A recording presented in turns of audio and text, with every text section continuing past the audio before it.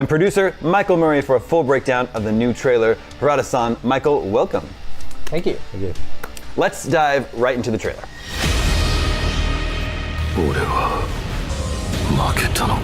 Okay, at the 4-second mark, Jin is falling through water, thinking about how he lost his fight, presumably, with Kazuya. A gloved hand appears from what looks like black smoke and reaches out to him. We know black smoke has historically been used to signify characters with the devil gene, and the gloves resemble Jin's and Kazuya's. Can you talk about what's happening here and where we are in the story?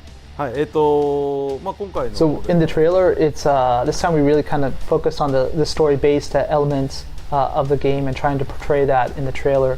You can see Jun Kazama actually appears later on in the trailer, right? So we have Jun Kazama, Kazuya. So Jun is Jin's mother and Kazuya the father, so you know the three of them are family.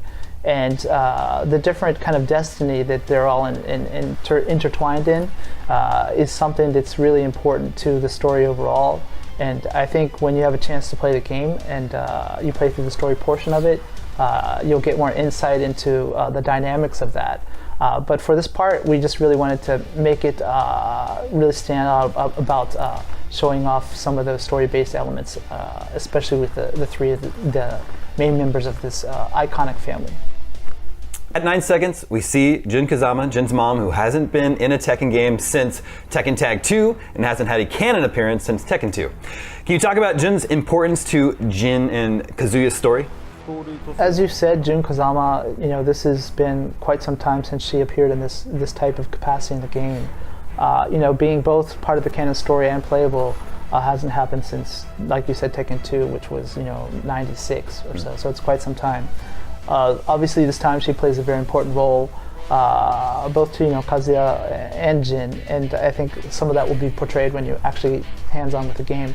But really, I think she's more centrally important to Jin Kazama, because people who are familiar with the character, you know that he's got this devil gene power, and he's kind of typically wavering between you know, his human side and that kind of devil influence side throughout the storyline of Tekken. So Jun is kind of like his guide on the path that he's on, and people who are familiar with the series and her and you know, Kazuya know that she has this special power with her that she can actually kind of neutralize the devil gene devil gene and some of its effects. So how that plays out in the story is something that players can look forward to, I think. At 23 seconds, Kazuya appears in his devil form and starts attacking a city in some story mode footage. Can you talk about where Kazuya is in this story after finally, maybe, defeating Heihachi in Tekken 7 and what his plans are? So the events in the trailer and the setting for Tekken 8 take place roughly 6 months after the ending of Tekken 7. So that's where we're at when you see this. And so you can see that Kazuya Mishima is in charge of the G Corporation, and so he's kind of used that as a vehicle to gain control, basically the whole globe, right? And this is partly due to, you know, he was in a rivalry with Heihachi Mishima, who controlled the Mishima Zaibatsu. So after defeating Heihachi, like you saw at the ending of Tekken 7, you know, he had complete control over the world, and so you see him going around and destroying in the trailer. And if you recall Tekken 7, he has these extraordinary powers from the devil gene grants him. So he can shoot lasers, he even like shot down a satellite, you know, in the previous game. So this is the kind of destructive power we're talking about, and it's kind of unhampered now that he doesn't have Heihachi to stop him.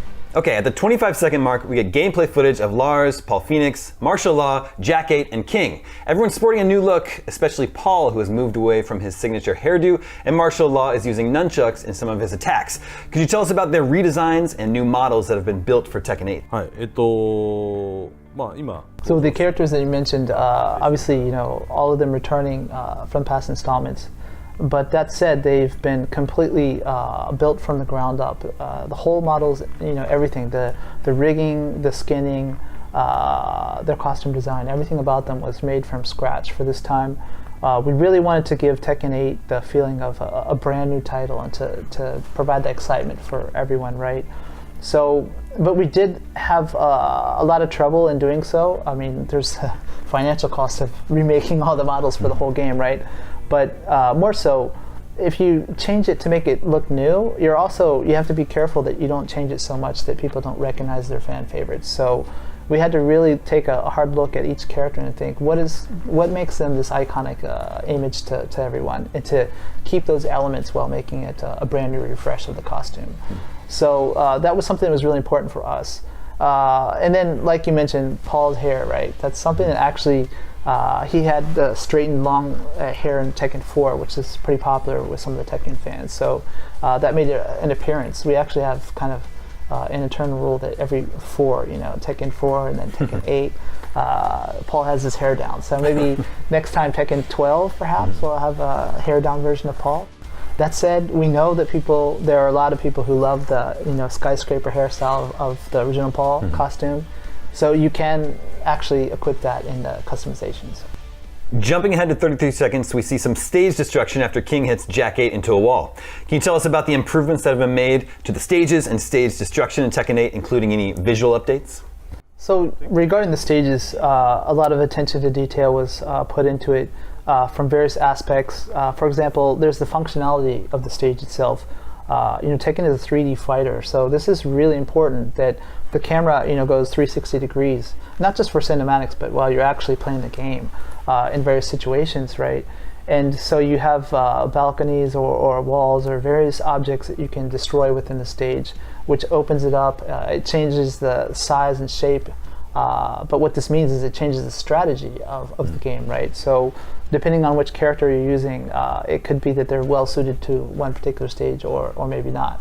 So this kind of strategic element is important to the game. And so the first thing we focus on was making these stages fun for the gameplay and how it affects the strategy, right? But also, not just that, even if it's not important to the functionality, just the graphics of one area breaking and opening up, and you can see like a panorama from like a wider view, or just like the various effects of dust and smoke and other elements of the stage that are destroyed, and you can see them move in real time because of the physics. Also, the stages themselves, you might have different variations where it's nighttime or it's during the day, and that kind of lighting completely changes the look and feel of the stage. So all of this really comes together to make the stages really immersive experience, both from the gameplay elements that I mentioned, but also from a spectator or just as a player enjoying it. So those are some of the things that went into the stage when we developed. So this really is unique, though, the stages about Tekken, because there's no other really current title that has this free roaming, not free roaming, but the camera can go in 3D, 360 degrees, right, at any time, depending on the player's inputs. You don't see that in any other games. And what this means is it's so much more intensive and even costly to make these kind of stages, because you have to pay attention to every detail on the stage, because you never know where the camera is going to be, right? So everything has to be perfect, all of the cinematics and everything. So I kind of joked to myself that if I knew it was going to turn into this maybe 30 years ago, I shouldn't have done 3D stages, because everyone else is doing 2D and they don't have to worry about the stuff the camera can't see. So I'm kind of jealous in some regards. So here at 34 seconds, we see Lars is rooting for Jin. Can you tell us about Lars' place in Tekken 8's story? We also see him fighting Jack 8 and showing off the new heat system. Tekken 8's core concept is aggressive. Could you talk about what influenced that concept and what that means for Tekken 8's gameplay, how the heat system plays into that? So first there's, like you said, Lars appears in the trailer rooting for Jin. You can kind of see their relationship throughout the series, but this time you can do it Jin Kazama, he's saying. So I think it kind of gives people watching the trailer a good idea of the kind of dynamic there with those two, that he's supporting Jin in his journey this time, right? And then regarding the heat system, it's like you said, you see it in the trailer as he's fighting against Jack 8. But this is really designed to change the game in a positive way from past installments. That it's the same with real martial arts, but with fighting games as well. If you have two people who have a really similar skill level, sometimes neither can go on attack or open themselves up. It leaves you vulnerable, perhaps. So you'll just see people staring each other down, I guess you could say, right? we wanted to break that up. So the heat system really kind of rewards players for going on the offense and to maybe poke holes in their opponent's defense because it's more fun for the people playing, but also for people watching the game, it's more of an enjoyable spectator experience. So this was designed to kind of really reflect the core concept of Tekken 8 of being aggressive game and to kind of change up the gameplay in that manner. So this is the first time we're showing it off, and we hope to talk about it more in the future. So we hope everyone's looking forward to hearing more details. Okay, jumping ahead to 41 seconds, Jin and Kazuya are destined to fight each other, and their conflict mirrors Heihachi and Kazuya's. What makes this fight, Jin versus Kazuya, different from that one, and where is Jin coming into in Tekken 8's story? So, in previous, I believe Tekken 7 is what you're referencing, the battle between Kazuya and Heihachi. The dynamics were, you have Heihachi is a human, he doesn't possess the devil gene, right? Against Kazuya, who has the devil gene, who is, a devil pretty much. And so the battle between them was kind of a different dynamic. In Kazuya, obviously he wins in the end. Spoiler alert for people who haven't played Tekken 7. So that dynamic is slightly different because now you have Jin Kazama, who actually also possesses this devil gene and gives him similar powers to Kazuya. But it's quite different in the matter that Kazuya, from a martial artist perspective, fighter, and being able to control the devil gene and go freely back and forth between human and devil powers, he's much more of a developed and polished entity or person, I guess you could say, where Jin he's younger, and he's still he has his things that he's trying to battle with and within himself and to figure out, and so he's not mastered himself or the devil gene and its powers. So the way that plays out is quite different than the battle between Heihachi and Kazuya. But not just that, you have the added dynamic of Jin's mother, Jun Kazama, Kazuya's wife as well, who kind of will come on the scene, and how she affects that face-off between the two, father and son, this time is going to be something quite different than what we've seen before with Heihachi and Kazuya, right? Okay, skipping ahead to the 1 minute mark, we see Jun Kazama again. She returns and promises to help Jin cleanse this world of its evil and corruption. We also see a bird land on her hand. Could you talk about what the bird symbolizes and the importance of Jun's return to the series after so much time away? So just to dive into the background of Jun Kazama a little bit, part of her character setting is that she's involved in wildlife conservation, and that's also kind of why she raised Jin in Yakushima, which has a lot of nature in that environment. So there is that regarding the bird, coming to her, but it's also more of a kind of Japanese or Asian concept that when you have these martial artists who've attained a lot of power, it's said that that kind of fighting spirit emanates from them, right? But on the other hand, someone who's equally a master can kind of feel that power, and it works in minus ways some ways. So it's said that people who've gone even further to the next level are able to kind of get rid of that fighting spirit or not emanate it, so that their opponent can't feel it, right? So that is said that with a very skilled martial artist in the past, that animals would fly to them because they don't feel that fighting spirit or that danger, I guess you could say, right? So it's a sign that not only is she, in tune with nature, but that also she is such a skilled martial artist that she is able to kind of not emanate that fighting energy, right? So that's a background setting to it. But also, one important thing with Jun is that she's got this power to cleanse things, or kind of neutralize the devil gene, etc. So how this plays, affects the outcome and what transpires between these two fighters, right, is going to be one of the focal points of the story for people to look forward to. And finally, at the end of the trailer, we see the chain and the 8 symbol again. We finally see Tekken 8's tagline, Fist Meets Fate. Can you talk about the symbolism behind the chain and the tagline and how they relate to Tekken 8's story?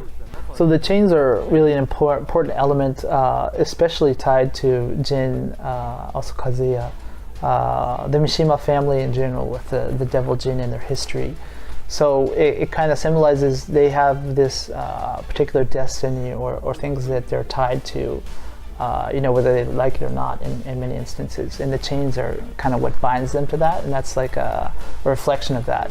So that's a key element of the story that appears visually.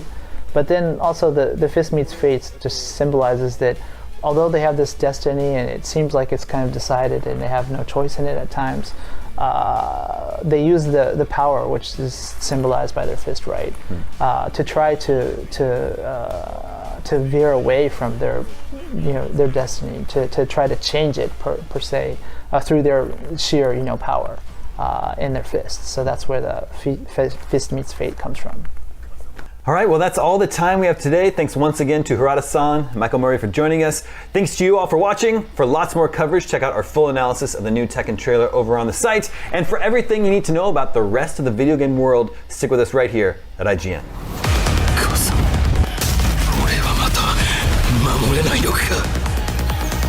もろもろの我がこと罪汚れ清めましょう。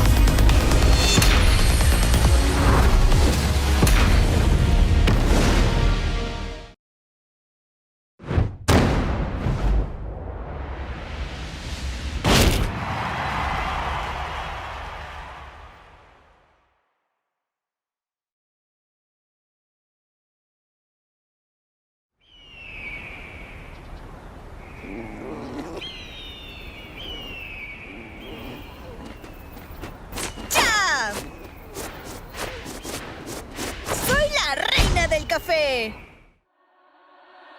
Get ready for the next battle. Tekken 8. New Challenger. ¿Es hora de entrar? Aquí viene el espectáculo de Azucena. Azucena.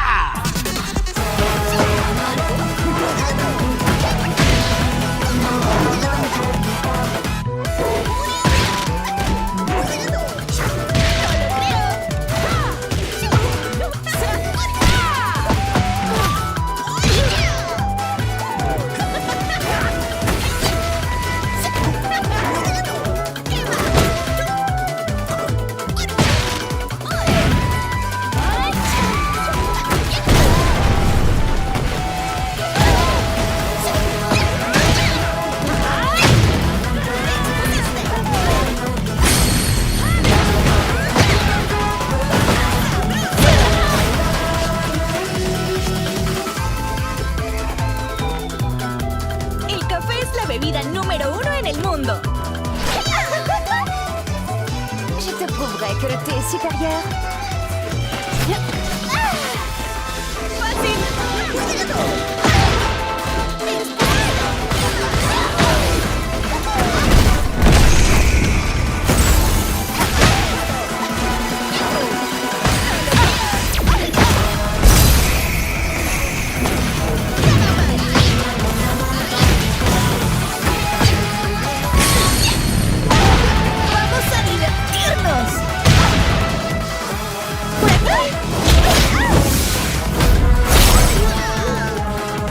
¿Tienes café?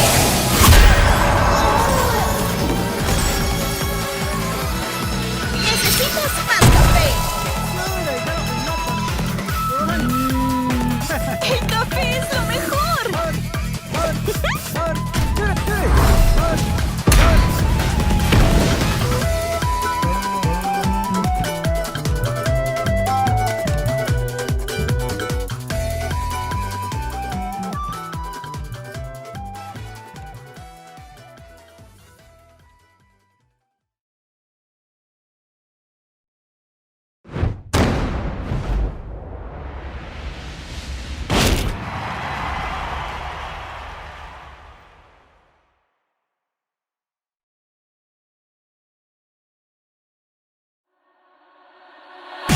Ready for the next battle.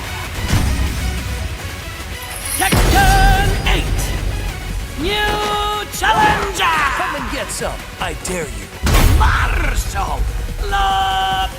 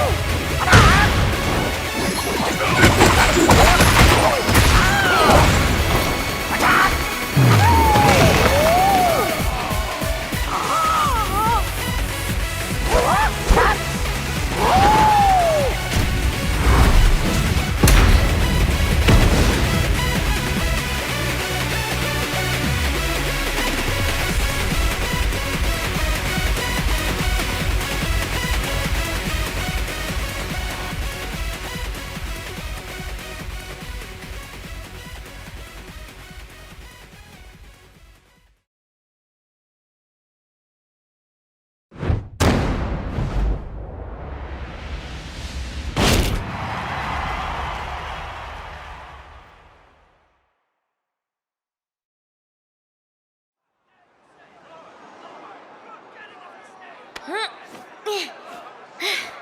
っしゃ稽古つけたる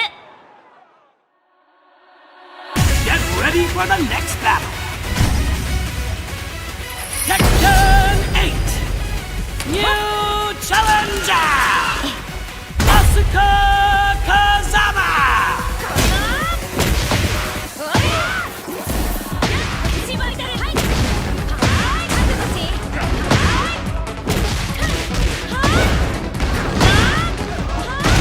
決めたる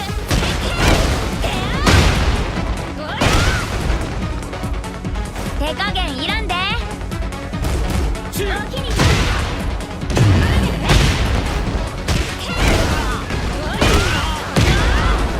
絞りたるう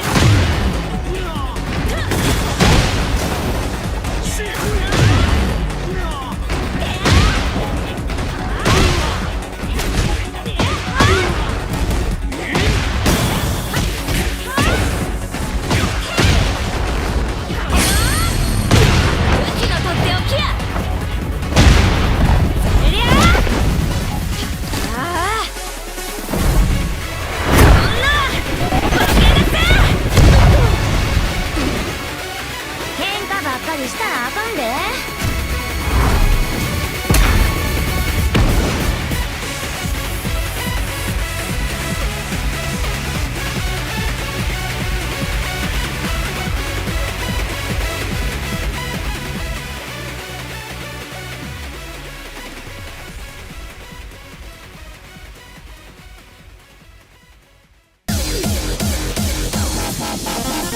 Growing up as a child of 90s and early 2000s arcades, I've been a casual enjoyer of the Tekken series pretty much all throughout its lifespan, with its cabinets being a regular spot where I would dump a few quarters, mash some buttons, and walk away with a smile on my face.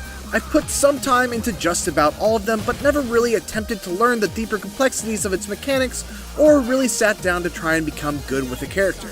That's going to change with Tekken 8 because after spending about 4 hours with it, I'm all in.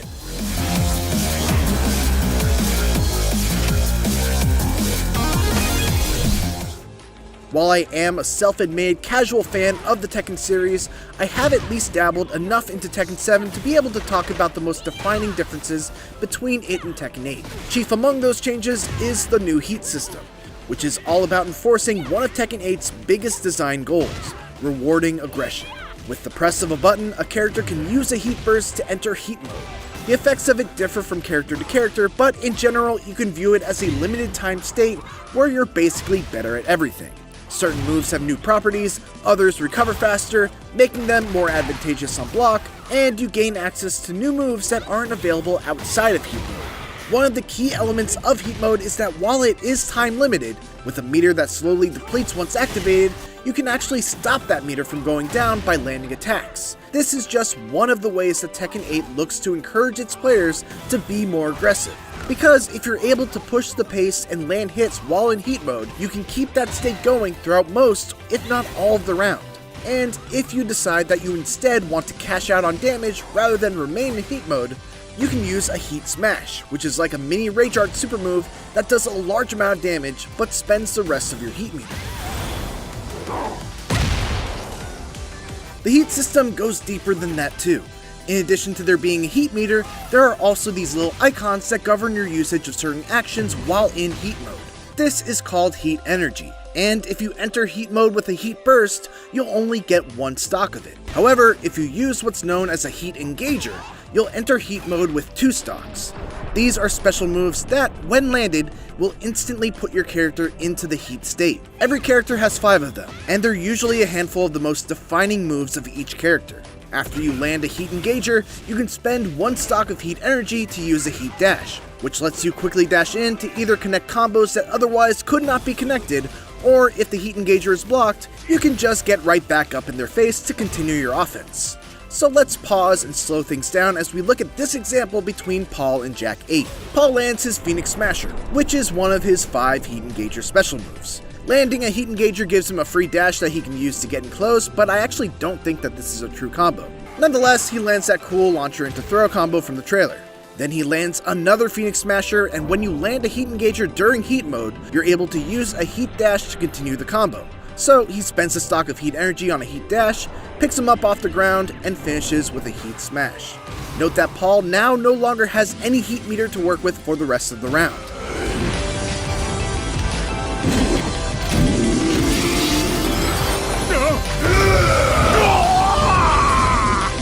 My favorite element of the heat system, though, is how it's used to further define the unique aspects of every character. Each character has at least one completely unique advantage while in heat mode. For example, while in heat mode, King gets armor on his Jaguar run, making him a grappler with an armored command run to get in on opponents. Kazuya, meanwhile, can execute his iconic electric Wind God Fist technique without having to be frame perfect on the input. What I also love about the heat system is that it's available right at the start of every round. It's not a comeback mechanic, and you don't need to build up a meter in order to gain access to it. You're free to use it whenever and however you please. The already existing comeback mechanic from Tekken 7, Rage, does make a return, with it once again causing a character to go into a rage state once they reach a critical level of health. While in the rage state, your damage increases and you gain access to your ultra powerful rage art technique. That said, rage drives are a thing of the past, largely because it's a mechanic that felt redundant due to the addition of the heat state and the advantages it provides. Another brand new element of Tekken 8 is the addition of a special control type, which is Tekken 8's new attempt at making its complex fighting system a little more approachable for newcomers. When in special control mode, each button has a recommended move and combo for each character. There's a button for juggle combos, a button for grounded combos, and a button for quick low attacks. The selected moves even change depending on what state you're in. While this allows new players to compete with more intermediate players in terms of the damage they're able to output, the key thing to keep in mind is that players using the special control scheme only have access to a very small selection of moves. The most interesting part, though, about the special control scheme, and the thing that really sets it apart from Street Fighter VI's new modern control scheme, is the fact that you can switch between the classic and special control styles mid-match with the press of a button. This makes it actually a fairly viable option for more experienced players as well, as you could be playing the match out in the classic control scheme, suddenly have an opportunity for a big punish, quickly swap to the special control style, and start mashing out a combo without fear of it dropping. It also seems like a great learning tool to be able to quickly jump in with a new character and get a feel for what their moves and combos are going to look like without having to memorize a whole bunch of techniques just to be competitive. Those are all pretty substantial changes, so it's comforting to know that everything else still feels like some good-ass Tekken. In my playtime, I mostly experimented with King, who's just as much of a powerhouse as he's always been. One of my favorite changes to him is that his reverse arm slam combo has been simplified, allowing him to go into the next throw in the chain with a single button press as opposed to a series of inputs that need to be memorized. Now, he still does have the latter, and those are probably more damaging and harder to break, but as someone who's always loved King, but was always intimidated by all of the commands needed to do a full chain grab combo, I appreciate having at least one that I could easily commit to memory and rely on pretty much from the get-go of learning the character. I want to give a shout out to Tekken 8's command list too, which does a great job of giving extra context to the recommended moves for every character. It told me recommended combos, moves to use that are advantageous on block, what moves will launch an opponent, what to do after launching them, what to do after activating heat mode, and much more. These move lists are extremely intimidating, with each of them containing hundreds of techniques, and Bandai Namco is really putting in the effort by making them much more user-friendly. After my playtime was over, I left with a renewed enthusiasm to get into Tekken on a more serious level. Tekken 8 looks phenomenal. Its hits feel as impactful as ever, and its iconic cast of characters are even more uniquely defined thanks to the new heat system. There's still a lot we have yet to see, but as far as first impressions go, Tekken 8 is a knockout.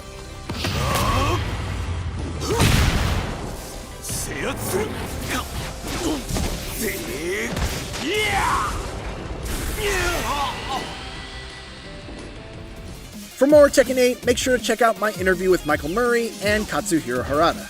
And for everything else, keep it here on IGN.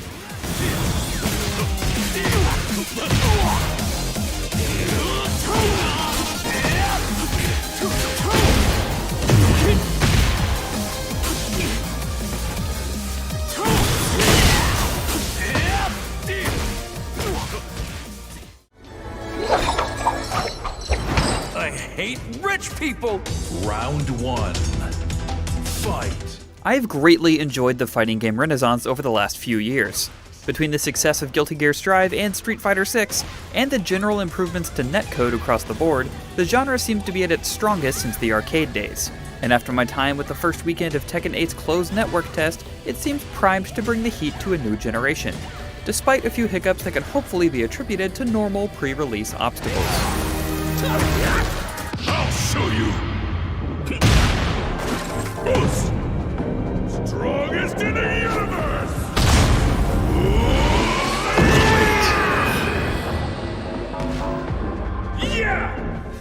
In our earlier preview, IGN's Mitchell Saltzman covered the new mechanics introduced with the Heat system, noting that it doubled down on the uniqueness of each character. I'm happy to report that this holds true with the characters that have been added since the build he played, although they've simplified the Heat system just a bit. Instead of certain moves using stocks of your gauge, both Heat drives and Heat smashes now just use the rest of your bar. It's still a lot to wrap your head around, but thankfully, the closed test included a quick tutorial to run down these changes. Given the limited time available for the closed network test, I've tried to focus on some of the newly added characters, specifically Lily and June.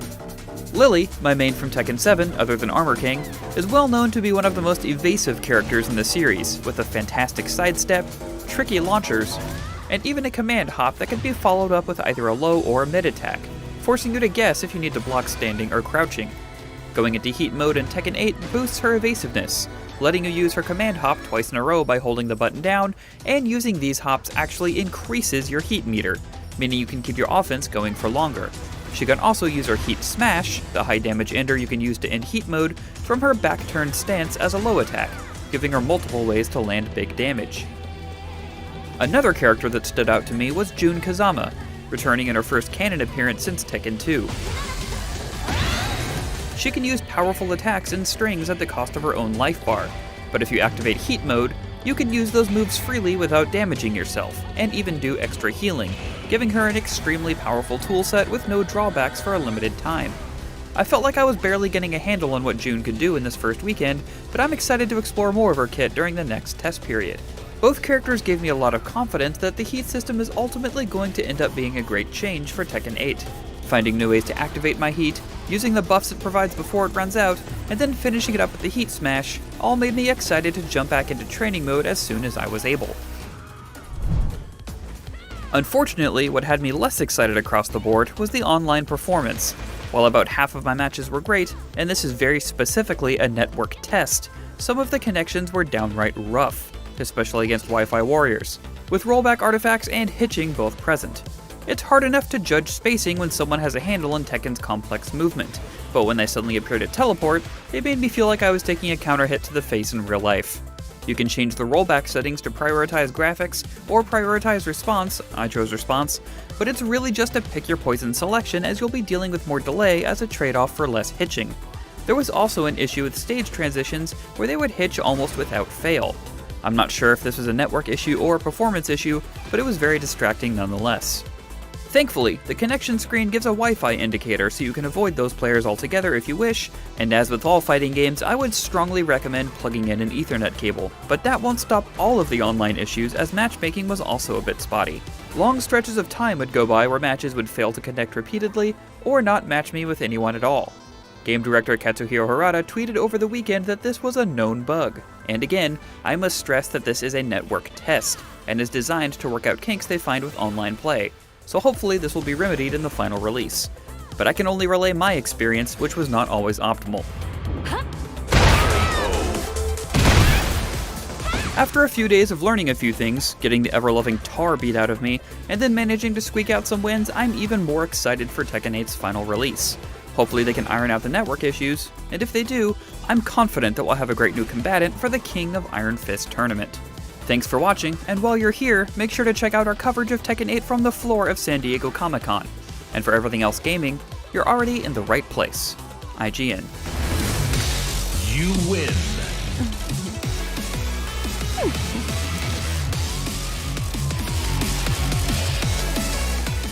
うっさいわ、それはこっちのセリフや。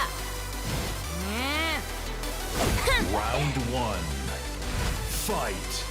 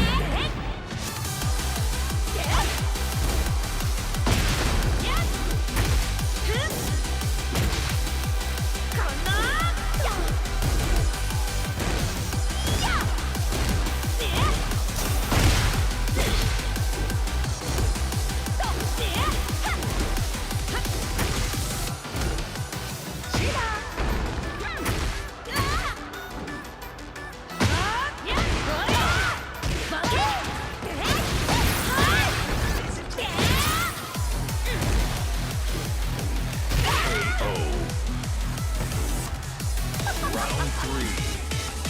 Fight.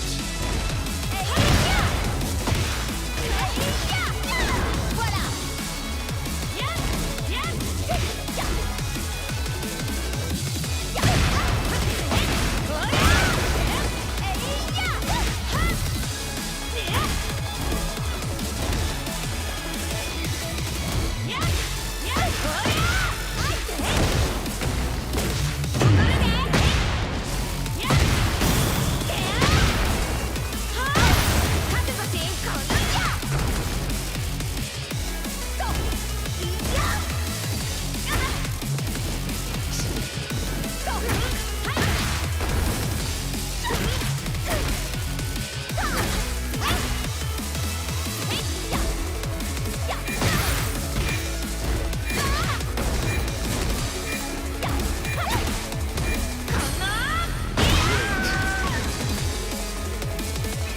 You win.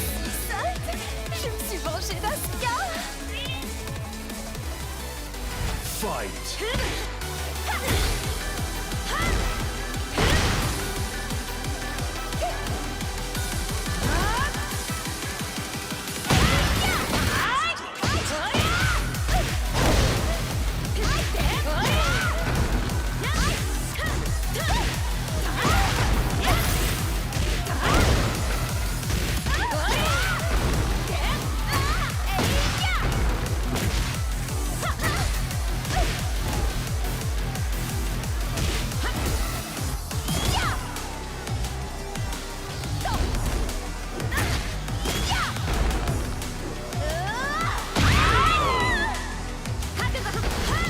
Round 2.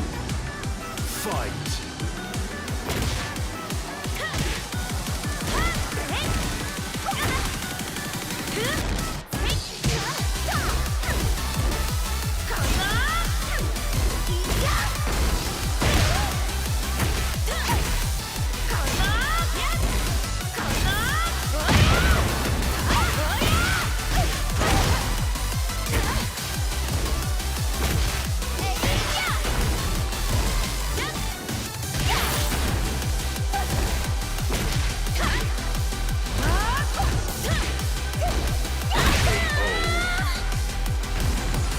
Round 3.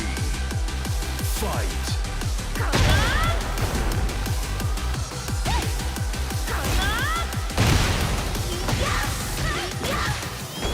Voilà.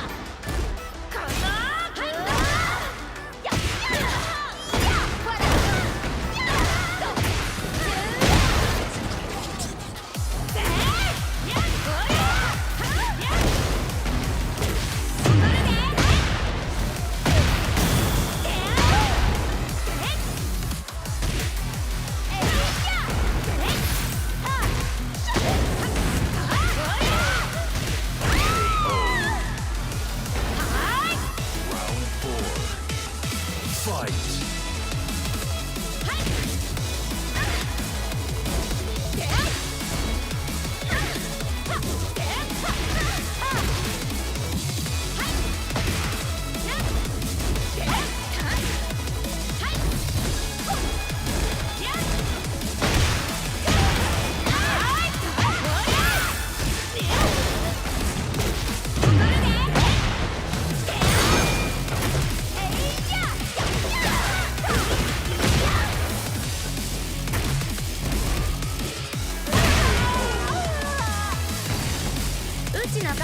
Fight. Round 1. Fight.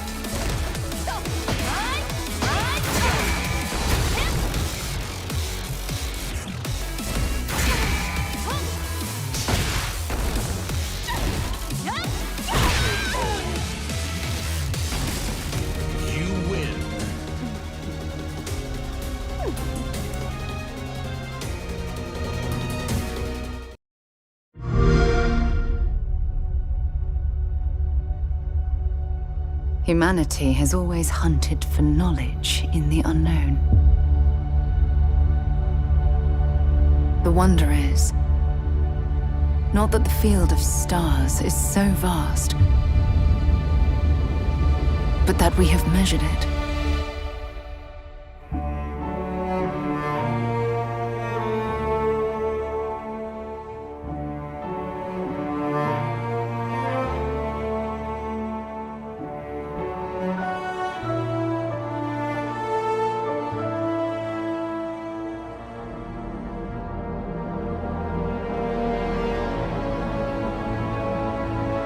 We're all here because we're committed to the biggest question of all. What's out there?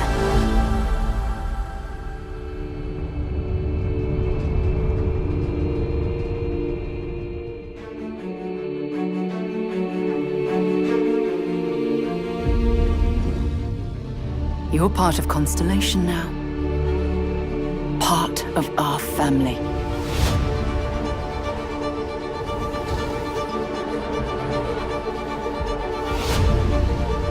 We do not fully understand all that is at work here.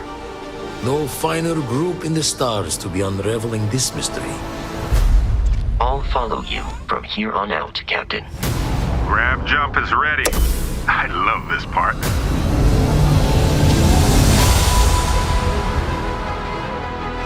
These artifacts could be everything we've been looking for. Another great secret the universe is asking us to unravel. Human settlements throughout the galaxy could be at risk.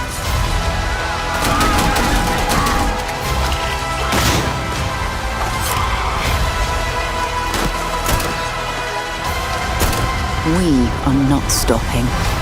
Whatever lies at the end of this road will change humanity forever.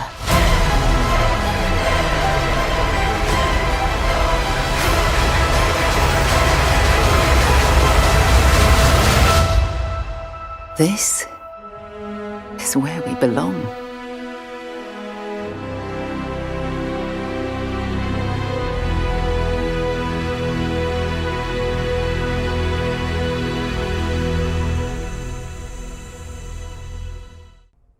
That gives you a look at the stories in Starfield. But ultimately, it's not our story. It's the story you create by who you are and the choices you make. And that starts with character creation. It's our most flexible yet. You can customize all the elements of how you look.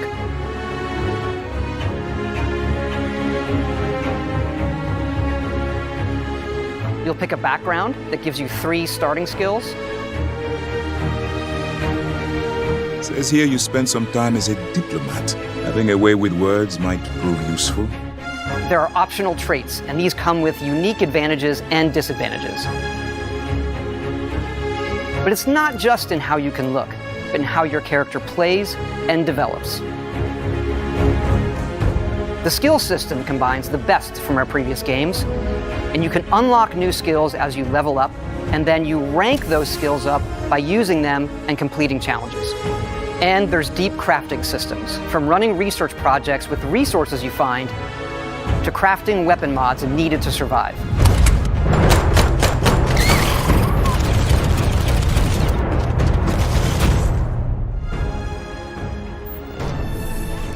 And you can build your own outposts. These act as a home away from home for survival and resource generation. You can choose where and how to build each one, and you can hire characters you meet to keep it up and running. But that's not all. You can even build your own spaceships.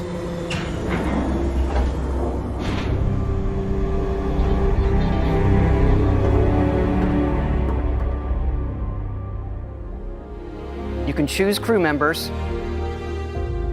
And yes, you can completely customize the look and layout. There's loads of different modules, ship manufacturers, and more. I have to say, it's so cool. We just absolutely love this.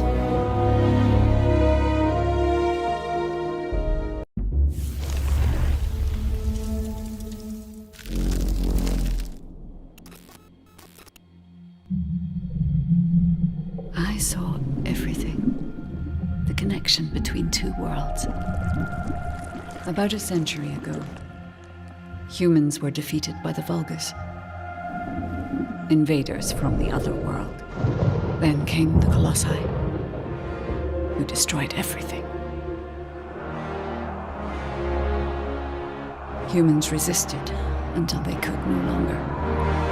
Then they found hope.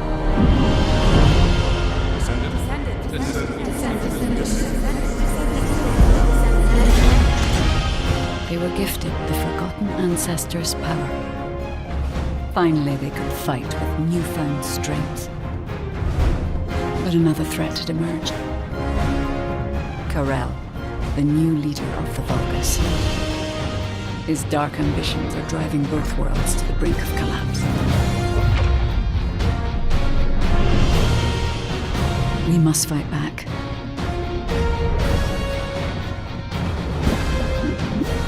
With the ancestors' power bestowed upon us.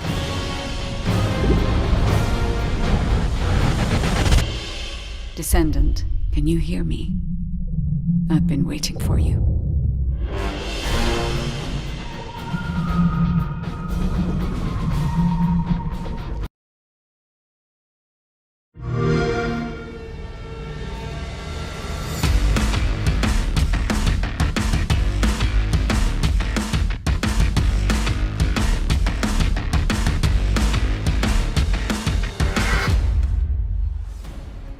퍼스트 디센던트는 언리얼 엔진 5를 사용한 차세대 3인칭 루트 슈터 게임으로 엑스박스 시리즈 X와 S, 엑스박스 1을 포함해 콘솔과 PC 크로스 플레이가 가능하고 프리투 플레이로 즐기실 수 있도록 개발 중입니다. 퍼스트 디센던트에서 플레이어는 계승자가 되어 인류의 생존을 위해 침략자들에 맞서 싸우게 됩니다. 계승자는 플레이어의 캐릭터로서 다양하고 개성적인 컨셉과 전투 스타일을 가지고 있습니다. 플레이어는 계승자를 통해 잉그리스 대륙을 탐험하며 스토리를 체험하고 다양한 임무를 혼자서 혹은 협동 플레이로 수행하게 됩니다. 또한 최대 4인 협동 플레이로 거대 보스와의 레이드를 경험할 수 있습니다. 거대 보스별 다양한 기믹과 부위 파괴 등을 통해 밀도 높은 팀 플레이를 체험하실 수 있습니다. 현재 개발팀은 작년 베타 테스트에서 플레이어분들에게 받은 피드백을 개선하는 작업과 신규 컨텐츠의 개발을 병행하고 있습니다. 지금 보시는 화면은 최초로 공개하는 엑스박스 시리즈 X의 실제 게임 플레이 영상입니다. 언리얼 엔진 5를 활용한 높은 퀄리티의 그래픽이 안정적으로 돌아가도록 열심히 개발 중에 있습니다. 신규 계승자 역시 개발 중에 있는데요. 이 계승자는 물을 이용한 독특한 컨셉의 플레이를 경험할 수 있도록 디자인되었습니다. 또한 자기장을 이용한 방어 능력과 비행 스킬을 지닌 새로운 캐릭터도 개발하고 있습니다. 플레이어분들이 더 많은 탐험을 하고 몰입감 넘치는 스토리를 경험할 수 있도록 다양한 환경의 신규 맵을 개발하고 있으며 새로운 타입의 보스 레이드 역시 지속적으로 개발하고 있습니다. 그리고 많은 분들이 요청하셨던 코스메틱 시스템도 도입 중에 있는데요. 캐릭터들마다 다양한 컨셉의 스킨을 제공할 예정이며 꾸미기 아이템을 통해 개성을 마음껏 뽐낼 수 있도록 지원할 예정입니다. 가장 많은 피드백을 받았던 그래플링 훅은 시스템을 완전히 변경하였습니다. 변경된 그래플링 훅은 조작에 따른 회전과 이동 시 가속 감속을 지원하여 조작의 재미를 훨씬 더 증대하였습니다. 이 밖에도 피드백을 반영하여 점프 모션, 총기 사운드, UI와 UX를 지속적으로 개선해 나가고 있으며 계승자 스킬을 개조할 수 있는 시스템도 개발 중에 있습니다. 게임 사운드 또한 글로벌 유명 게임 작곡가인 스티븐 바튼과 협업하여 보다 풍성한 청각적 경험을 제공하기 위해 준비 중에 있습니다. 마지막으로 여러분께서 가장 기다리실 소식을 전해드리겠습니다. 현재 저희는 연내 출시를 목표로 하고 있으며 그에 앞서 8월 엑스박스 시리즈 X와 S를 포함한 콘솔과 PC에서 크로스플레이 베타 테스트를 진행할 예정입니다. 베타 테스트는 8월 22일부터 8월 28일까지 일주일간 진행되며 오늘부터 공식 홈페이지를 통해 신청하실 수 있으니 플레이어분들의 많은 참여를 부탁드리겠습니다. Be the first descendant.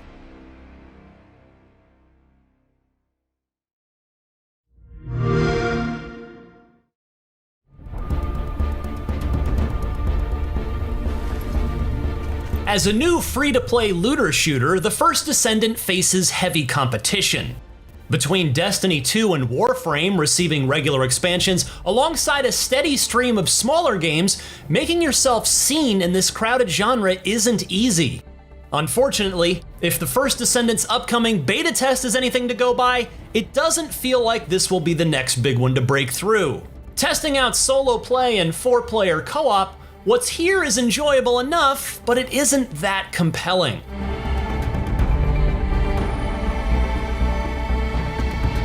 The First Descendant's story wouldn't feel out of place in a classic sci-fi novel. It's that old tale of humanity fending off alien invaders once again. Here you can choose one of 10 playable descendants, each bringing unique skills to repel the Vulgus. You're initially limited to choosing between 3, unlocking the rest later through a research institute. With differing stats and combat skills, differences aren't just skin deep. Be aware that you can't customize a Descendant's appearance. Nexon Games says you can decorate them, a feature unavailable during this beta test, but the team wishes to retain everyone's unique aspects. Soon after choosing a character, you'll arrive in Albion, the first Descendant's pretty hub world. Here you can upgrade your weapons, take on quests, and more. Heading towards the Kingston region for several field missions, objectives range from defending set objects to investigating broken detectors. Boss fights are separately contained within Void Intercept battles, accessed from terminals across Albion and an NPC, Seneca. These fearsome foes have specific weak points to target and generally require a team. However, the missions I played simply didn't feel that exciting, even when playing with friends. Despite the differing goals, you're always taking down waves of enemies with generic designs at most steps, which soon becomes tedious. One objective involves taking down continuous waves of enemies to power down a target's shields, and I had to repeat this several times. When playing co-op, starting a mission didn't activate for the whole party, which caused some initial confusion. Each member must individually join or shoot an enemy in a teammate's existing mission. Not the biggest problem, sure, but hardly the most intuitive method. Considering this is an early beta, I'm hoping that'll change before the full release. Even with these problems, the first Descendant's combat still feels entertaining, thanks to each Descendant's varied playstyles. Everyone has 4 active skills in battle, ranging from defensive moves like Ajax's reverse door shield to offensive options like VS's ice beam. Everyone's packing something different, encouraging you to explore and unlock the other characters. You can also equip 3 guns at once, flicking through them with your mouse's scroll wheel. If you aren't happy, defeating more formidable Vulgus usually provides a better gun. You can boost existing weapons through runes too. Those offer additional benefits like electrocution immunity, increased running speed, HP recovery when killing an enemy, and more. Runes are blanket applied into categories based on your gun type, so as an example, torrent runes can only apply to machine guns and tactical rifles. There's a set capacity for what you can equip for each category, and more powerful runes cost more. It's much more effective than using runes on individual weapons, saving considerable time when you'll likely be juggling through plenty of them. You can improve your capacity and the runes directly through Albion's Rune Master, and being able to choose your melee attack through Descendant runes was similarly appreciated. It's a nice touch to combat that provides suitably varied battle perks to fit different playstyles, and there are some solid customization options here. Once you've finished battles and missions, you can visit a separate event terminal in Albion, rewarding you with new weapons or runes. You'll gradually increase your mastery rank by defeating monsters, which helps you unlock benefits like additional rune slots. There's potential in the first Descendant's customization and progression system, but this doesn't mean much if the field missions aren't that interesting. Right now, it feels like your average looter shooter with fancier visuals. While there is every chance things could improve come full release, I'm not entirely convinced. If you're curious to try it, you can jump into the open beta next week on Steam. Otherwise, the first Descendant launches on PC, Xbox, and PlayStation next year. For more on all of your favorite video games, keep it locked right here on IGN.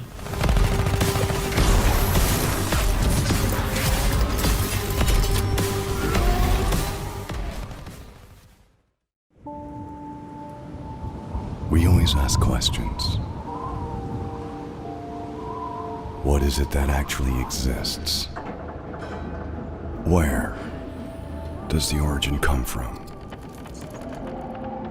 Where are we headed to in the end? If you feel confused, just reload your gun.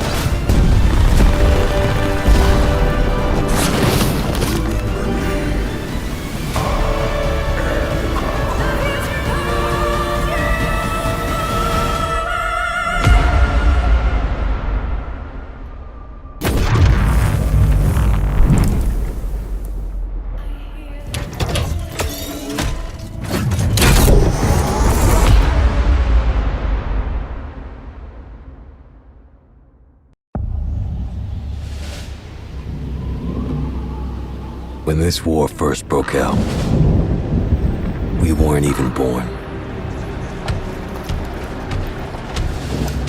And yet still we struggle with everything we have.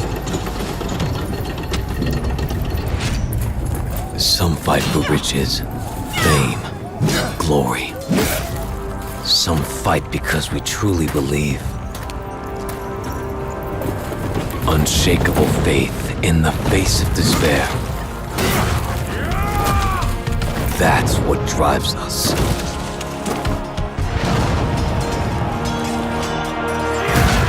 Those who fall serving the immortals turn to stone. But that's not how our story ends. We rise once more. And in the name of the immortals, we are brought back to fight anew. But why return to this carnage? Why doom ourselves to unceasing strife?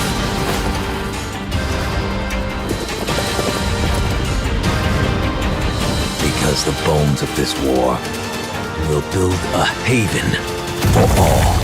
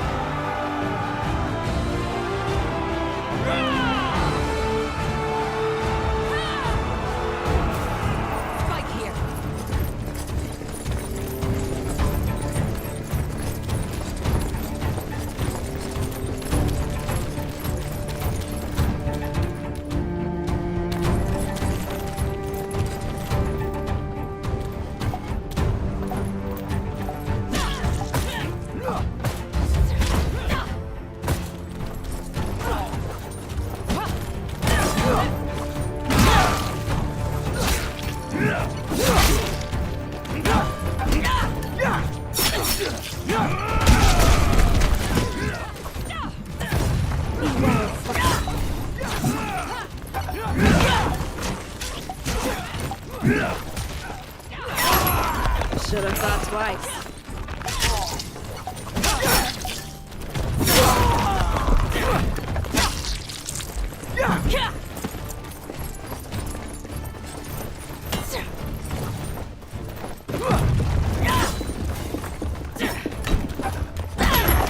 Should have thought twice.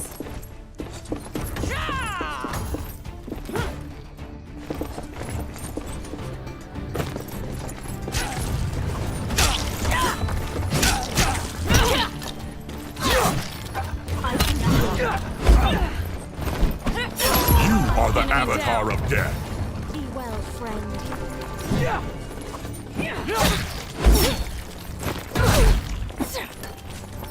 Be well, friend. They've made the first move. Counter them.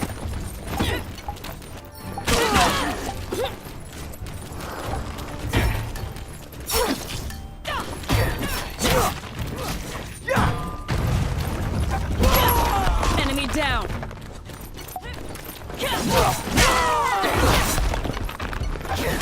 The enemy has more foothold. Drive them out. Ranged attacks. Incoming.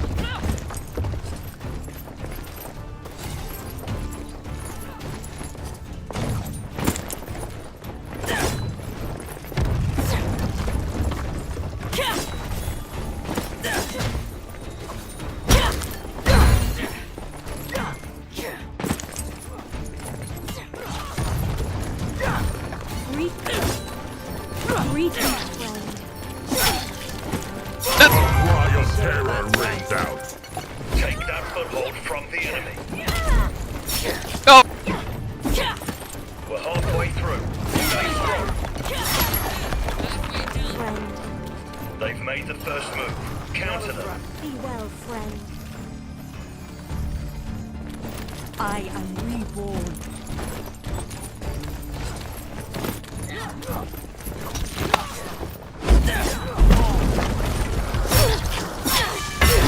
I am the flame. I'm sorry. I can heal you. I am so. The enemy has more footholds. Drive them out. You are. I have no fear. Forgive me.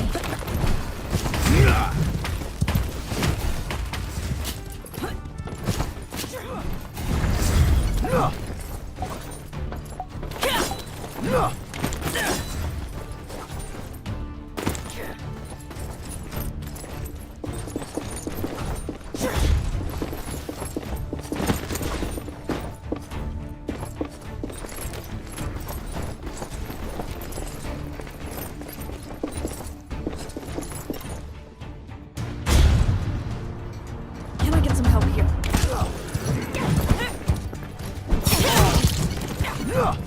I've returned from the flames!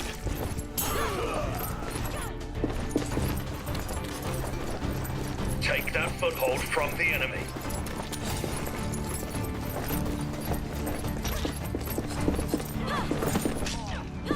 It's time to fight! I am the flame! They've made the first move. Counter them. The enemy has more footholds. Drive them out.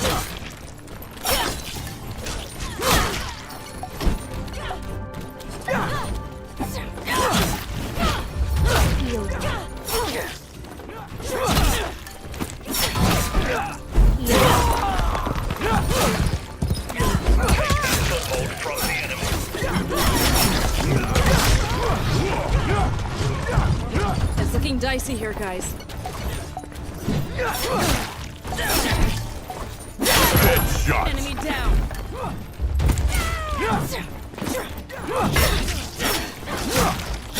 You have banked double kill. Bring your friends.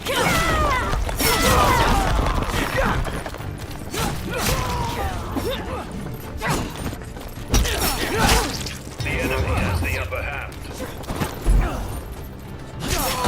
Let's group up.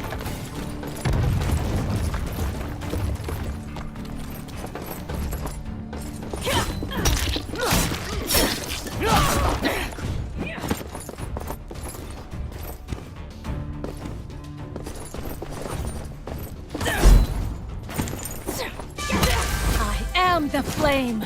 You are the game is avatar over. of death.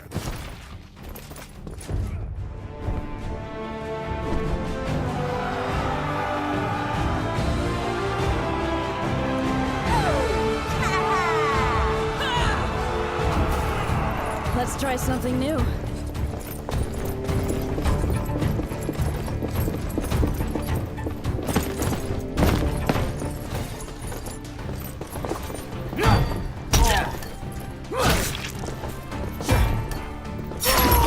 Enemy down!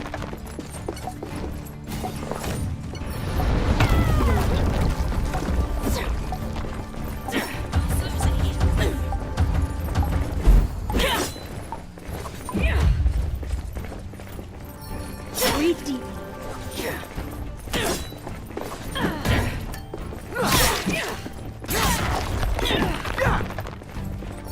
Be well. The cannon foothold has been taken. Be well, Head for cover. friend. Out of my way!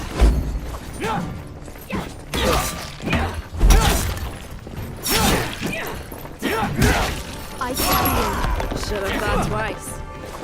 Be able to rally.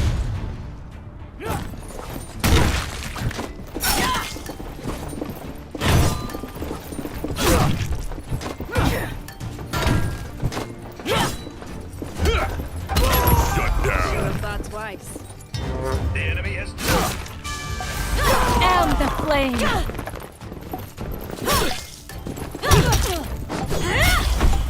I've returned from the flame! slain an immortal. The cannon foothold has been. I am the flame! Should have thought twice. Quadra kill. Join your You friends. have slain an immortal. A cry of terror rings out. Am the flame!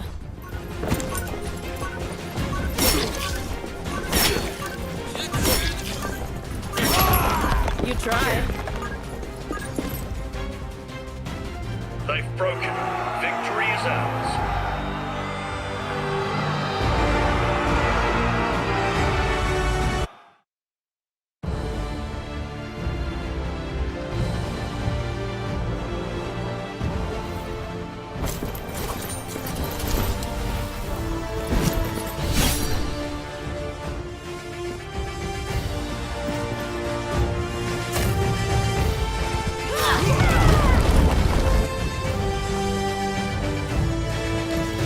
Triple kill. Quadra kill.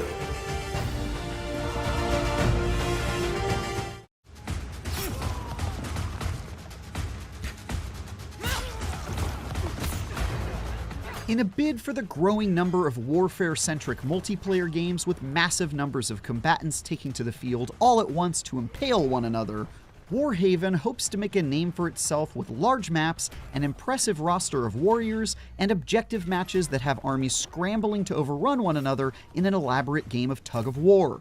I recently spent several hours with the team at Nexon and some of my fellow IGN sweaty tryhards as we tried desperately to maim one another while slinging as much trash talk as humanly possible. The result was a few entertaining hours that were complete pandemonium from beginning to end.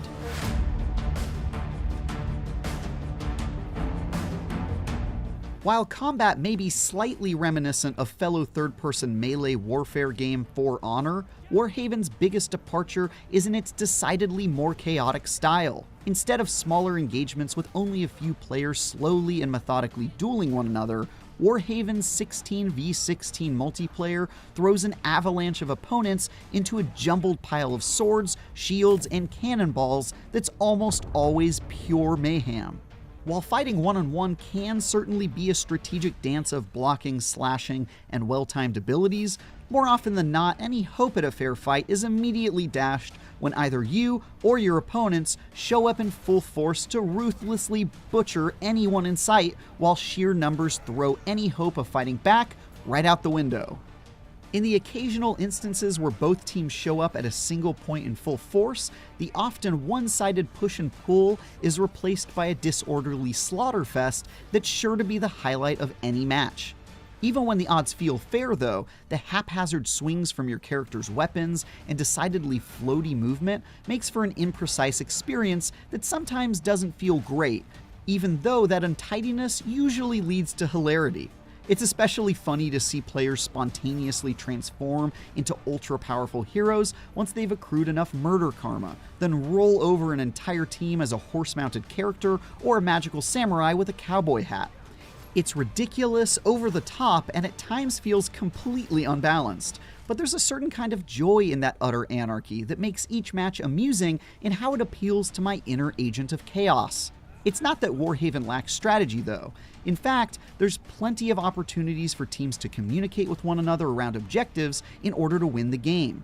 For example, a few maps feature a cannon that's absolutely essential to victory, as whoever has control of it can rain down deadly hellfire over vast swaths of the map, leaving little hope for the enemy to control the objective without dealing with you first. That race to control the all-powerful artillery was definitely a good time, especially when I was the one firing the cannon at the soon-to-be dead sorry excuse for a soldier who opposed me. But just like everything else in Warhaven, the battle over the cannon is in no way immune to the utter tumult of warfare, and it seemed like even whilst communicating with my team as much as possible, we still regularly found ourselves steamrolled by overwhelming numbers, leading to repeated turnovers. It honestly felt like, in a lot of cases, the match's outcome came down to a coin toss based on the random and messy flow of battle, even when that sloppy homicide fiesta was generally a lot of fun. The silly good times are definitely extended by Warhaven's interesting roster of playable characters, which range from standard sword-wielding soldiers to lightning-fast assassins with a sneaky set of moves to healers with little in the way of attacks at all. Most of them feel good to play too, like a shield bearer who can plow his way through an army of enemies like Frank West in Dead Rising, or the crazy dude with a warhammer who turns the enemy into mashed potatoes like the rabid monster that he is. From what I can tell in the handful of hours I had with it though, not all are winners, like the spearmen whose attacks feel like they're way harder to land hits with than they should be, and which left me almost immediately flattened by the enemy every time I played as him. So far, Warhaven seems to be shaping up into a bizarrely disheveled war simulator that manages to pack a whole lot of entertaining moments in each chaotic match. I hope to spend more time blowing up my foes with a giant cannon when it's launched free-to-play later this year. For more, check out our previews of Flashback 2 and Palia, and for everything else, keep charging into battle with IGN.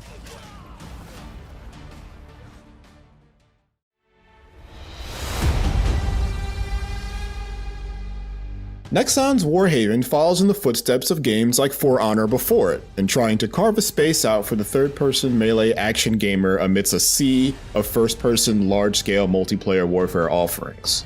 Based on the current open beta playtests running until early November, there's still a lot of work to be done to make the case. I've had some fun in short bursts, but as a solo player, every clutch capture or dominant killing spree was bookended by frustrating moments of chaos, where there was no great way to steer your team to objectives or to avoid getting overwhelmed by enemies. No great way to hold your own one-on-one.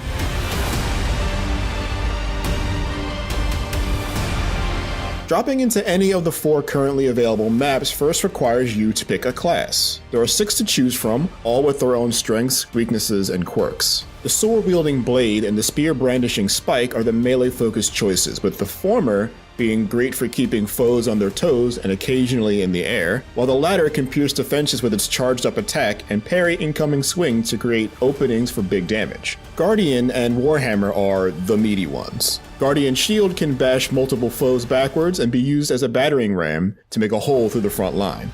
Warhammer swings his two-handed bludgeon for the fences to destroy groups of foes, but can also put up defenses to clog paths. Arch is the ranger who can snipe people from great distances, or can use delayed explosive aerials to great tactical use. Smoke is a trickster who can catch projectiles and launch them back at enemies and, crucially, can heal her allies at will. As you rack up kills and assists, or capture and defend objectives, you'll build a meter in the bottom corner. When full, you can spend it to temporarily transform yourself into one of 4 powerful immortals, each with different roles, but all posing game-changing potential. The most popular was Martyr, a knight in shining armor who has a powerful sword attack and a shield bash. Double kill. Dark Gale is a mounted warrior great for breaking through clumps of enemies. Hoet uses barriers to shield himself and allies from harm, and Raven can launch powerful projectiles from a distance. Any one of these characters can dominate a skirmish. But maybe one of the biggest balance issues I've seen so far is when multiple players transform at the same time, creating a death ball of super powerful murder knights that make counterplay impossible. There are 4 maps in this playtest that show off 3 different game modes. Onslaught feels like the signature mode here, as there are 2 different maps dedicated to it, the narrower Moshbarg and the large expansive Gelen. Its tactical back and forth always felt important, even if trying to wrangle your team to prioritize objectives often felt like a battle in and of itself. Skirmish has fewer points than Onslaught that both teams fight over, the center one being the only one that scores. The other 2 give you access to a second respawn point and a cannon that faces the center. This was an extremely hectic stage. Control points flipped constantly, meaning you're always in motion to attack and defend the next one. It was also the mode I ran into one of my bigger obstacles with doing well, other groups of players. As a solo act trying to ping and chat my team into helping me out, I was having a hard time. On the other hand, Skirmish felt like the mode with the most emphasis on the objectives, as each one had a dramatic impact on the momentum of the fight. The last mode, Arms Race, is a take on escorting a moving objective to a destination. Except in Warhaven, there's 3 objectives that first need to be built by capturing their respective control points. This felt like the mode that required the most communication and felt the most chaotic as a single guy jumping into a team. And generally, 16 people trying to move 3 payloads while also trying to stop 16 other people from trying to move 3 payloads might just be too much to keep track of for any game. Warhaven's big-time battles feel properly large and incredibly chaotic, and in my time with this playtest, it delivered quite the mix of emotions.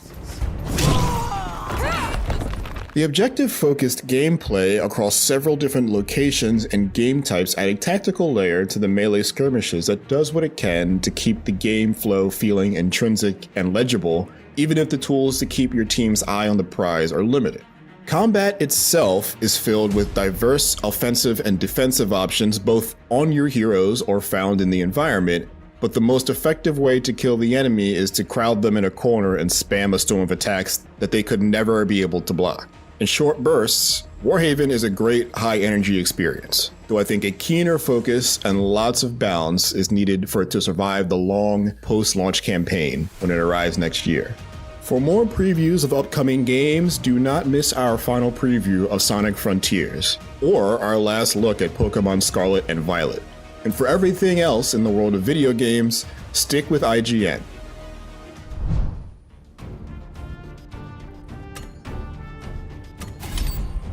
Victory will be ours.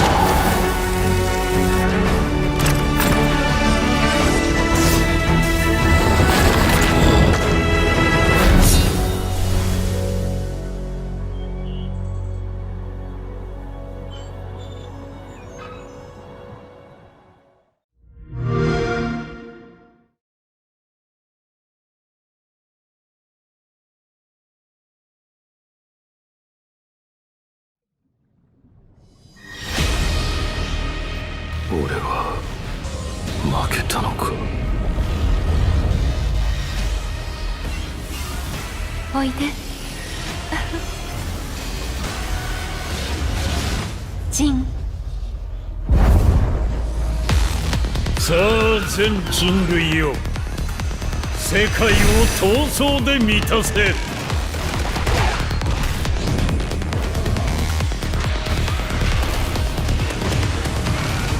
頼むぞ、風間陣。お前を殺し、全てを終わらせる。俺の血を引いていながらこの程度か。風間、俺はまた守れないのか。もろもろの我がこと罪汚れ、清めましょう。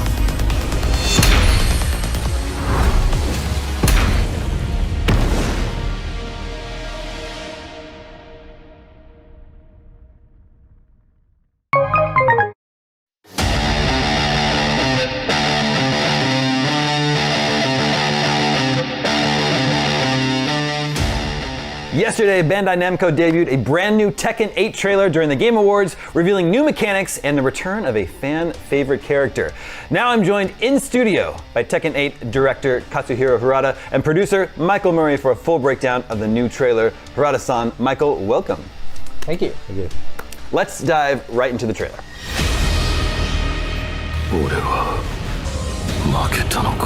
Okay, at the 4-second mark, Jin is falling through water, thinking about how he lost his fight, presumably, with Kazuya.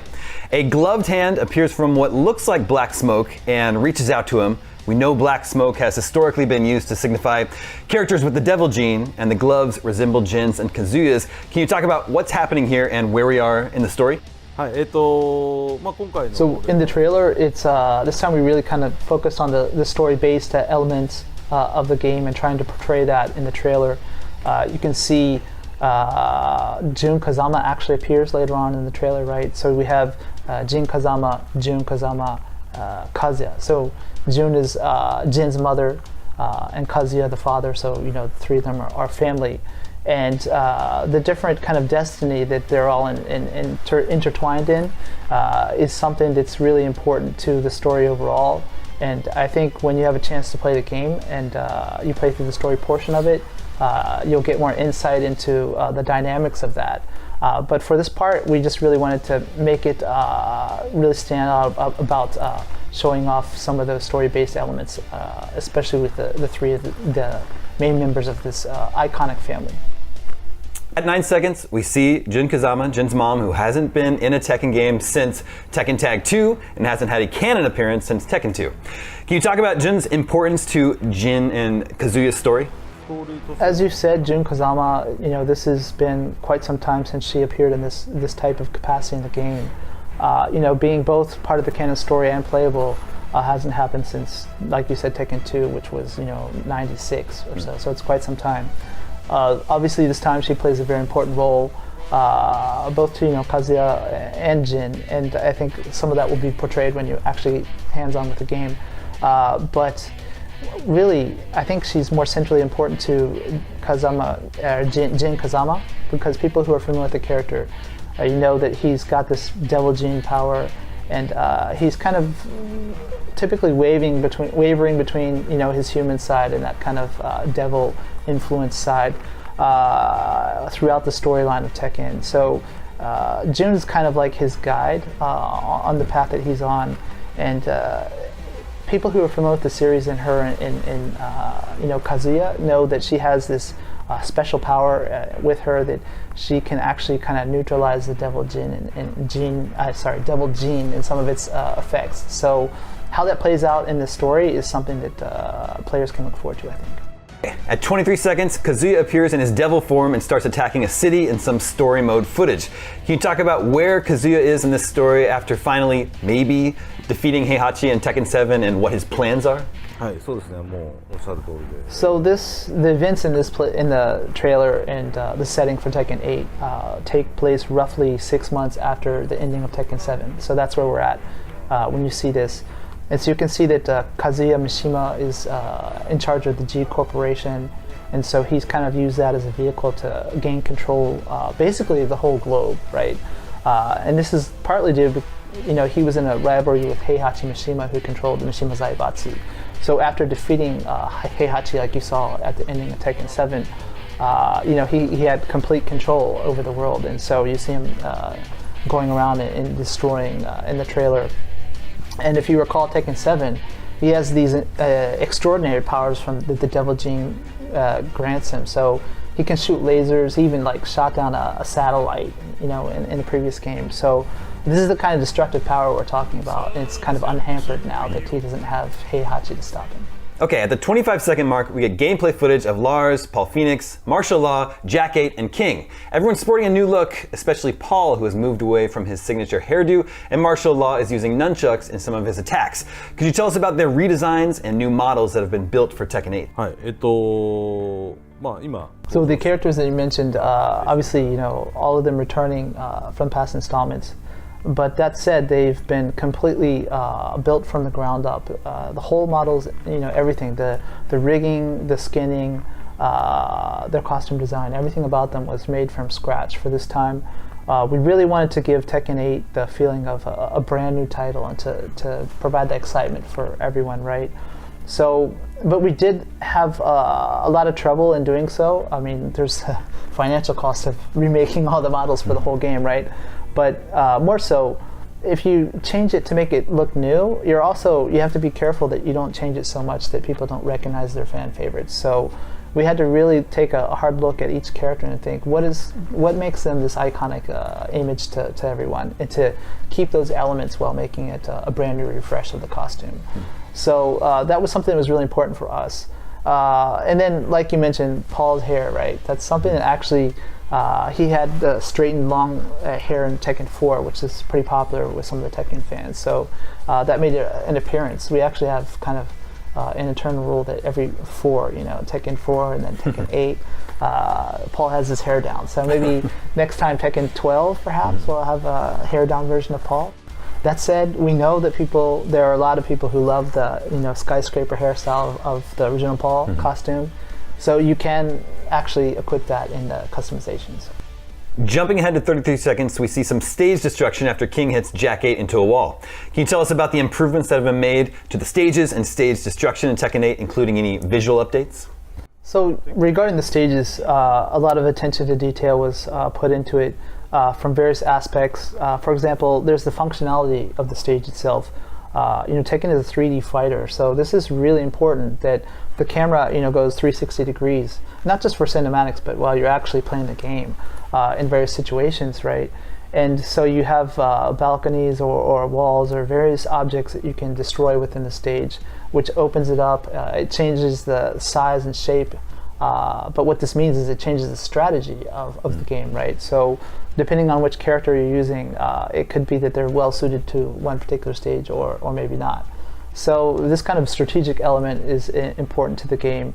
And so the first thing we focus on was making these stages fun for the gameplay and how it affects the strategy, right?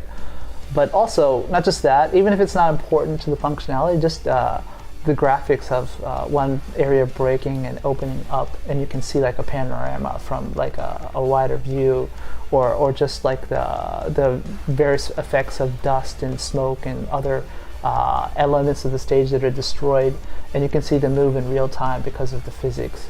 Also, the stages themselves, you might have different variations where it's nighttime or it's during the day, and that kind of lighting completely changes the look and feel of the stage.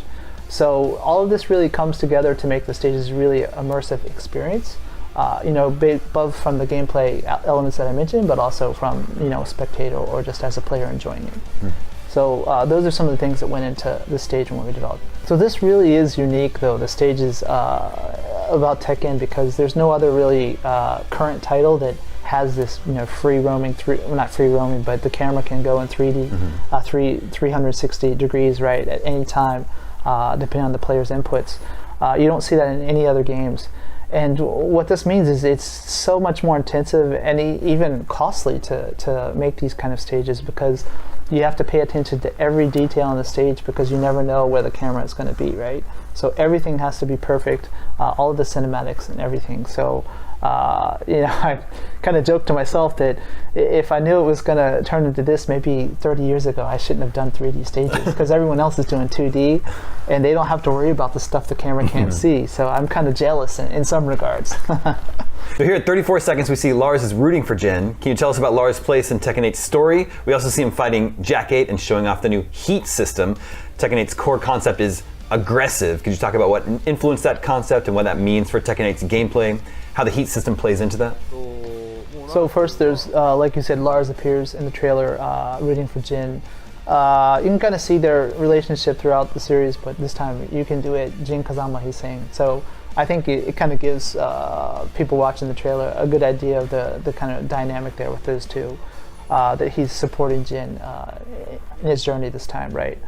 And then regarding the heat system, it's like you said, you see it in the trailer as he's fighting against Jack 8.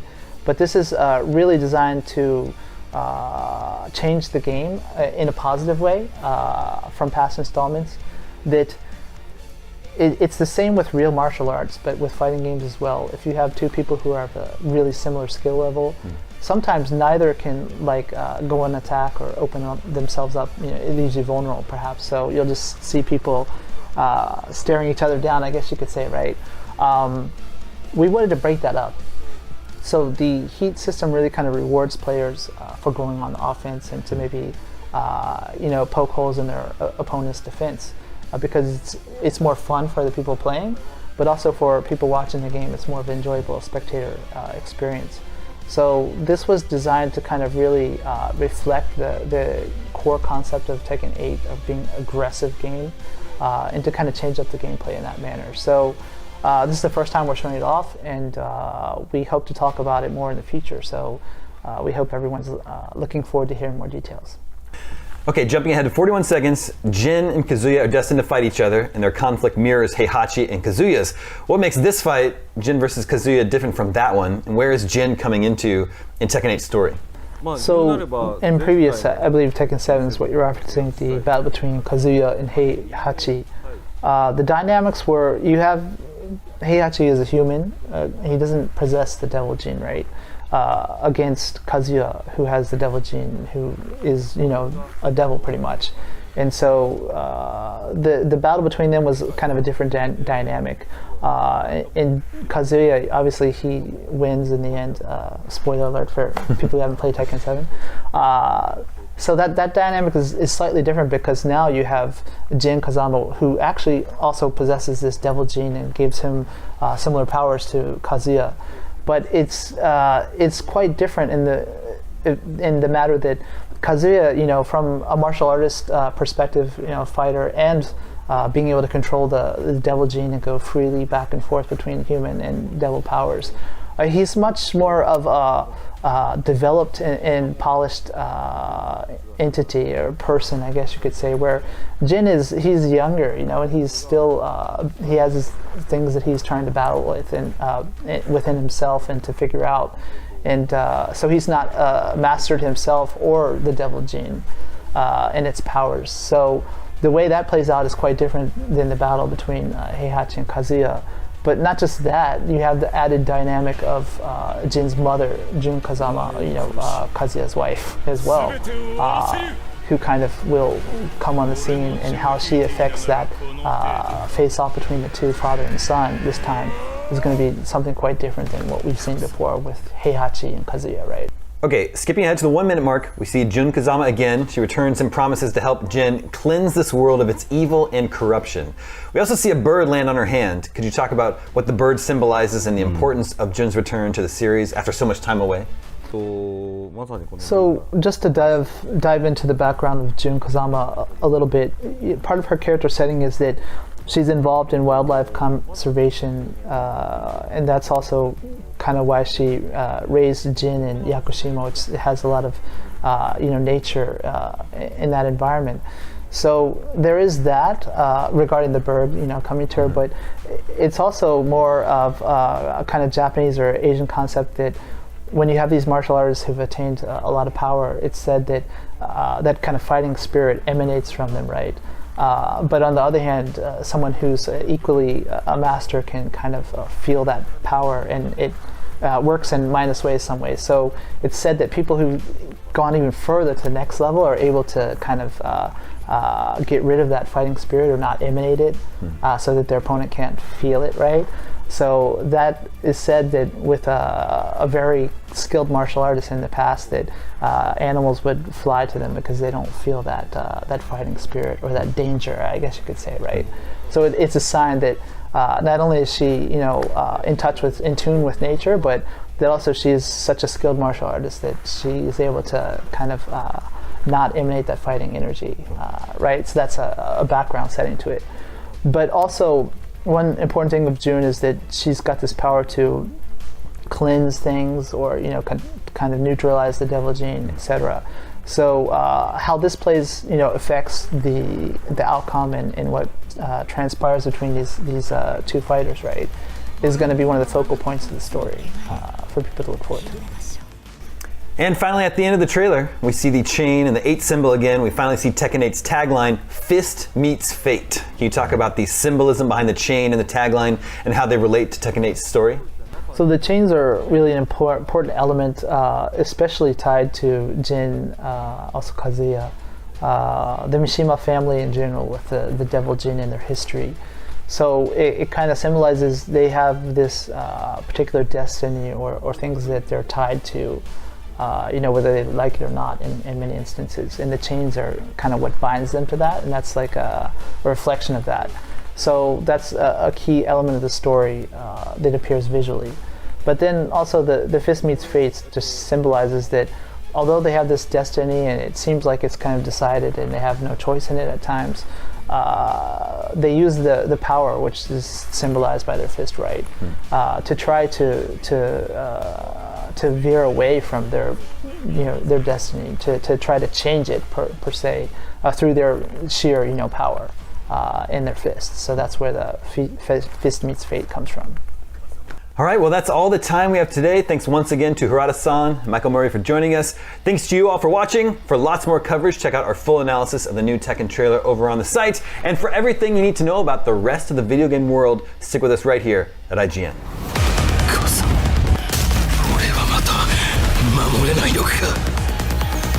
もろもろの我がこと罪汚れ清めましょう。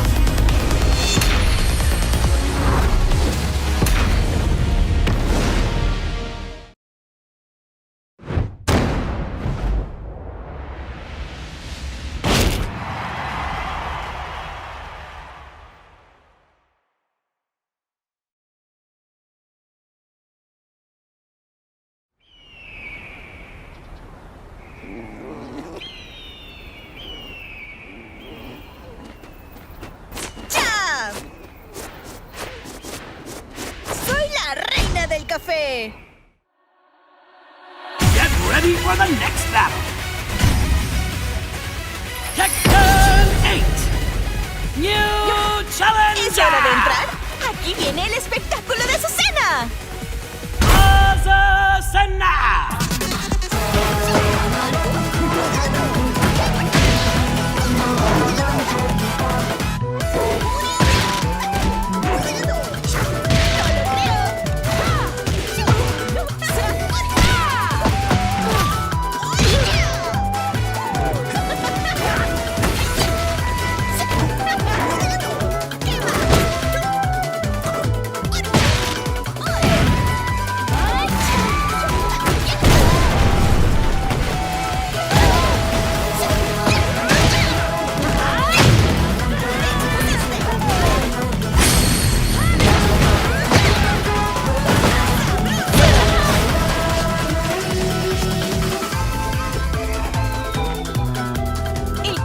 Bebida número 1 en el mundo.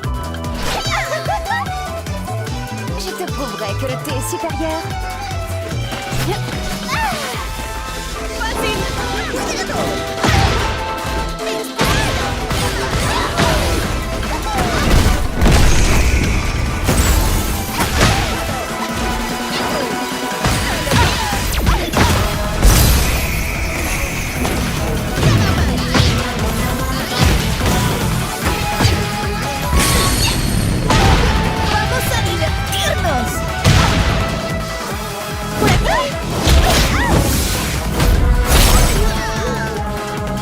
¿Tienes café?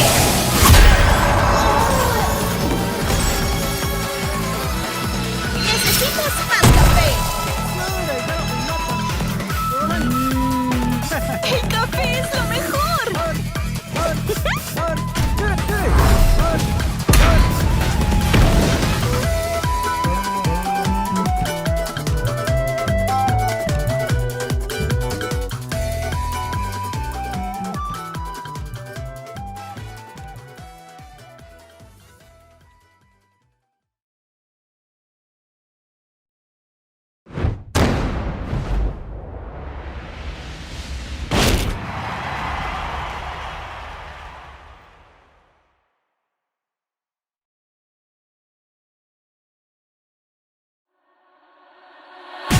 Ready for the next battle. Tekken 8. New Challenger. Come and get some. I dare you.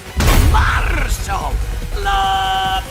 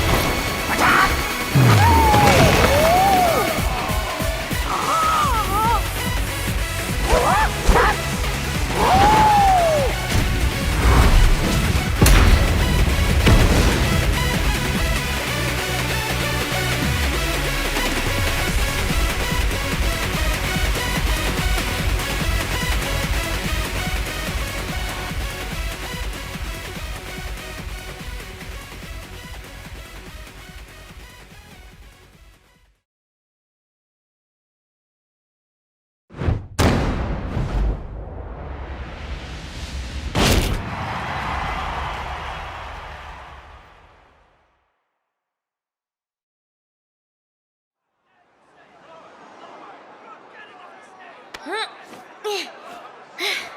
っしゃ稽古つけたる Get ready for the next battle! Tekken 8! New Challenger! Asuka Kazama!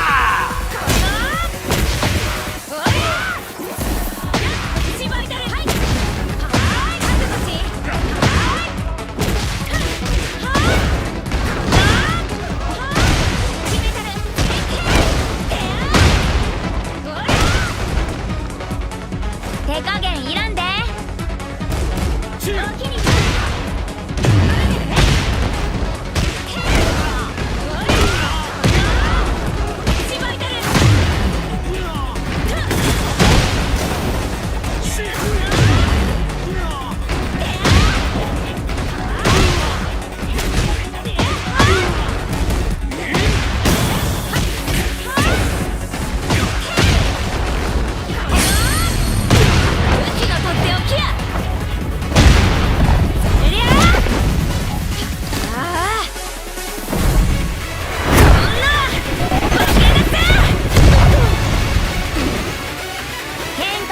したらあかんで。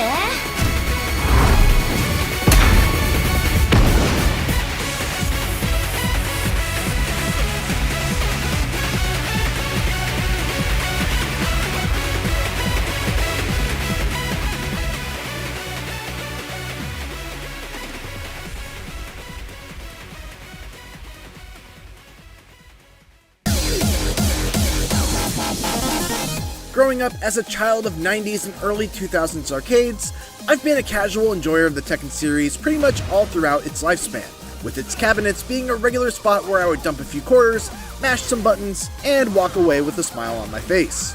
I've put some time into just about all of them, but never really attempted to learn the deeper complexities of its mechanics, or really sat down to try and become good with a character. That's going to change with Tekken 8 because after spending about 4 hours with it, I'm all in.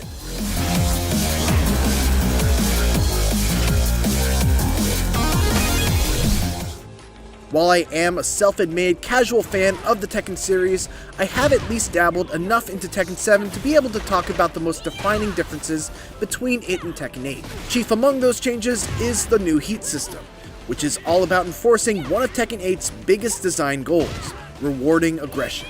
With the press of a button, a character can use a heat burst to enter heat mode. The effects of it differ from character to character, but in general you can view it as a limited time state where you're basically better at everything. Certain moves have new properties, others recover faster, making them more advantageous on block, and you gain access to new moves that aren't available outside of heat mode. One of the key elements of heat mode is that while it is time limited, with a meter that slowly depletes once activated, you can actually stop that meter from going down by landing attacks. This is just one of the ways that Tekken 8 looks to encourage its players to be more aggressive. Because if you're able to push the pace and land hits while in heat mode, you can keep that state going throughout most, if not all of the round. And if you decide that you instead want to cash out on damage rather than remain in heat mode, you can use a Heat Smash, which is like a mini Rage Art super move that does a large amount of damage but spends the rest of your heat meter.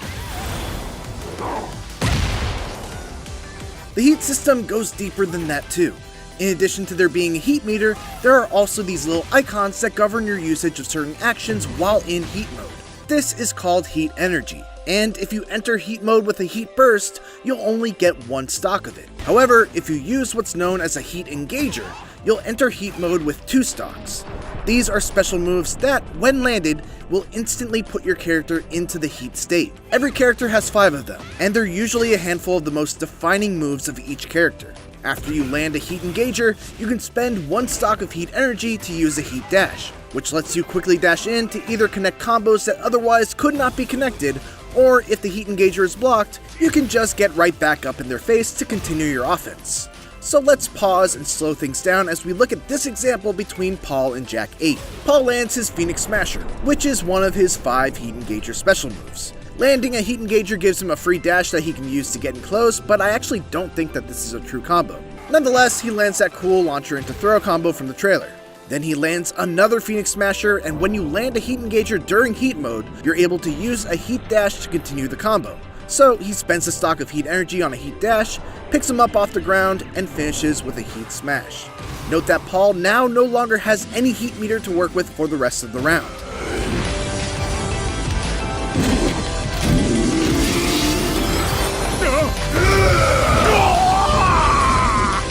My favorite element of the heat system, though, is how it's used to further define the unique aspects of every character.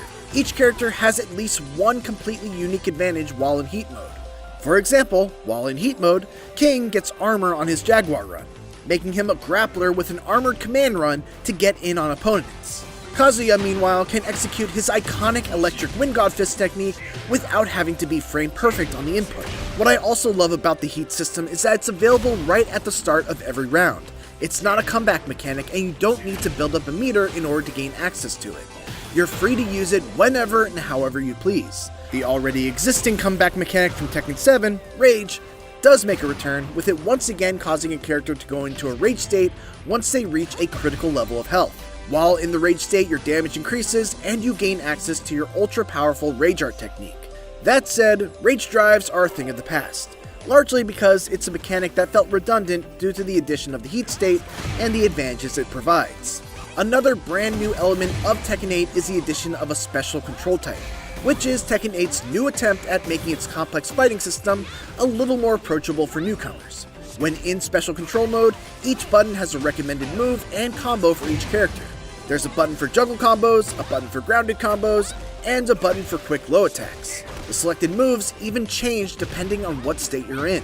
While this allows new players to compete with more intermediate players in terms of the damage they're able to output, the key thing to keep in mind is that players using the special control scheme only have access to a very small selection of moves. The most interesting part, though, about the special control scheme, and the thing that really sets it apart from Street Fighter VI's new modern control scheme, is the fact that you can switch between the classic and special control styles mid-match with the press of a button. This makes it actually a fairly viable option for more experienced players as well, as you could be playing the match out in the classic control scheme, suddenly have an opportunity for a big punish, quickly swap to the special control style, and start mashing out a combo without fear of it dropping. It also seems like a great learning tool to be able to quickly jump in with a new character and get a feel for what their moves and combos are going to look like without having to memorize a whole bunch of techniques just to be competitive. Those are all pretty substantial changes, so it's comforting to know that everything else still feels like some good-ass Tekken. In my playtime, I mostly experimented with King, who's just as much of a powerhouse as he's always been. One of my favorite changes to him is that his reverse arm slam combo has been simplified, allowing him to go into the next throw in the chain with a single button press as opposed to a series of inputs that need to be memorized. Now, he still does have the ladder, and those are probably more damaging and harder to break, but as someone who's always loved King, but was always intimidated by all of the commands needed to do a full chain grab combo, I appreciate having at least one that I could easily commit to memory and rely on pretty much from the get-go of learning the character. I want to give a shout out to Tekken 8's command list too, which does a great job of giving extra context to the recommended moves for every character. It told me recommended combos, moves to use that are advantageous on block, what moves will launch an opponent, what to do after launching them, what to do after activating heat mode, and much more. These move lists are extremely intimidating, with each of them containing hundreds of techniques, and Bandai Namco is really putting in the effort by making them much more user-friendly. After my playtime was over, I left with a renewed enthusiasm to get into Tekken on a more serious level. Tekken 8 looks phenomenal. Its hits feel as impactful as ever, and its iconic cast of characters are even more uniquely defined thanks to the new heat system. There's still a lot we have yet to see, but as far as first impressions go, Tekken 8 is a knockout.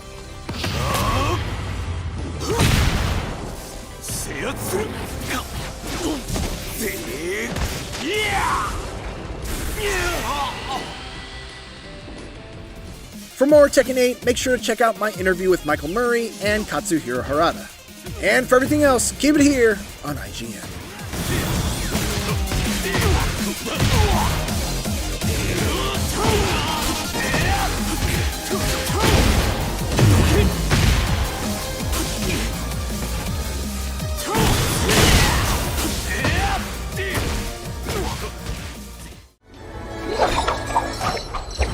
I hate rich people!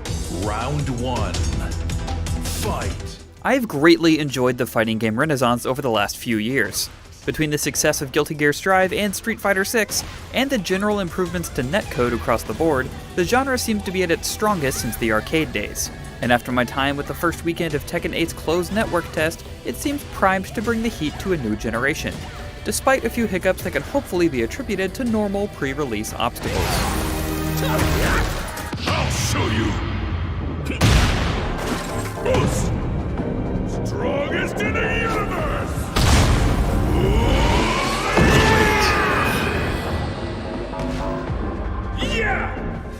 In our earlier preview, IGN's Mitchell Saltzman covered the new mechanics introduced with the Heat system, noting that it doubled down on the uniqueness of each character. I'm happy to report that this holds true with the characters that have been added since the build he played, although they've simplified the Heat system just a bit. Instead of certain moves using stocks of your gauge, both Heat drives and Heat smashes now just use the rest of your bar.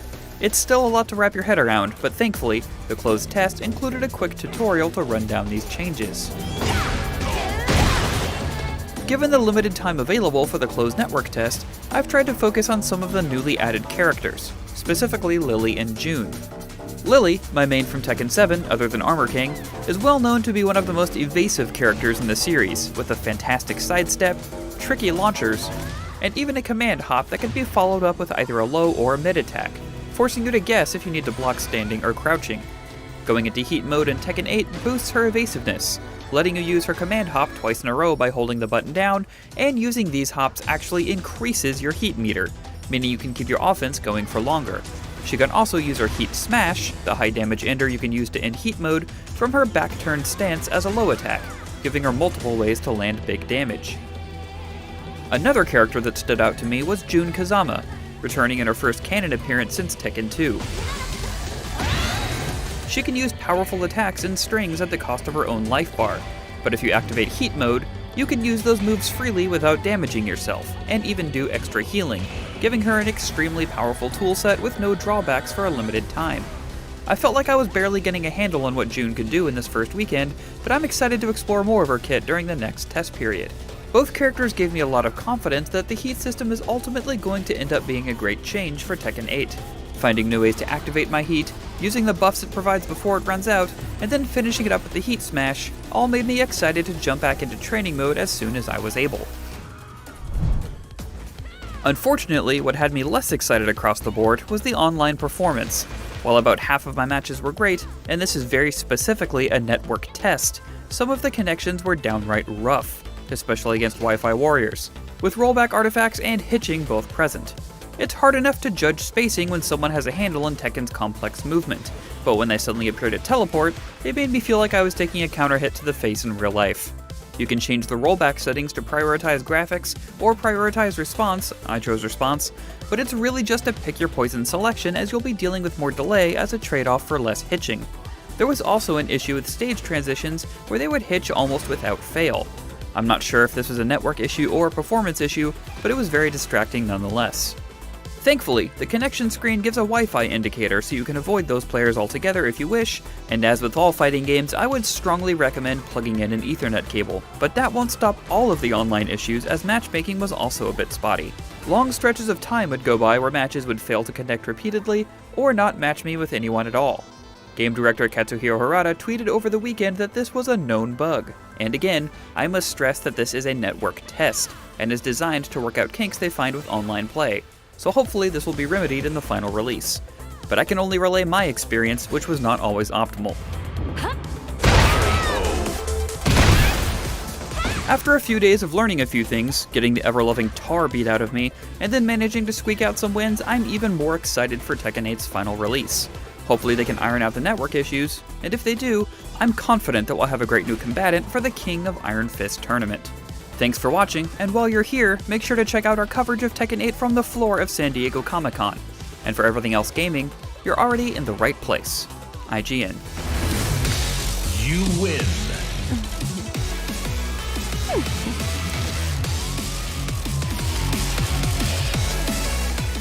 うっさいわ、それはこっちのセリフや。Round 1. Fight. Hey!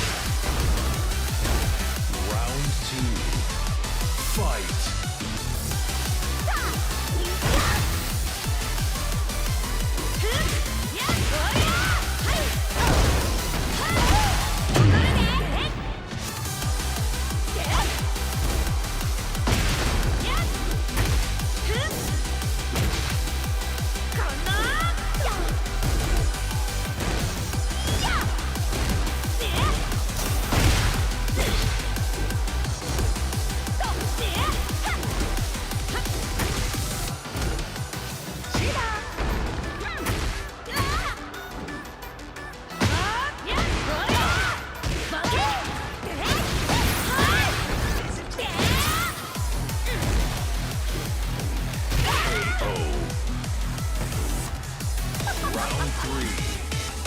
Fight.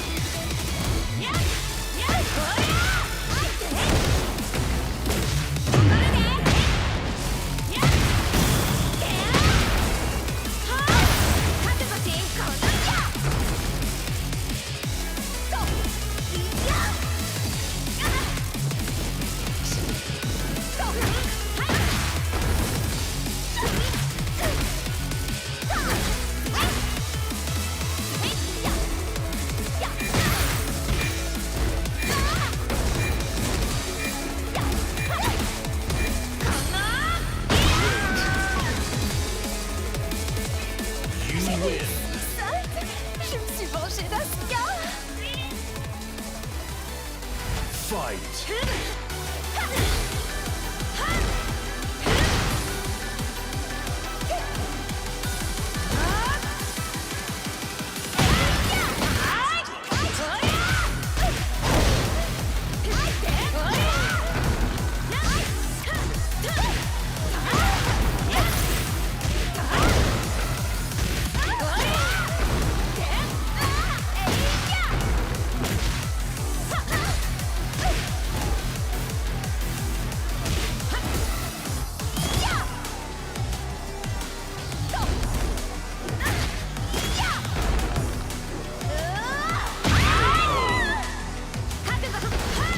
Round 2. Fight.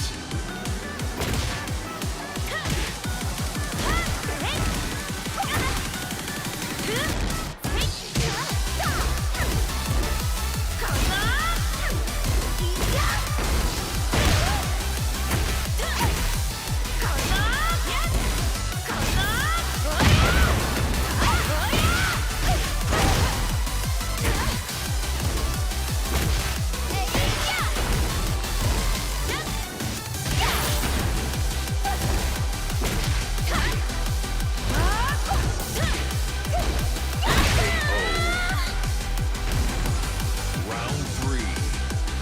Fight.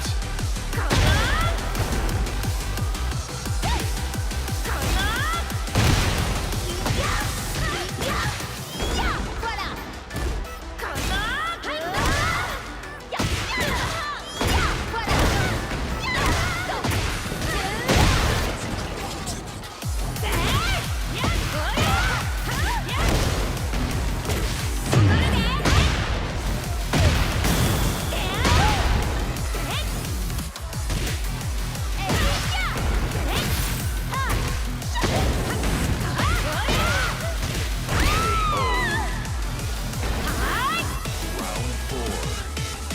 Fight.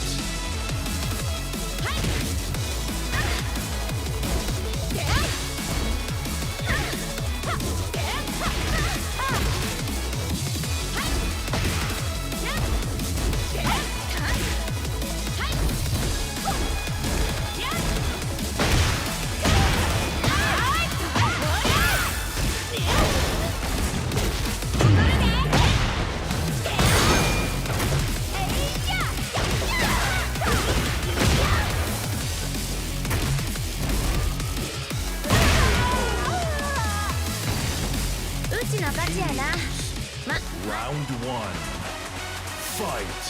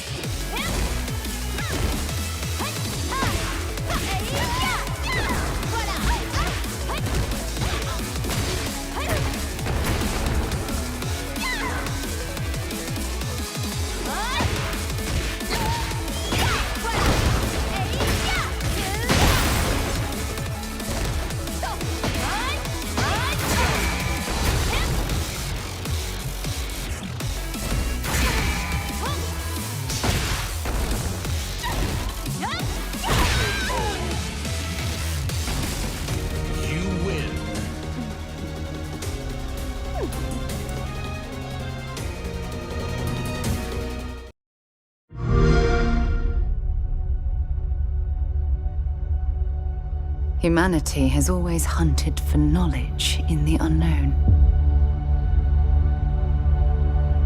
The wonder is, not that the field of stars is so vast, but that we have measured it.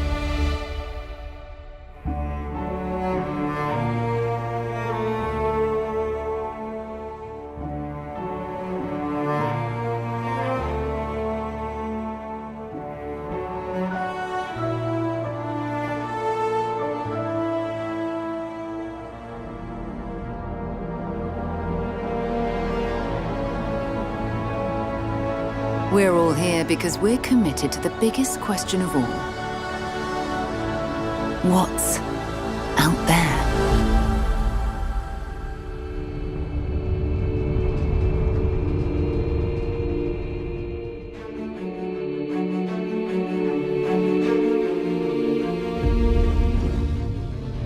You're part of Constellation now. Part of our family.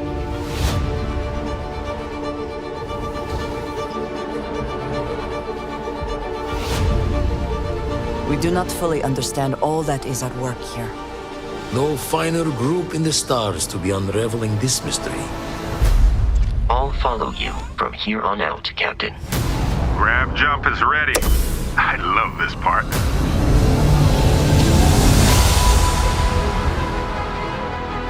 These artifacts could be everything we've been looking for.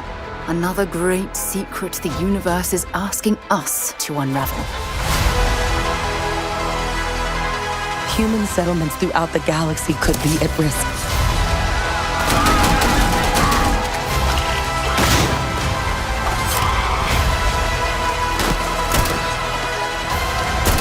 We are not stopping. Whatever lies at the end of this road will change humanity forever.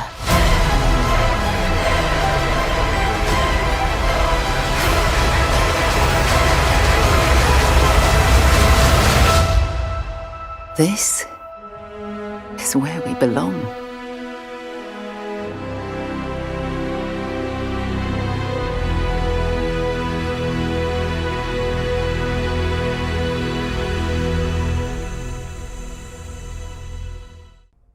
That gives you a look at the stories in Starfield. But ultimately, it's not our story. It's the story you create by who you are and the choices you make. And that starts with character creation. It's our most flexible yet. You can customize all the elements of how you look.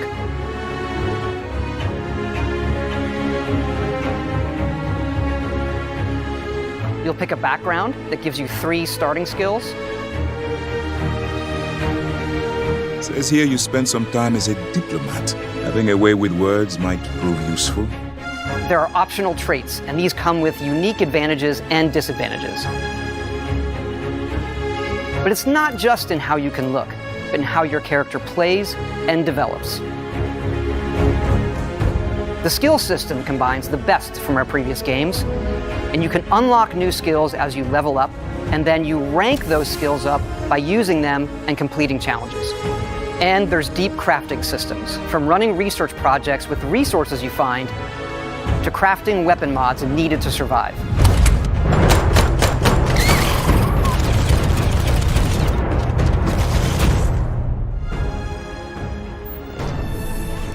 And you can build your own outposts. These act as a home away from home for survival and resource generation. You can choose where and how to build each one, and you can hire characters you meet to keep it up and running. But that's not all. You can even build your own spaceships.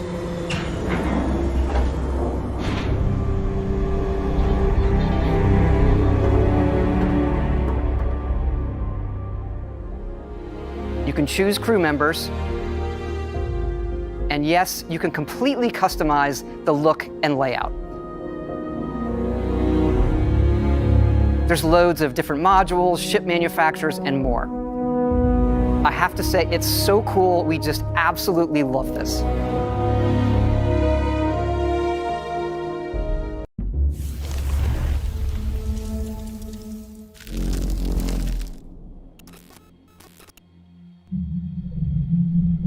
I saw everything. The connection between 2 worlds. About a century ago, humans were defeated by the Vulgus. Invaders from the other world. Then came the Colossi, who destroyed everything. Humans resisted until they could no longer. Then they found hope.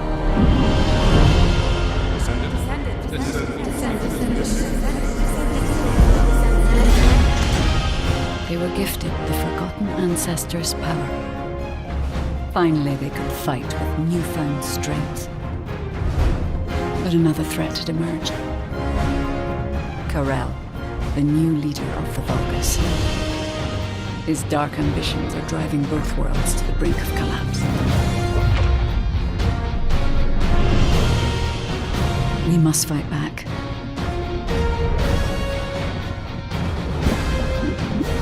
With the ancestors' power bestowed upon us.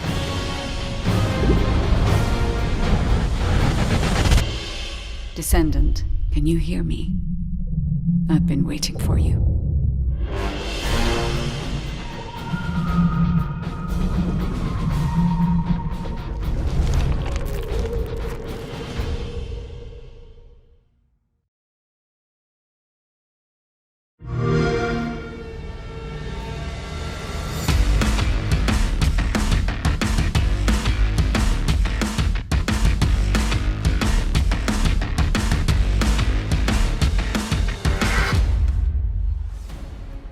퍼스트 디센던트는 언리얼 엔진 5를 사용한 차세대 3인칭 루트 슈터 게임으로 엑스박스 시리즈 X와 S, 엑스박스 1을 포함해 콘솔과 PC 크로스 플레이가 가능하고 프리트 플레이로 즐기실 수 있도록 개발 중입니다.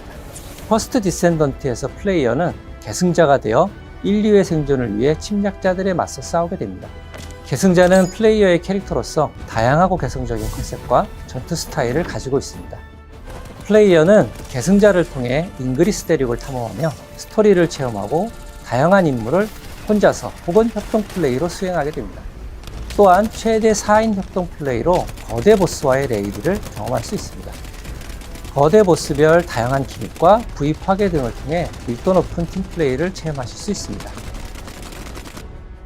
현재 개발팀은 작년 베타 테스트에서 플레이어분들에게 받은 피드백을 개선하는 작업과 신규 컨텐츠의 개발을 병행하고 있습니다.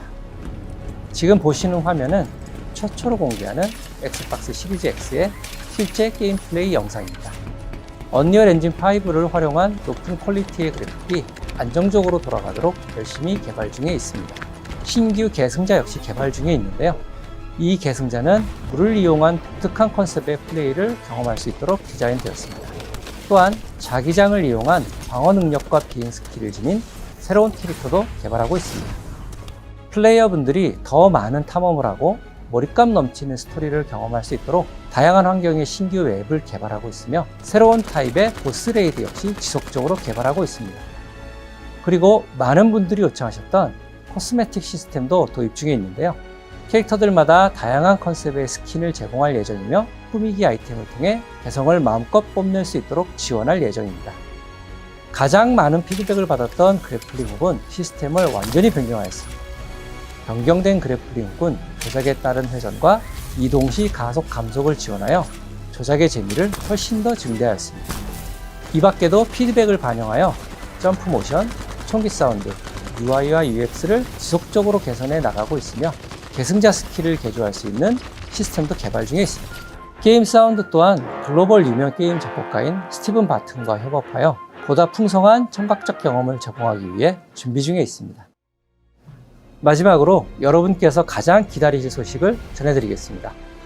현재 저희는 연내 출시를 목표로 하고 있으며 그에 앞서 8월 엑스박스 시리즈 X와 S를 포함한 콘솔과 PC에서 크로스플레이 베타 테스트를 진행할 예정입니다. 베타 테스트는 8월 22일부터 8월 28일까지 일주일간 진행되며 오늘부터 공식 홈페이지를 통해 신청하실 수 있으니 플레이어분들의 많은 참여를 부탁드리겠습니다. Be the first descendant.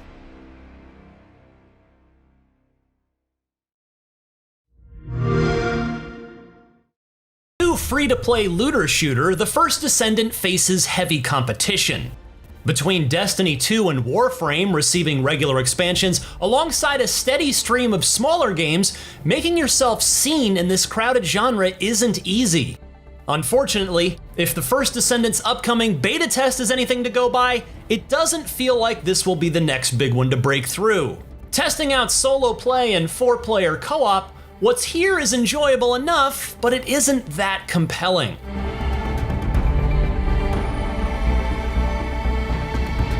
The First Descendant's story wouldn't feel out of place in a classic sci-fi novel. It's that old tale of humanity fending off alien invaders once again. Here you can choose one of 10 playable descendants, each bringing unique skills to repel the Vulgus.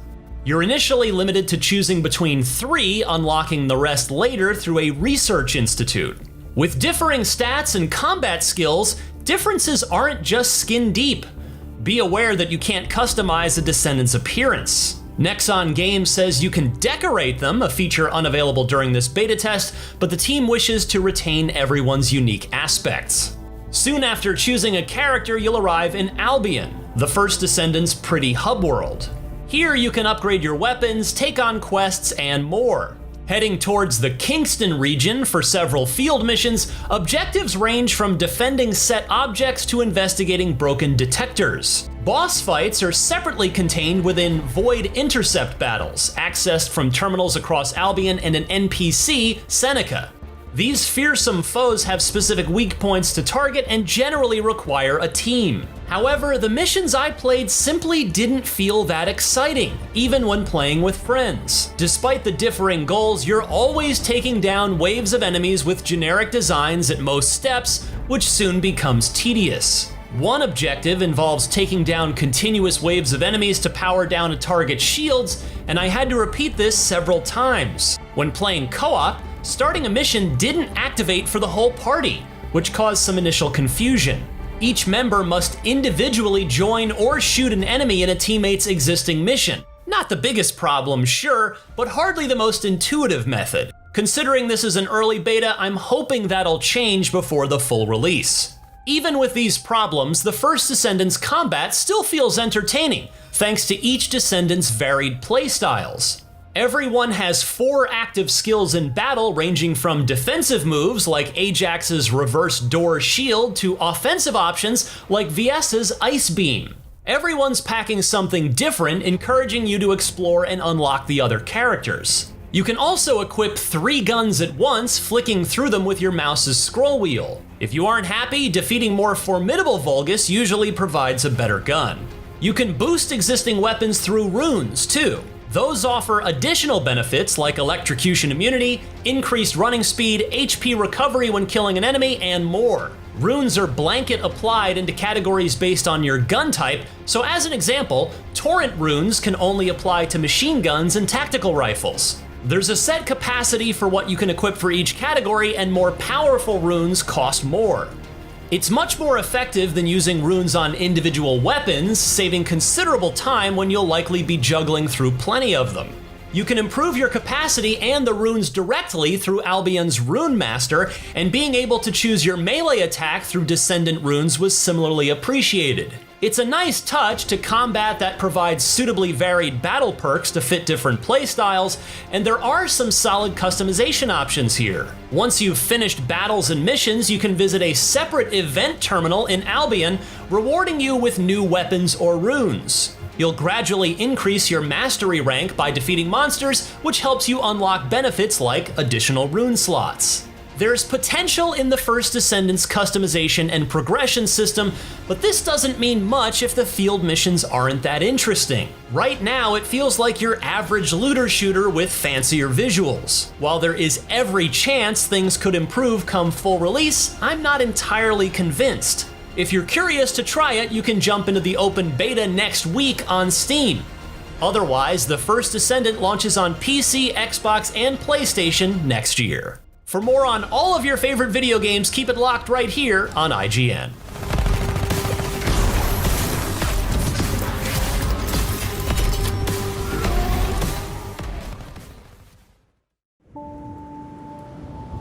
We always ask questions.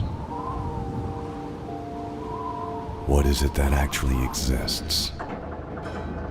Where does the origin come from? Where are we headed to in the end?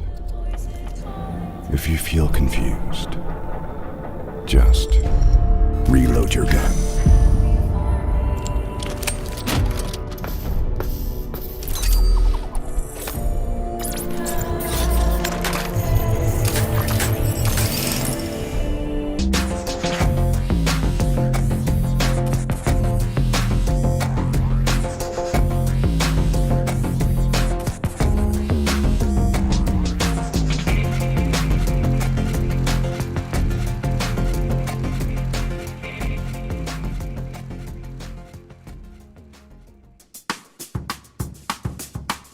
Welcome to the Gamescom Opening Night Live 2023 pre-show, coming to you from my couch. I brought in the cat bed back there. He's not going to show up. I'm Kyle Bossman. I'm your host for this pre-show. And I realize a confusing thing about this is that the opening night live pre-show is not live. This is pre-recorded. If you don't believe me, watch this. All right, we shot this days ago.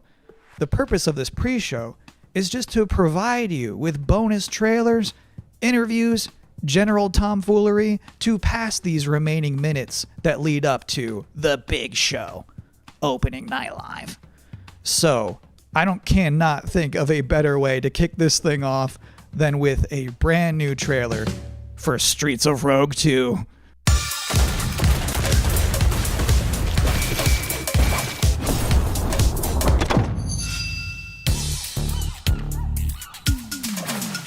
Welcome to the City of Dreams.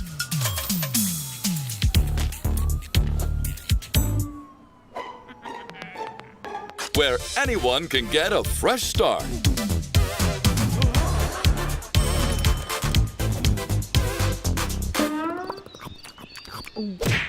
Where a corrupt president enjoys a bit too much power.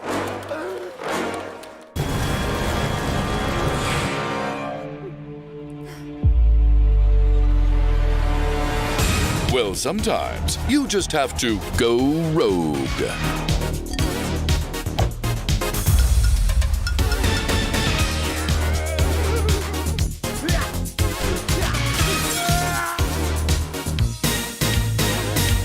But remember, there can only be one president.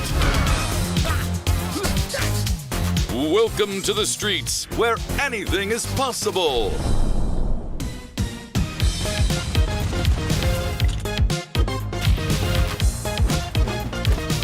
Streets of Rogue 2 is an immersive open-world sandbox dialed up to 11. Be who you want. Write your own story.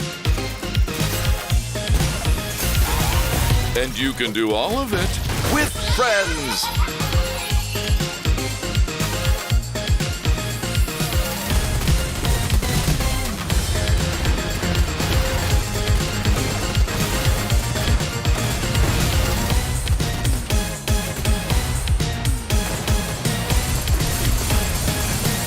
Streets of Rogue 2 is coming to Steam in 2024. Add the game to your wish list.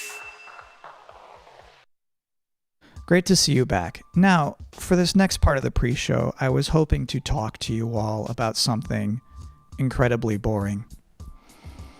Psych. Here's some more trailers. Take me forward, no matter the danger.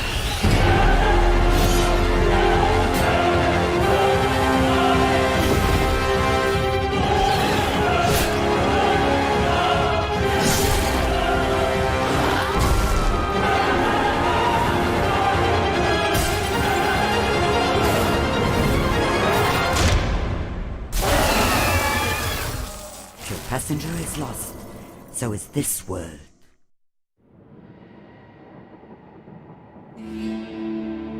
I wanted to give our people one last hope. A champion to defeat this calamity. I am sorry to push that fate upon you, Lisvanger. This place is beautiful. Hello, sister. Kel, is that you? This is not quite how I imagined our reunion, Ymir. You should not have come here.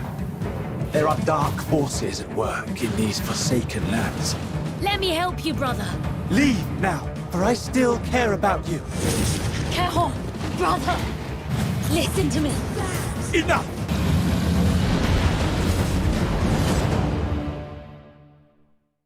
Now, I realize even this far into this show that you might think I'm just some guy who hijacked the broadcast, and I don't blame you. So to prove that this is all legitimate, here is the host of Gamescom Opening Night Live himself, Jeff Keighley.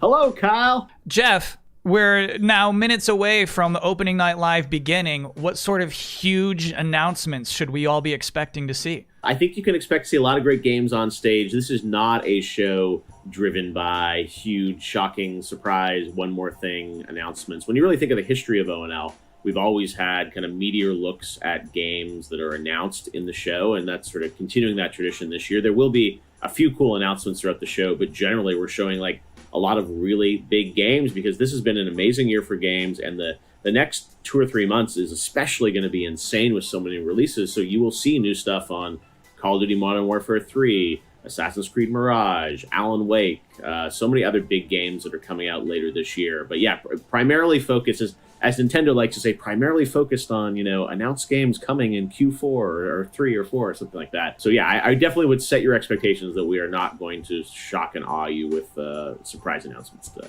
When you say meteor, though, that to me implies more than just a trailer. The good news is when you're not just announcing games, you can also showcase, gameplay. And that's the constant battle always happens where people want some CG teaser for a game coming in 5 years.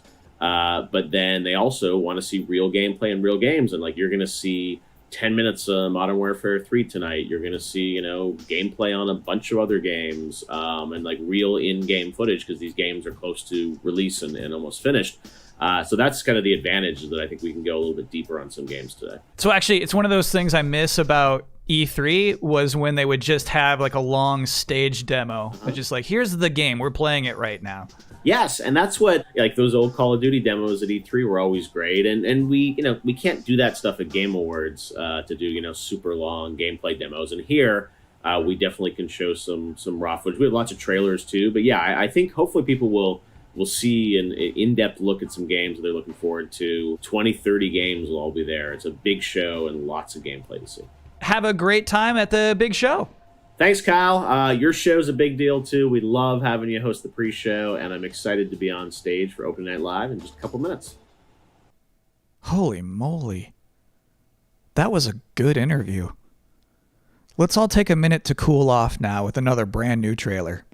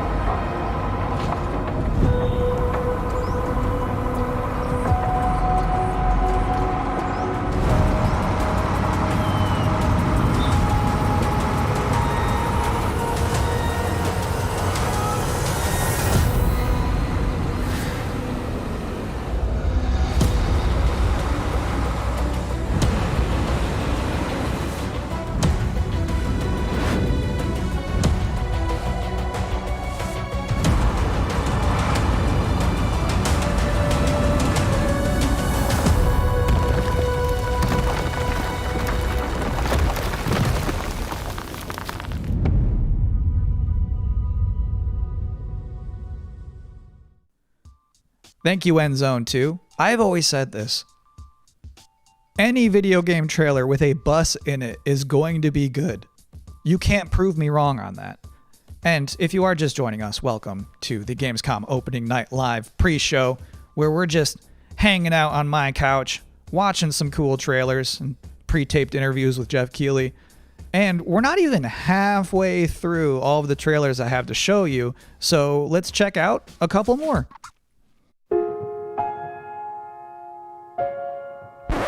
I look like a fucking tour guide.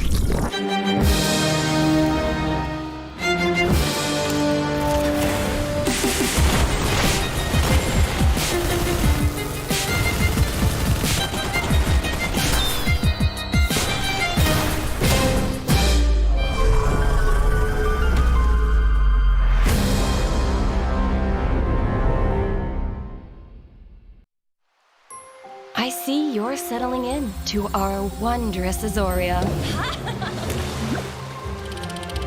Working the land, equipped with kindness and creativity. You found a cozy place in this community. With companions by your side. Who knows what you'll accomplish? Add a drop or two of magic. And set off for adventure. Will you reveal the heart of our magical island?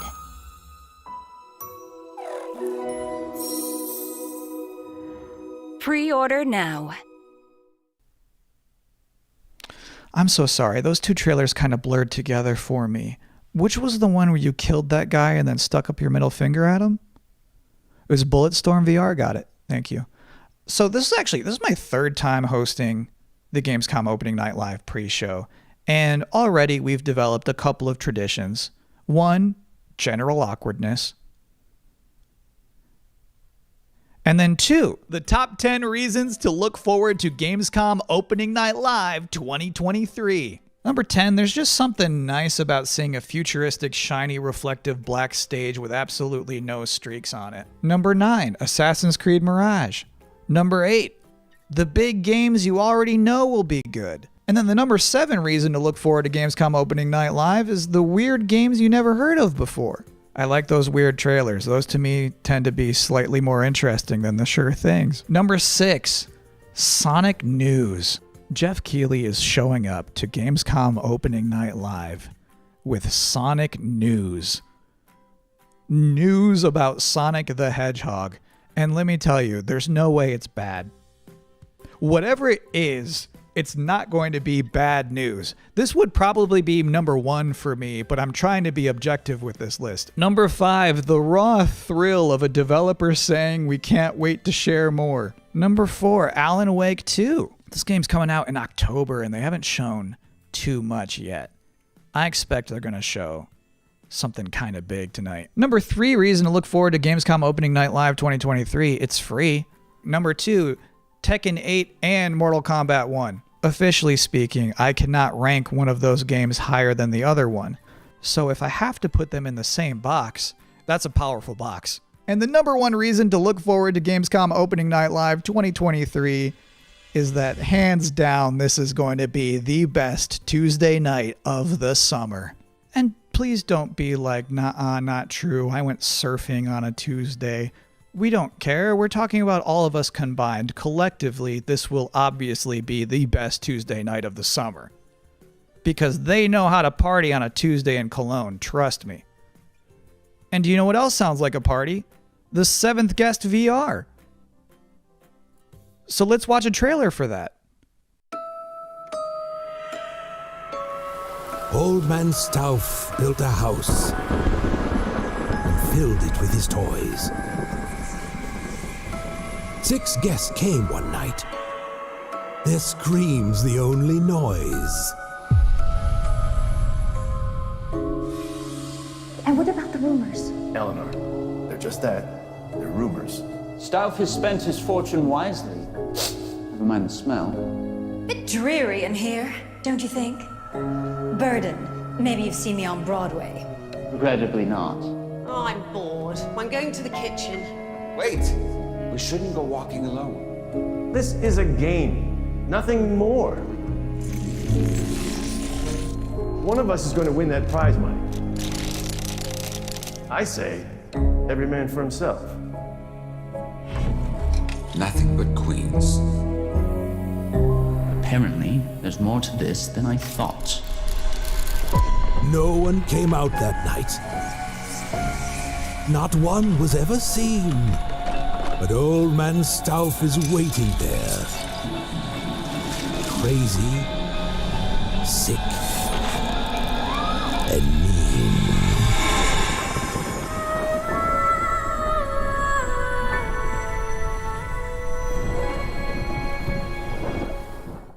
So one of my responsibilities as a pre-show host is to pop up in between scary games.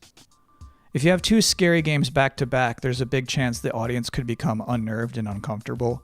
So I'm here now to give you a chance to catch your breath, provide a nice comforting voice with a nice comforting face. And now you are appropriately comforted. Next, a scary game.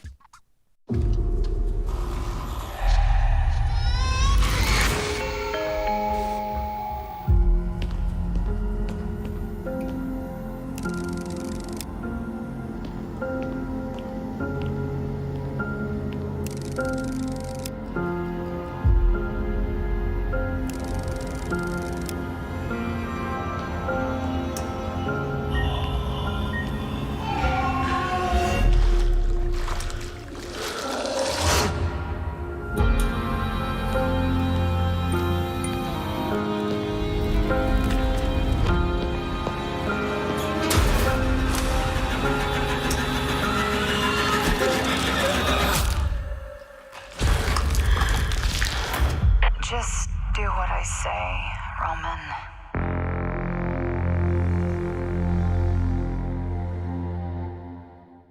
My favorite part of that whole thing is when he's in that dank bathroom and he shines his light into one of those toilet stalls. And like the girl from The Ring is standing there and the guy doesn't move a muscle. He just straight up does not react. That's like my ideal video game hero. What a guy. Anyway, as you could probably tell, I'm not German. So our producers thought it would be a good idea for me to educate myself properly on some Gamescom culture from an actual expert.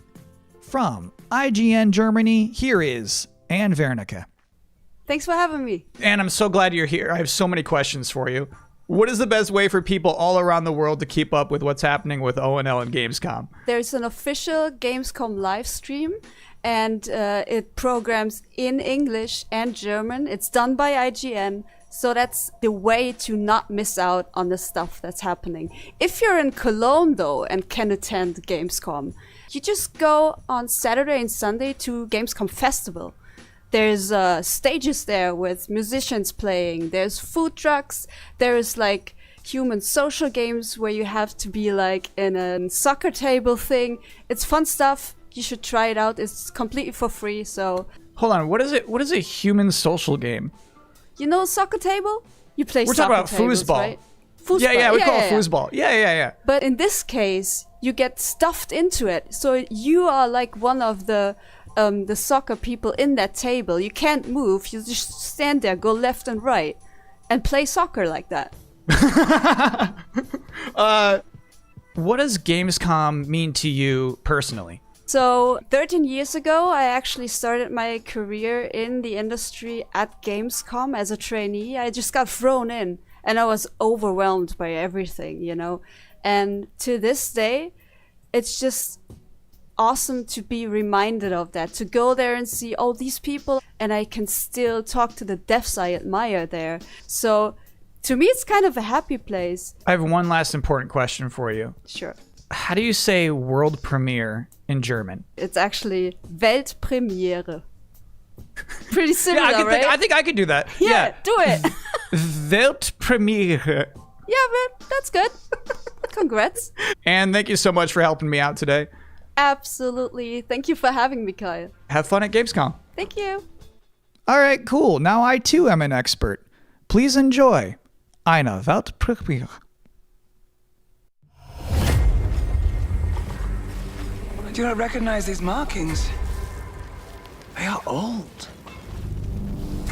Perhaps this is one of the great cities of the Age of Myth.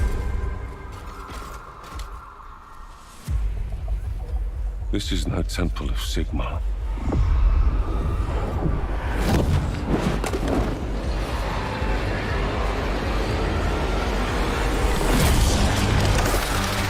Hammers of Sigmar! No relent! No mercy! We must fight on! The banner cannot fall! Warriors of Sigmar, stand with me!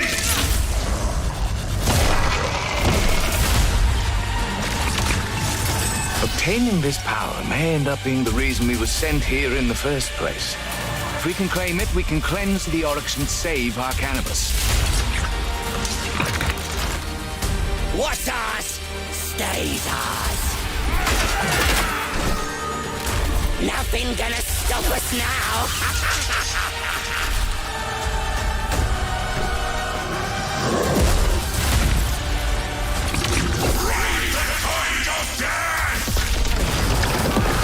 We do not fear death. Fight on! The dead must rise.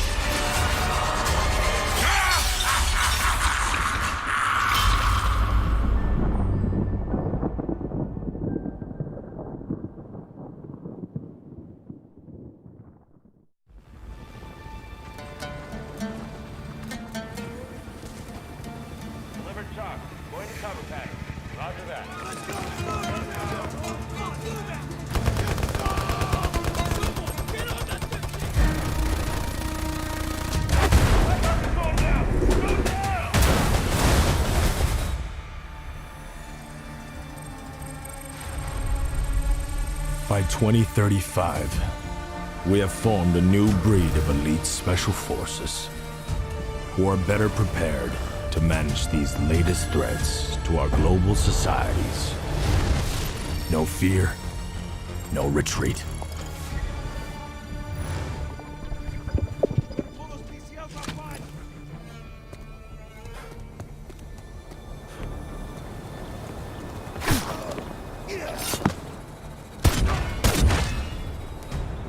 Recon arrow out. Stay with it.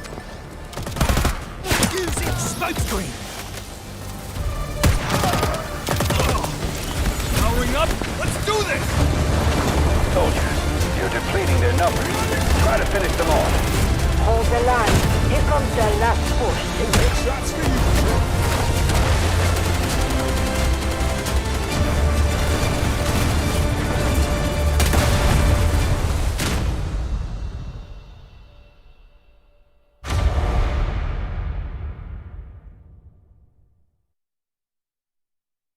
Welcome back to the Gamescom Opening Night Live 2023 pre-show, where the minutes are just flying by. ONL is about to begin with Alan Wake 2, Tekken 8, Sonic news, and things I was not permitted to talk about in the pre-show. So, this bad boy, this is about to wrap up. I have one last trailer for you. Here is Homeworld 3. My name is Imogen Sajet. My entire life has been study, analysis, planning. Today, the galaxy is burning. Fleet-wide comms open. Attention all personnel. You've each just received a mission briefing. Nothing is redacted, because I want you to know what is at stake. We have been tasked with finishing Karen Sajet and the Fifth Fleet's mission. Discover the source of the anomaly and the hyperspace attacks, and stop it once and for all.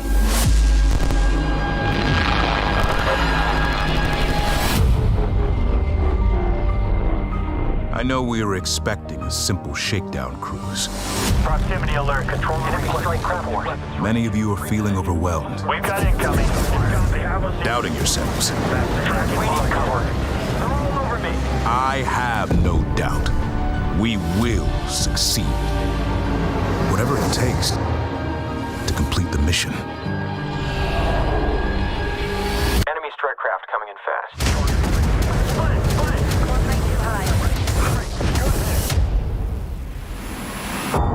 My name is Imogen Sajet.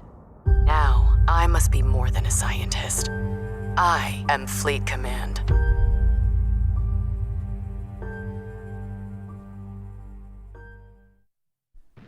And that is it. That's all I have for you here in the pre-show, which of course means that Gamescom Opening Night Live is now mere seconds away from starting.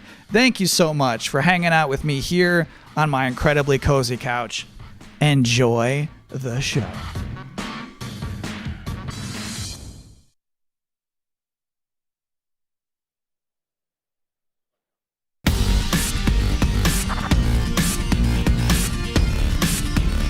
Please welcome your host, the creator of the Game Awards, Jeff Keighley.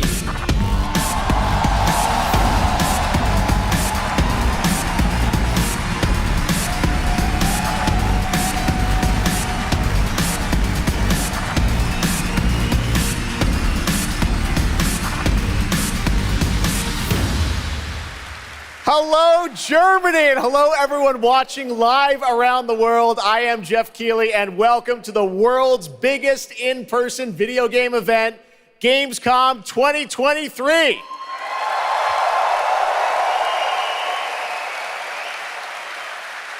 Now, this right here is kind of like the opening ceremonies for Gamescom. It's a preview of this year's most anticipated games. We call it Opening Night Live. And over the next 2 hours, you'll get exclusive new looks at titles like Call of Duty Modern Warfare 3, Alan Wake 2, Assassin's Creed Mirage, and Mortal Kombat 1. But first, we're going to kick things off with the first new franchise in more than 2 decades from a legendary game studio.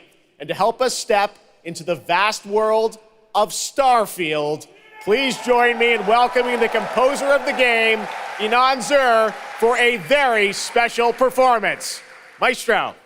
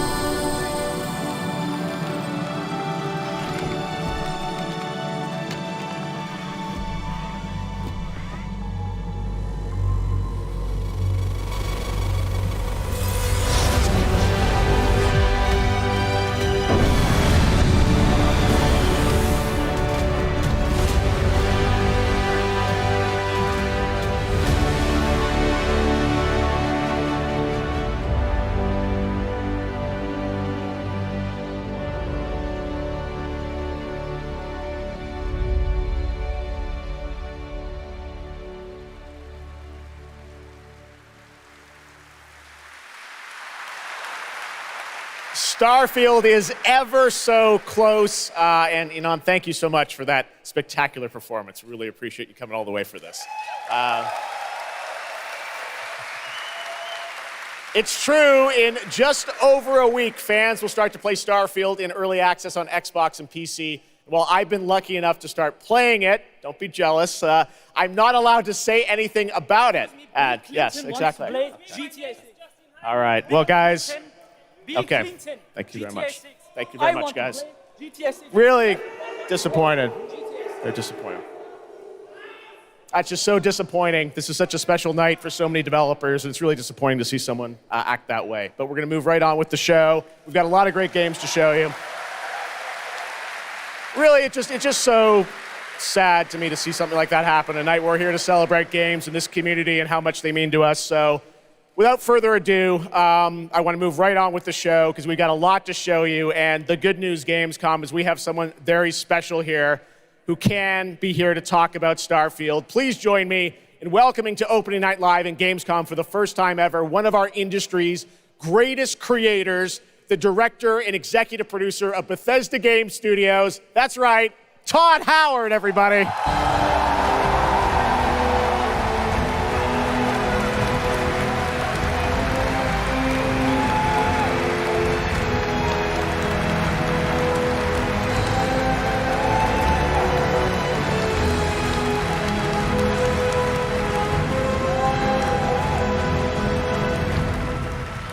Todd, thank you so much for coming all this way to Gamescom. We have a lot to talk about with Starfield, but first of all, is this true? This is your first ever time at Gamescom? This is my first Gamescom, and you were right. You said how great the crowd is here, and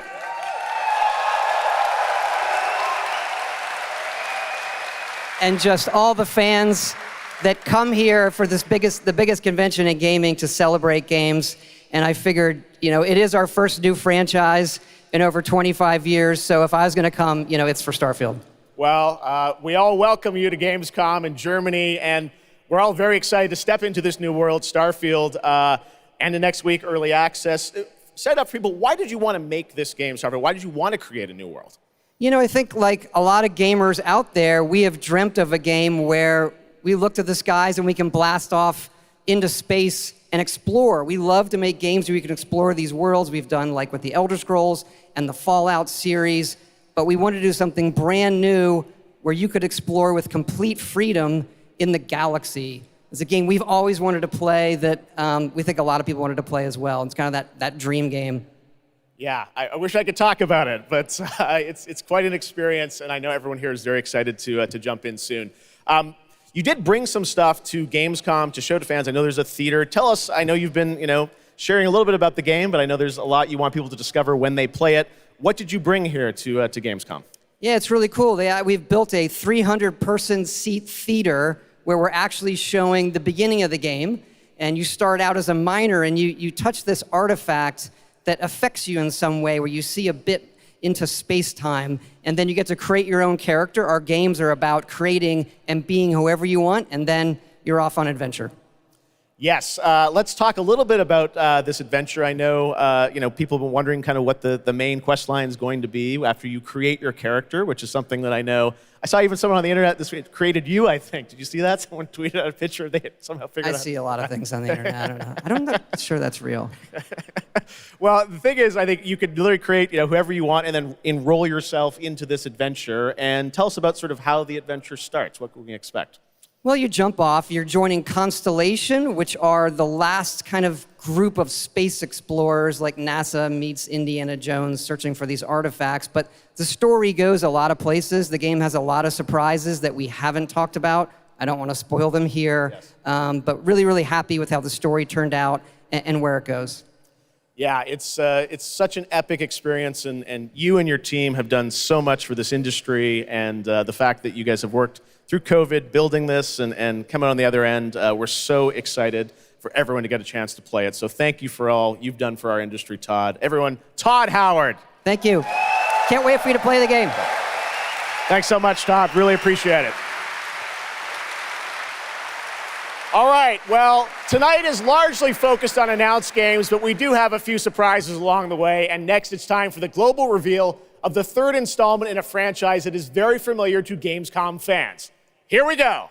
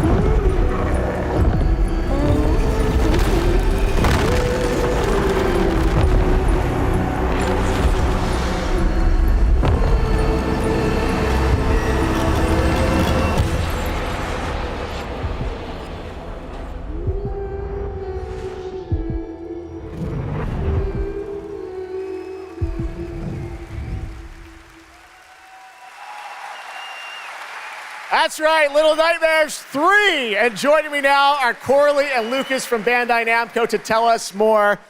Lucas, thank you so much. It's great to have you back here at Gamescom to announce another Little Nightmares. Thank you, Jeff. Yeah, it's really great to be back. We're very excited to announce Little Nightmares 3 tonight. The franchise has a long history with the show. I mean, that's where we announced the first 2 games. So for us, it was definitely the best place, best show to reveal Little Nightmares 3 to the world. Well, we appreciate you bringing us this news. It looks incredible. Coralie, I see we saw 2 characters in that reveal trailer. Can you tell us a bit more about them? Yeah, sure. Hi, Jeff. Hi, everyone. I'm so happy to be here to present you Little Nightmares 3. So yeah, as you have seen, we have 2 characters, but now you have 2 players as well, so you will be able to play both in single player or online co-op if you want, and face your childhood fears with a friend. Now, I saw a lot of cool new places in the trailer. Can you tell us a bit about sort of the setting for these 2 characters? Yeah, so our 2 new characters are Lo and Alone. They are trapped in a place that we call the Spiral. It's a cluster of disturbing places, and they will have to work together, survive in a world full of dangerous threats and full of delusions. And they will also have to find a way out of the nowhere. So yeah, I can't wait to have you put your hands on the game in 2024. Excellent. We don't have to wait too long. 2024. Lucas, I know that's not all because you're kind of expanding the Little Nightmares world with something more. Tell us a bit about that tonight. Yes, we have one more surprise. So in addition to revealing Little Nightmares 3, I'm very excited to announce our first podcast series. It is called The Sounds of Nightmares, and it's an original story. It's composed of 6 episodes, and we are releasing the first 2 episodes tonight. So you can go on our website, thesoundsofnightmares.com, to check it out, and we hope that our fans are going to enjoy it. Awesome. All right, well, we're very excited to learn more. Thank you, Lucas and Coralie. Thank you, Jeff. Little Nightmares 3. Next, it is rare when a new studio reveals footage that takes over the internet. That happened back in 2020 with the reveal of Black Myth Wukong from Game Science in China. Based on the classic 16th century Chinese novel Journey to the West, here is a brand new look at the gameplay of this incredible action RPG.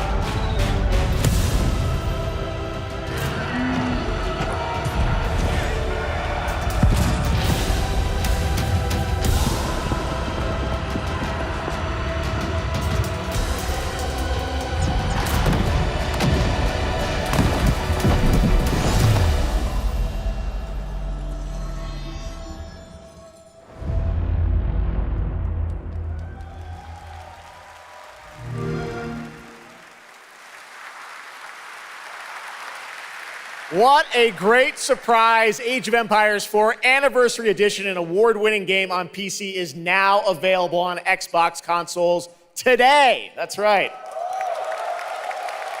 All right, next up, we have something extremely special for you. We have one of the most iconic filmmakers of all time in the house. The director behind the legendary films such as 300, Man of Steel, and Army of the Dead. He's come all the way to Gamescom to talk about his new film, Rebel Moon, which is on Netflix December 22nd. Gamescom, please give a warm welcome to the one and only Zack Snyder.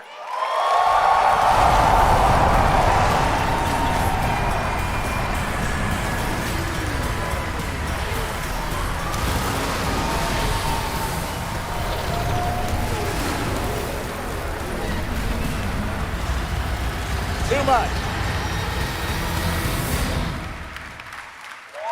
Oh, yeah. Zack, I know you had to come a bit of a ways to get here to Germany. Thanks for coming to Gamescom. Thanks for having me out, Jeff, and thanks, Gamescom. How you guys doing? This is awesome. Wow, what a great crowd. It's insane. Now, great to have you here. I know you've been a gamer for your whole life. Yeah, I've been a gamer, and I love the idea of coming to Gamescom. It was like, that blew my mind, and so we were like, yeah, let's go check them out, and I thought I'd come over here, and this would be a great opportunity to talk about my new project, Rebel Moon. Maybe show you guys something, I don't know. Yeah, maybe the world premiere of the trailer, which is coming up in just a second. Yeah, just moments away. Okay, well, let's kind of roll it back, though, because I want to talk about this IP, Rebel Moon, and it's really a whole universe that you've created, and we're going to get into that in a minute. But what was the original inspiration for creating this new world? Well, I was always a fan of, team-building movies, Dirty Dozen, Magnificent Seven, and also I was a huge fan of this adult illustrated fantasy magazine called Heavy Metal, and everything in there just blew my mind. And I really loved how intense it was and how crazy it was and the worlds that it introduced me to. And so I thought, this is a chance. And my awesome partners at Netflix were like, go do it. And so I got a chance to make this movie. And you've got quite the cast in it. I know Anthony Hopkins. Yeah, Hopkins plays this robot, amazing robot. And it's an insane ensemble. And of course, Sofia Boutella is really the heart of the movie. And you'll see her just kicking ass through the entire film, so it's fun. And what I love about, you'll see it in just seconds, awesome. But there's even more than just the films, and part of the reason we wanted to have you here at Gamescom is I know you're kind of expanding on the films with a whole universe of things that are going to be, narratively linked to what you're doing with the movies. Tell us a bit about what's in store. Yeah, we're also super excited to reveal that we're making a video game for Rebel Moon, and the game we're developing with Super Evil Megacorp, and it'll expand the Rebel Moon universe. It takes place right after the events of the two movies, and it really is I've been talking with those guys and really interacting with them. The ideas they have and the way the game's going to expand the universe is just unbelievable, and I'm super excited about it. You'll be able to pick your rebel and then go on missions, and it's like one and two players in a co-op, and it's crazy. But we're just starting to talk about a bunch of other crazy ideas inside the game, so it's really fun, and that's coming. So keep your eye out for more. All right, well, we love it. The films, the game, and more. But let's roll it back to the movie, because we are going to get a first look now at this incredible film, part 1 and part 2, right? Yep. So this little trailer we put together, a little tease of the universe. So I hope you guys enjoy it. I can't wait for you to check it out right now. Let's check it out. The world premiere of the trailer for Rebel Moon. Zack Snyder, everybody. Thanks, guys.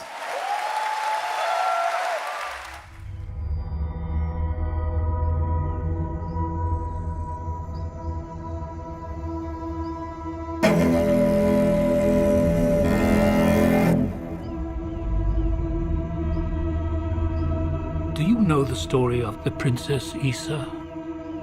In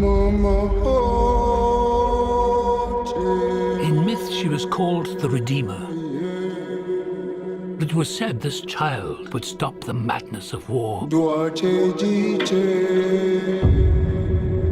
That that she was to usher in a new age of peace and compassion. I was given memories of a world I will never see. Loyalty to a king I cannot serve. And love for a child I could not save.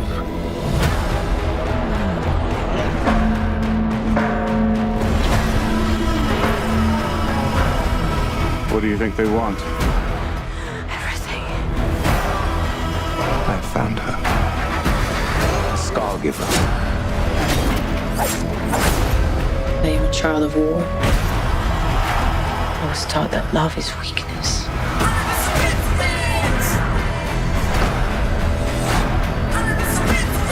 There is a difference between justice and revenge. There is a price to pay for your defiance.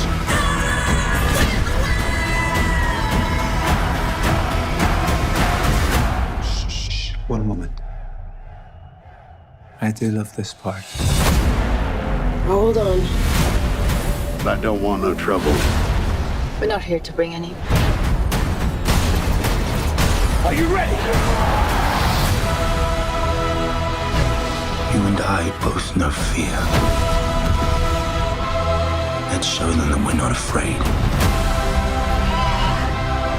Let's show them we are more than the shackles that bind us.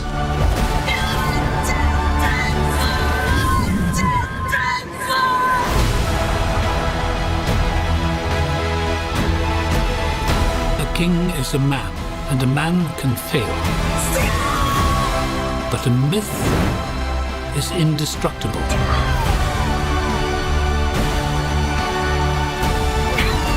The time has come for all that you love. Protect each other and show them no mercy.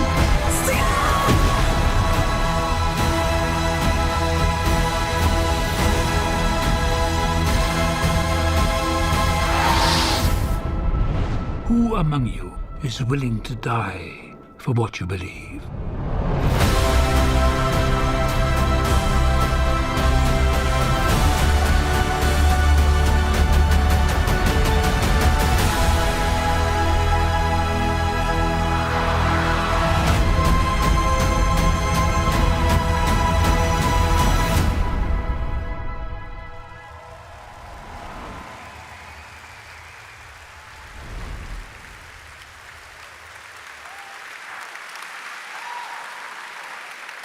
That looks insane. I cannot wait to play that game. All right, well, now we're going to move on to something that is very long awaited because sometimes good things do come to those who wait. It's been a number of years since we last heard an update on Crimson Desert, the new open world action adventure from Pearl Abyss in South Korea. Well, that changes tonight because the team has prepared a very special gameplay update trailer to share with the world first here at Gamescom. Enjoy.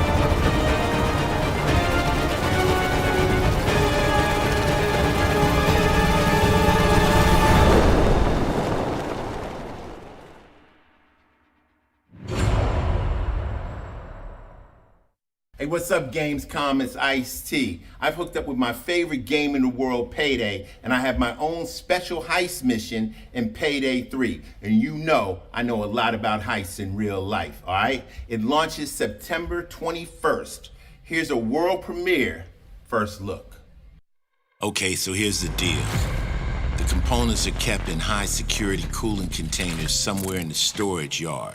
The clock starts ticking as soon as the components are out in the open, so you need to haul ass to get them to the transport. Take too long, and they'll start to degrade and lose value. Now, do what you need to do to get ready. I'll see you on the other side.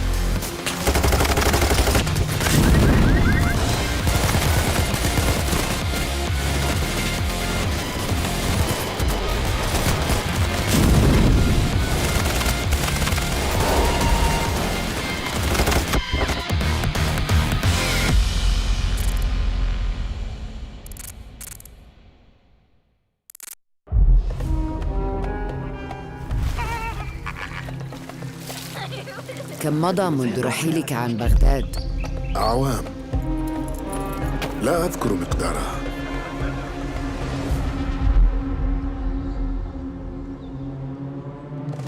كنت أعرف دائما أنني سأعود يوما ما.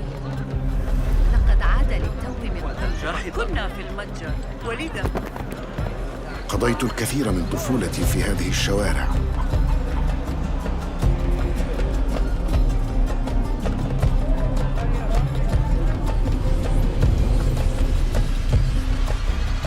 طالما كنت أستمتع بهذا المكان.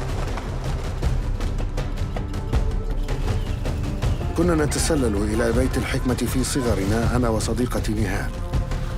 السلام عليكم.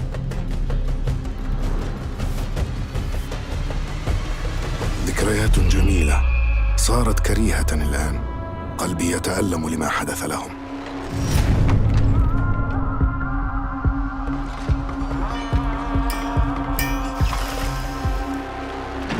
أنا ذا مستتر يتهيأ لإعادة النور إلى أحلك أركان المدينة.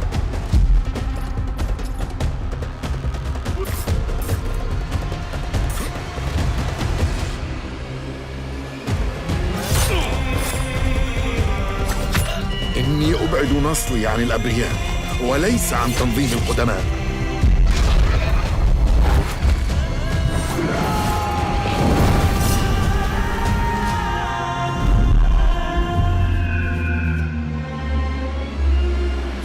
هذا الأمر.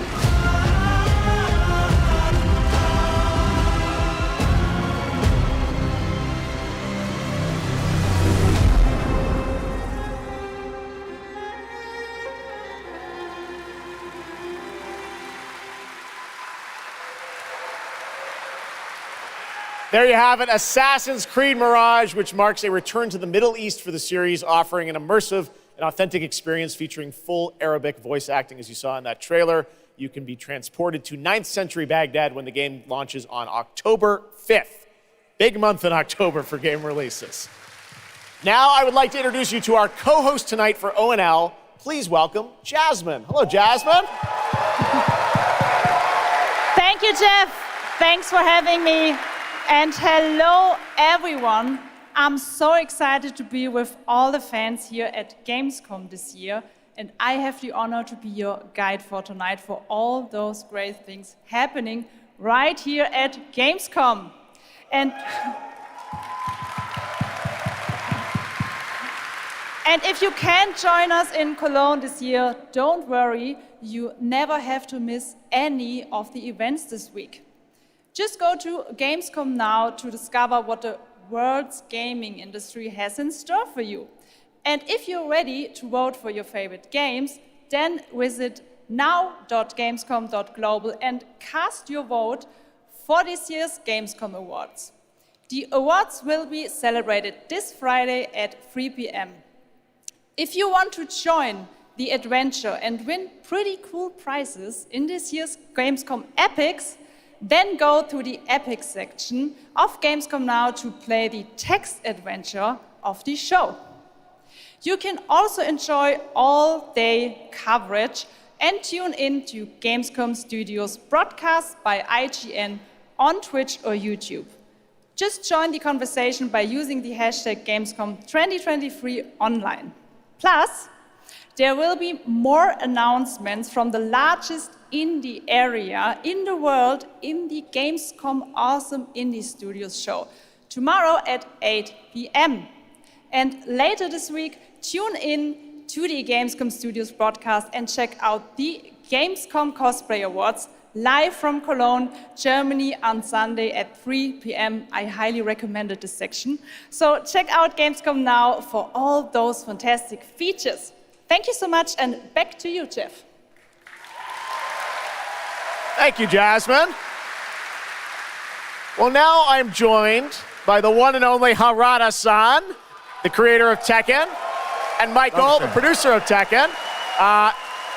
You guys have come all this way from Japan to deliver something special to Gamescom. Yeah. What do we got, Harada? そうですね、普段最近はずっとバトルシステムの話ばっかりしてるので、今日は皆さんのために、全く新しいモードの情報を持ってきました。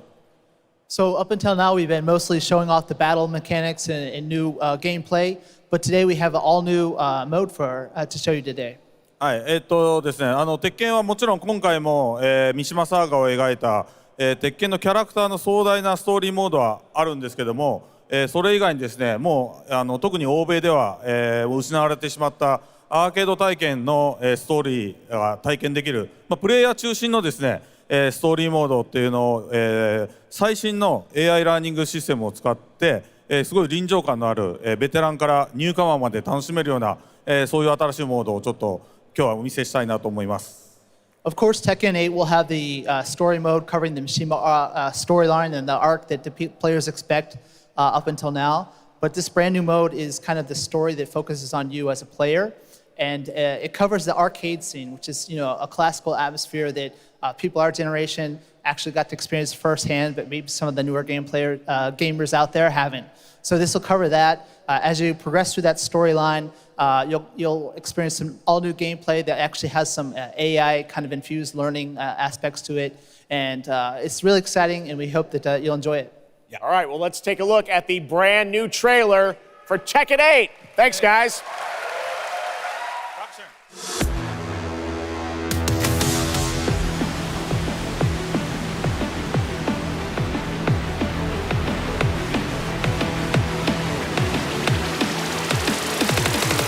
Going somewhere? Yes! 戦闘を開始する決めたからHey, ¿qué tal? ¿Cómo son? 失敗バジゲッソ Es hora de entrar. Observa! Odro Chiche! Heihachi Mishima is dead. أريد معرفة الحقيقة.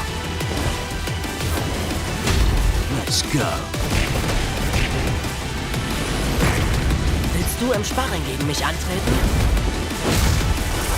Yoshimitsu Kendo!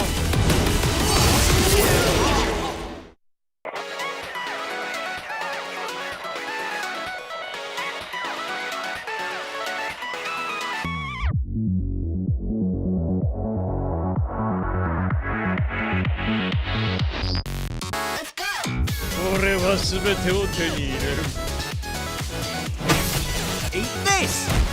What's done is done. Kitana.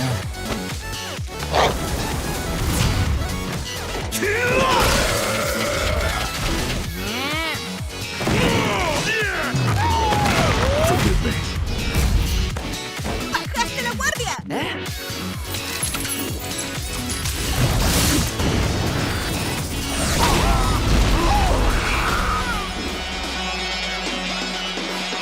Get ready for the next battle.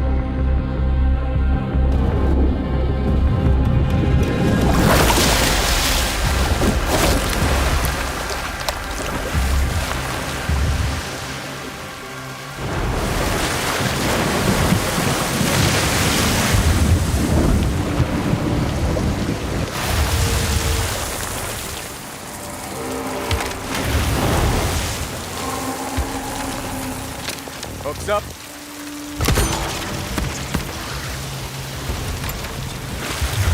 Good hook. Let's get up top.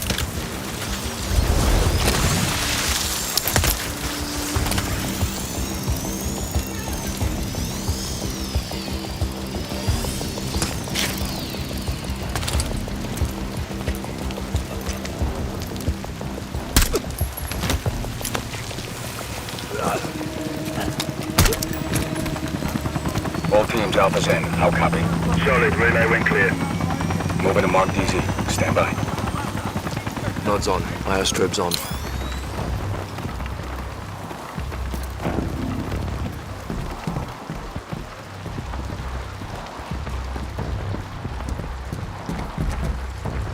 Hold.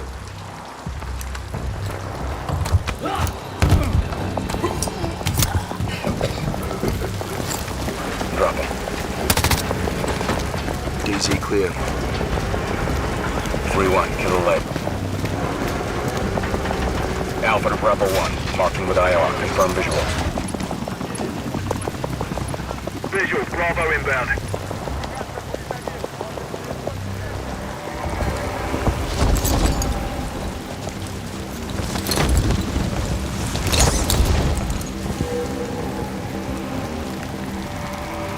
All teams. Bravo's on deck. Pushing up. Alpha to Charlie. You set? Affirmative. All teams green to go in phase 2. Check. Roger.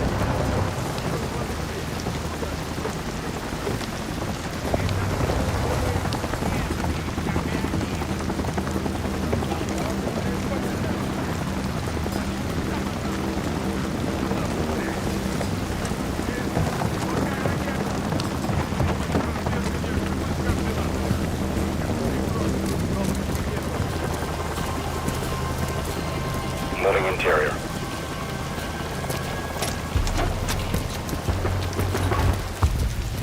All clear. Descending stairwell, south side.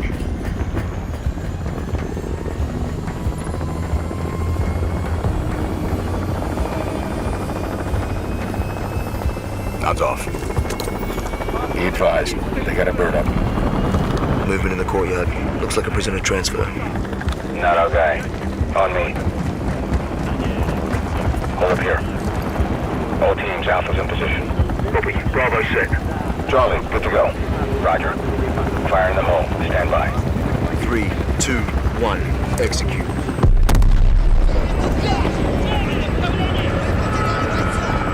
They're taking the bait. Light them up.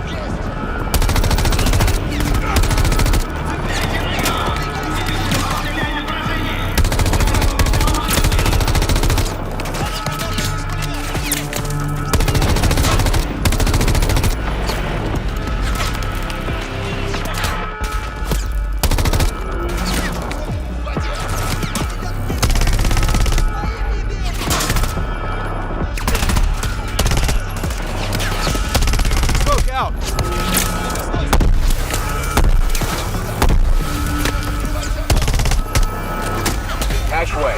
On me. Move. Pop the hatch.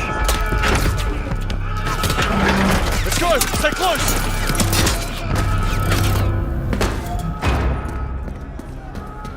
Bravo. Alpha's in the tunnels. What's your status? Outside the control room. Waiting on you. Copy. At the gate. Stand by.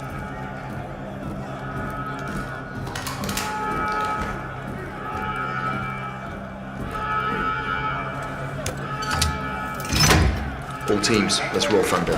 Bravo, pull the plug. Roger. Blackout in 3, 2, 1. Execute.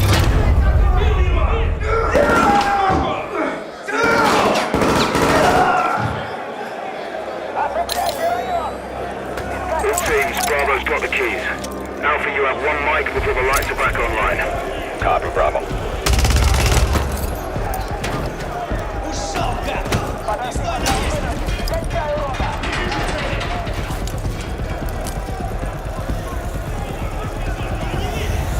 Kick off the riot. Roger. Opening blocks 1 through 4.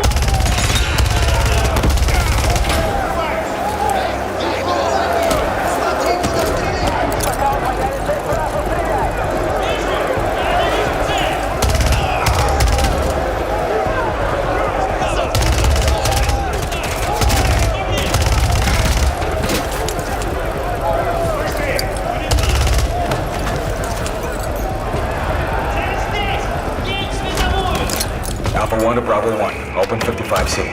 Check.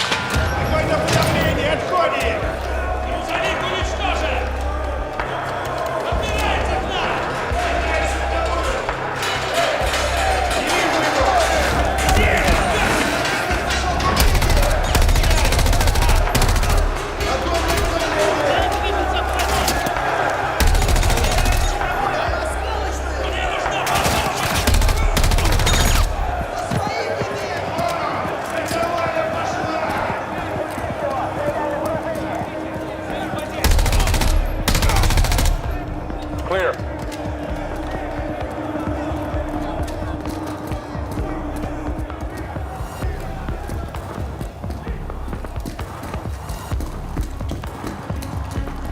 Alpha moving on sub-level.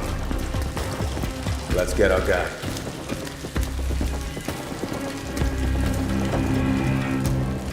Ready, breach? Breacher up.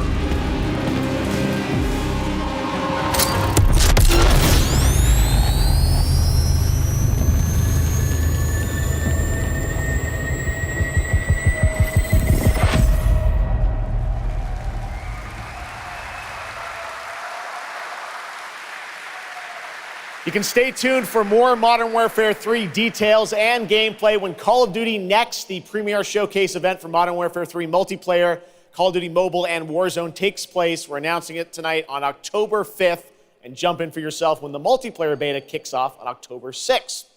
We have so much more to share with you, but first, here's an update on Nightingale, the new shared world survival crafting game from Inflection. After a few years of waiting, it's finally time to find out the early access release date for Steam and Epic Store. The Feywilds await, and so too Nightingale. Awaken your first portal and tread on towards that which is boundless, beyond the measurable.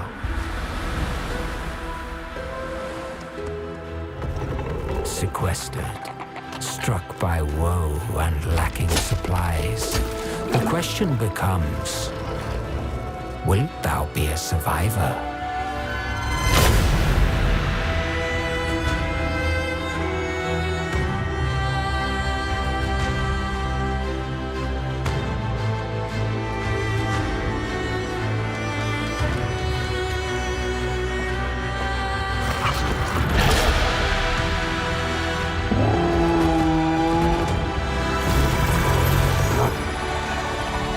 Regardless of which portal variety you favor,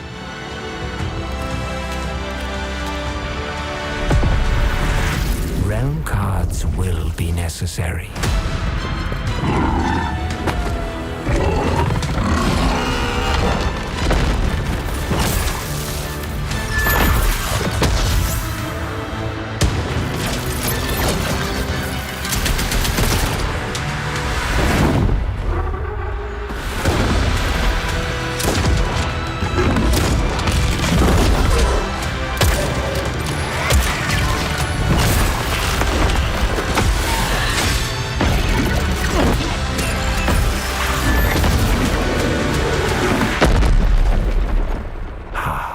Fly.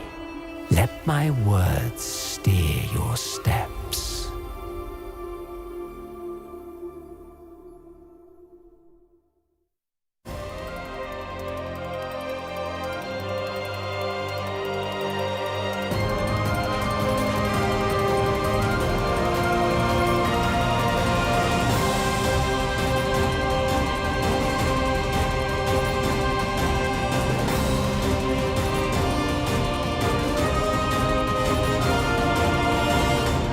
The astral realm is Lilith's home.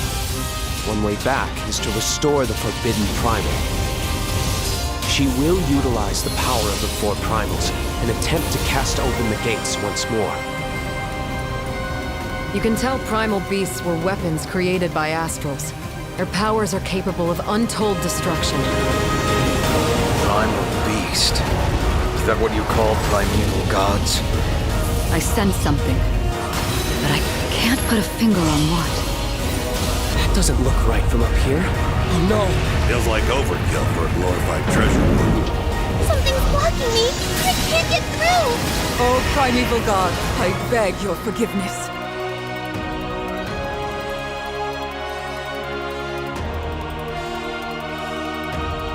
But fate set in motion can't be stopped. Deliver us from grief and sacrifice. Fulfill my salvation.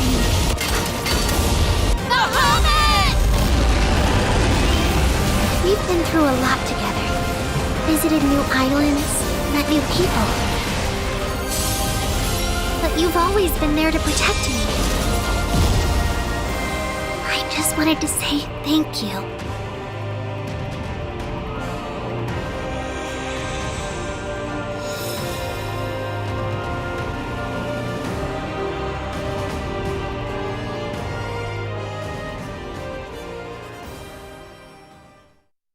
Hey everyone at Gamescom, Gina Torres here. I play General Kirkin in Immortals of Avium. She is Jack's mentor, she is tough, and she is conflicted about how to win this ever war. But that's all I can say. Let's take a look at the game. It's out today.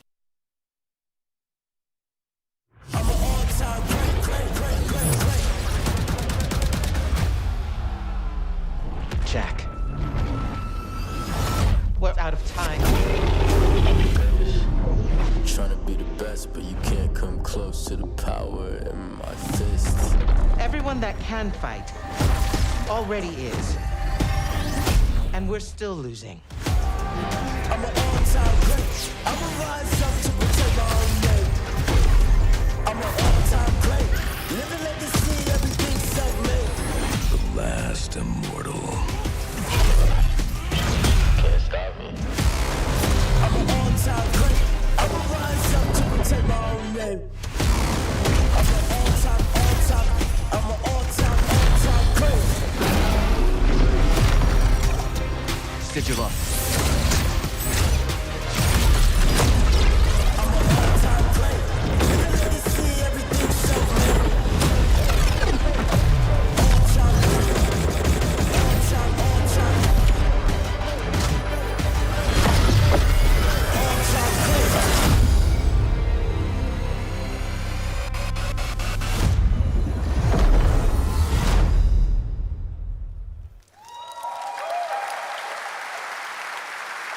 That was Immortals of Avium, which is out today. And next up, we're going to step into the world of the Hoyoverse. And I am here with Zhenyu Li, the producer of Zenless Zone Zero. Zhenyu, welcome to Gamescom. It's great to have you here. Thank you. Great. Yes, fantastic. It's a great honor to have you here.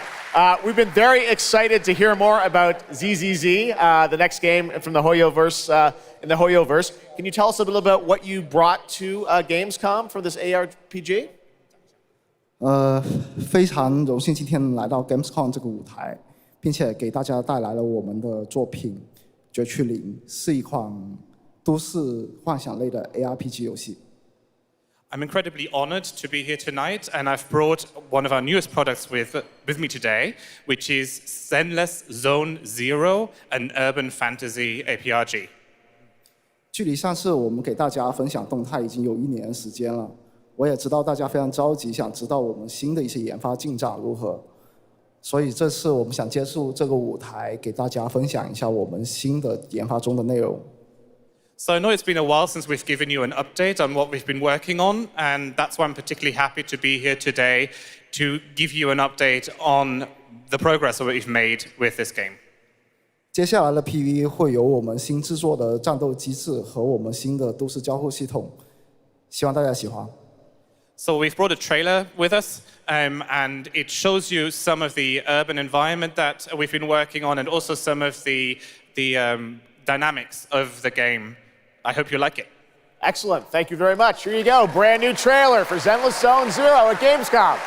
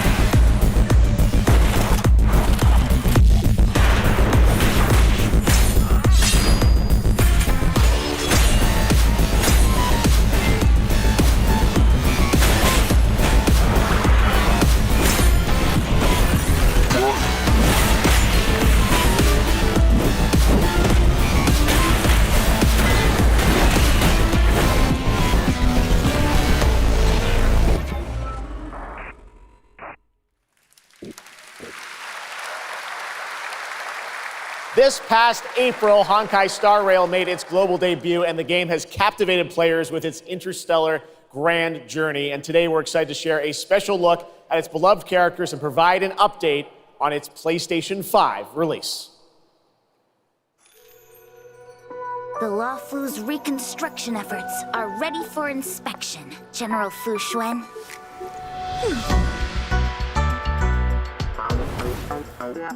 Thanks to the Skyfaring Commission, Starscape Haven is back to full capacity. Allowing Jin Yuan to serve as a military instructor was a wise decision. The troops' morale is sky high, and the Realm Keeping Commission has completed repairs in Exalting Sanctum.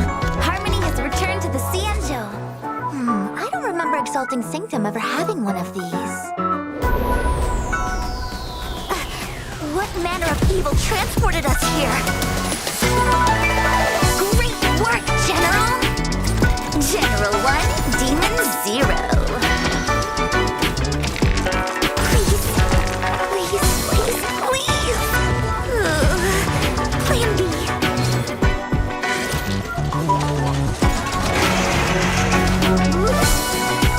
General, do something!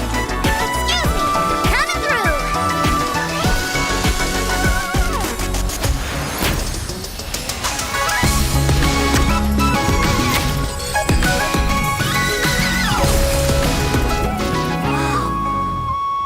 It's an emergency, Master Diviner! Jin Yuan's not here, and the Cloud Knights haven't trained in days. Looks like I'll have to help Jin Yuan get these slackers in order. You have nowhere to run.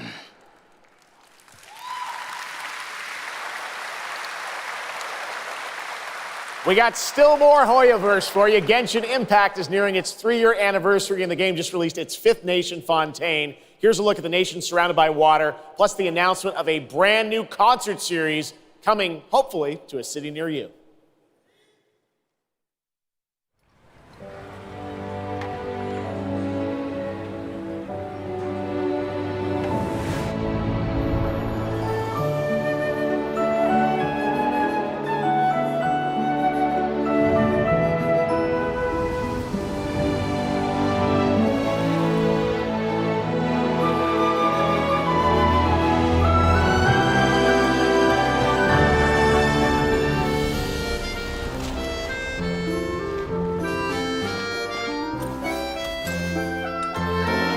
This is no time for distractions. Seriously, you have a great magician standing right here.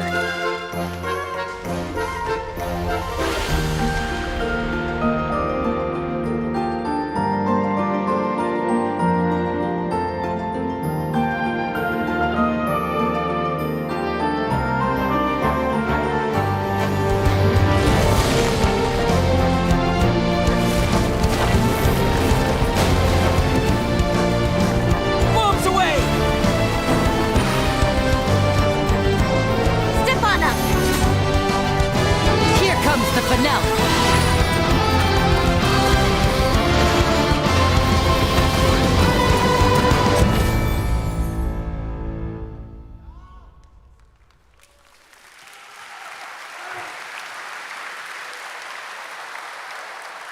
This October, Lords of the Fallen releases an RPG adventure where he plays a Dark Crusader who can access a parallel dimension, the Umbral. Here is a first look at the brand new story trailer for Lords of the Fallen.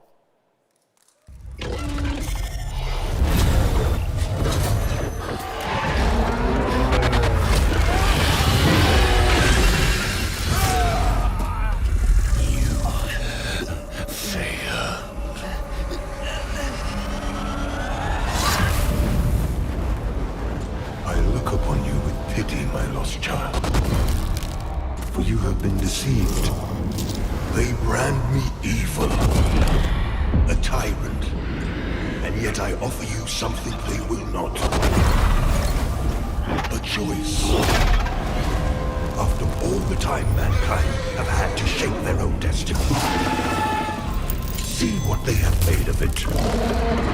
War, greed, hatred, suffering, chaos.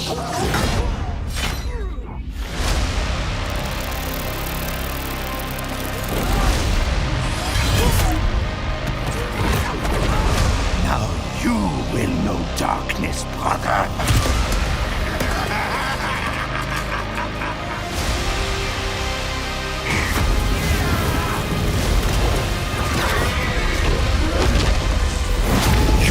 Are in the presence of a god human. Kneel before me and beg for forgiveness. And remember, you look into the shadows, might be the shadows look back.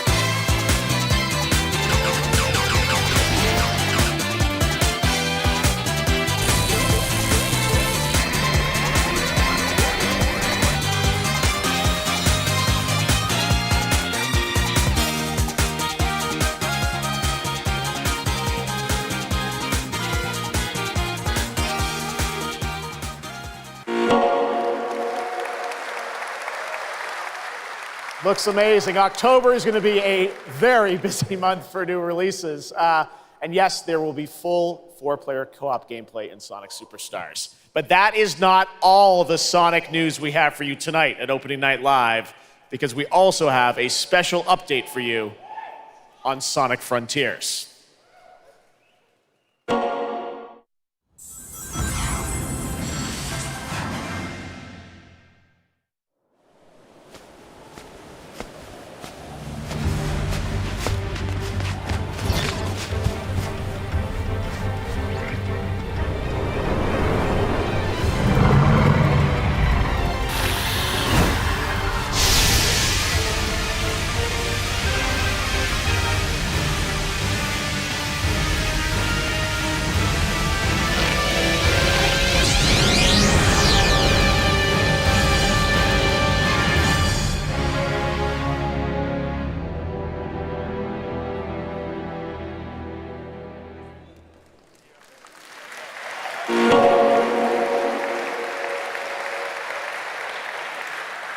Hello again. It's so amazing being here at Gamescom with all the game devs, publishers, and of course, the fans.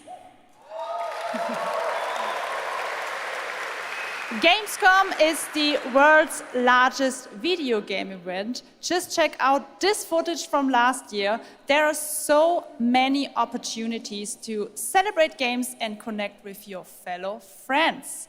And earlier, I mentioned the Gamescom cosplay area, where you can see amazing game-inspired costume, just like these.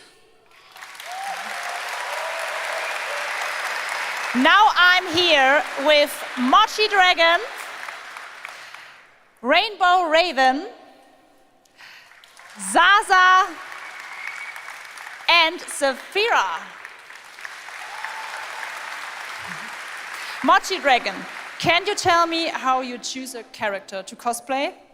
For me, there are 3 things required in order to decide on a cosplay. The first thing is, do I like the game or the media where it's coming from? The second one is, do I enjoy the character design? And the third one is, does it have a little challenge in the cosplay making progress, like sewing a corset like my princess has here, or imitating bone structure with foam? And what makes cosplay at Gamescom unique for you? For me, it's definitely being able to play all of these awesome games in cosplay at the booths of the developers, as well as talking to the producers of the indie games, like having first-hand conversations, and of course, the Cosplay Village.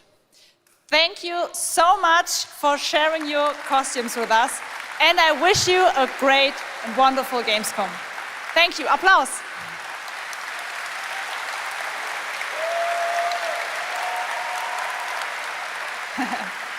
Before I go, I would like to tell you about the Gamescom event arena. Friday through Sunday, there will be live shows from this stage right here in this hall. Check out creators, gaming events and esports competitions live from Cologne or tune in online. Join and follow us on Facebook, Instagram, TikTok, Twitter, Twitch, and be sure to use the Gamescom hashtag 2023. Thank you so much, and back to you, Jeff. Fantastic. Thank you, Jasmine. It's great to have you here. All right, right now we've got a first look at the first Descendant, a next-generation action looter shooter from Nexon. The cross-play open beta is going to be held September 19th to 25th.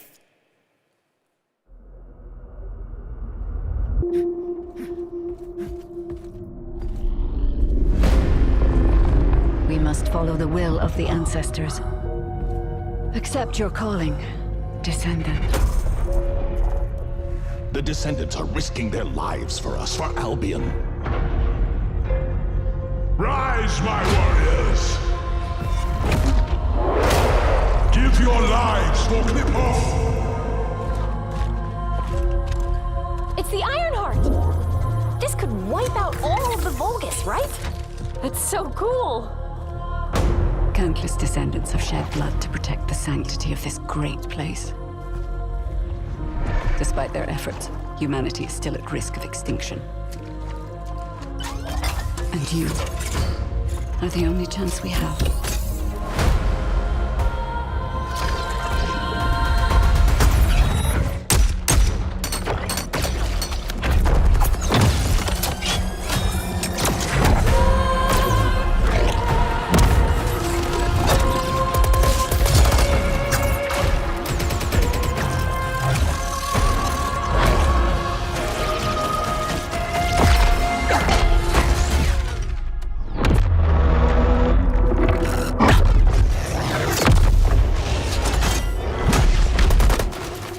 There's a Grave Walker.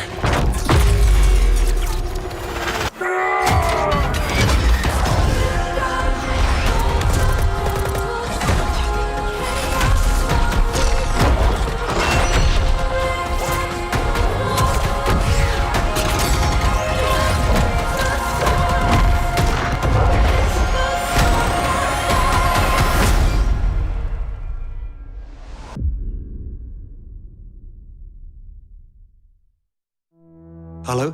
Hello? Hi. How's Surface World? Good. Everything's fine. Great. How are you? Tired, but in a good way. Busy. Unitrench is still Unitrench. I'm worried about you. I heard there was a storm coming. I told you, I still need time. Time to what, Stan? Because as far as I can see, you're just treading water. We're upping the extraction rate. Maximum output. I don't expect you to understand. You're not the only one who's suffering. I need you with me here, now. I will be. I promise.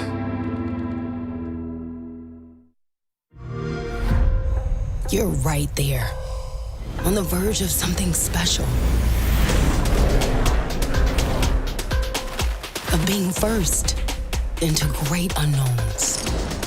The emotion located so particular with me. Love, the question forgot to mention. We're about to set it off. We're about to set it off. About to set it off.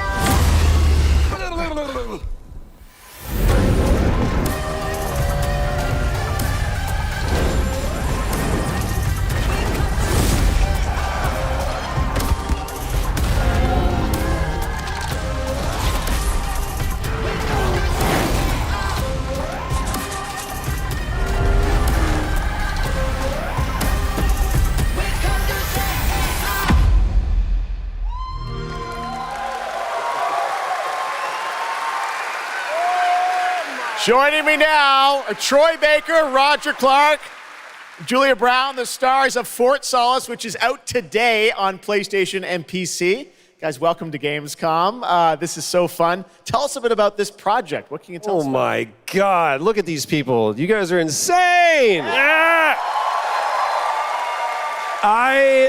We've been able to talk about this game for a while. I think the thing that I'm most excited about is for people to explore these characters. At the core of this experience is unraveling the mystery of Fort Solace, and you're going to do that by discovering these characters and learning about their stories, and that's, as actors, that's something that we just want to throw ourselves into. And this is a game, I know Roger it's an independent game made by a pretty small team, right?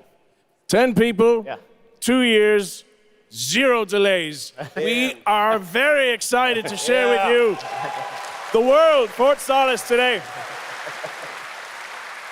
It was a real joy to work on, and it's a joy to see what indie studios are capable of in this day and age. It's a real thrill. And an amazing cast for an independent game. Juliet, this is, we know you from a lot of great, film, television work. This game thing, how did you get involved in this project? Yeah, it's my first ever video game project, so I'm so excited. Thank you. And to get to work beside 2 of the best in the game world nonetheless. So I just said me. Watch these guys and learn. And you guys did full-on, performance capture. We see a little tease of your character there, Juliet. What can you tell us about kind of what we're going to see in this launch trailer? Because it's an amazing narrative experience, right? This sort of, an independent game, but done on a big production value. Yeah, let's go, Roger. One of the best things about working with Troy, I remember coming in from lunch and we were doing the mocap, and I walked into the foyer and there I see Troy's butthole. The hole is butt made.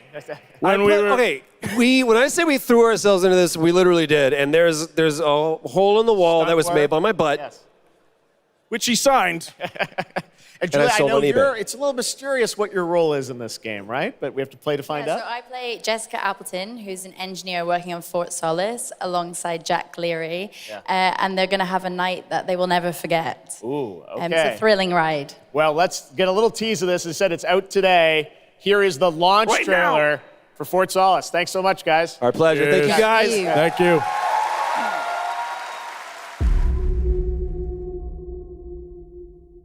Jack Leary, senior engineer en route to Fort Solace, in the Planum Quadrant, responding to an alarm. Suspected power failure, await further information. Recording submitted. Is there no sign of security? No.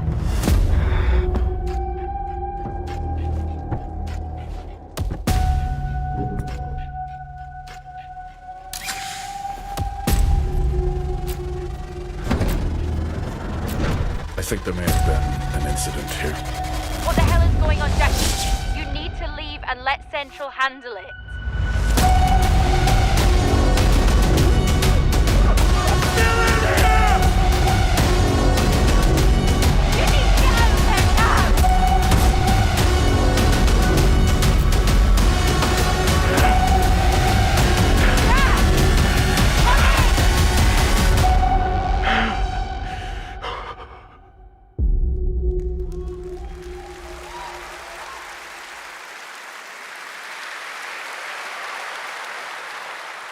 All right, next, it's time for the announcement about a new game from Focus Entertainment and Saber, the continuation of the ultimate off-road experience.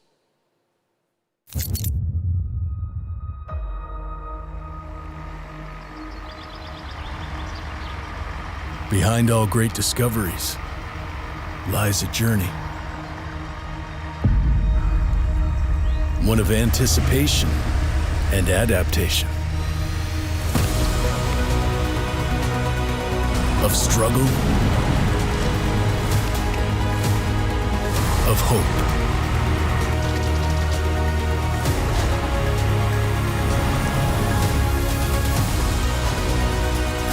Each step matters. For every obstacle, there's a solution.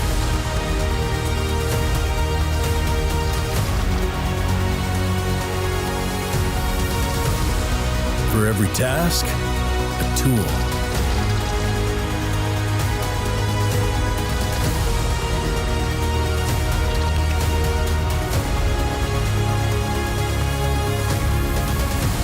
For every destination,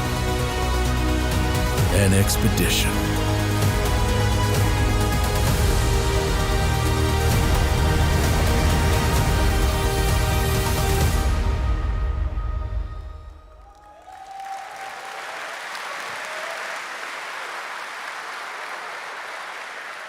All right, our next stop, the Crew Motorfest, a vibrant open world, welcomes you to the ultimate festival for car lovers, Motorfest. Here is the brand new trailer.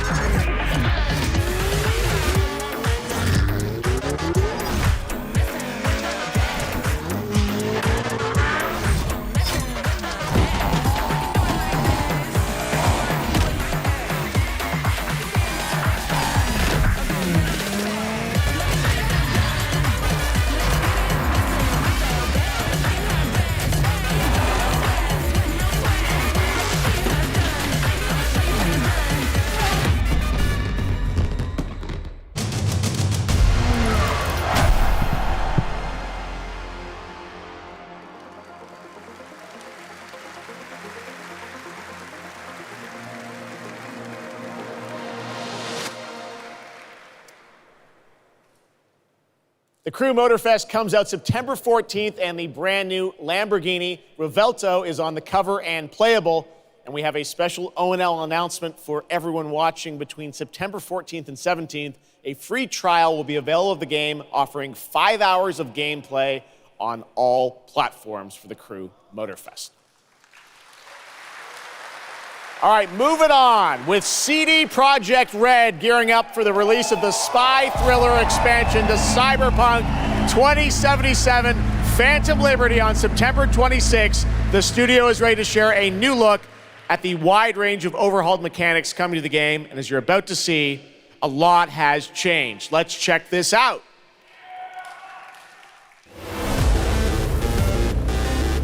Okay, yeah, let's go.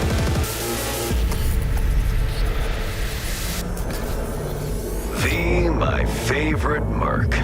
Welcome to Dogtown. There's a job. Coordinates provided. You know what to do.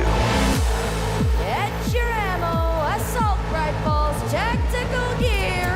Hands, thinking of buying some iron. The logical choice.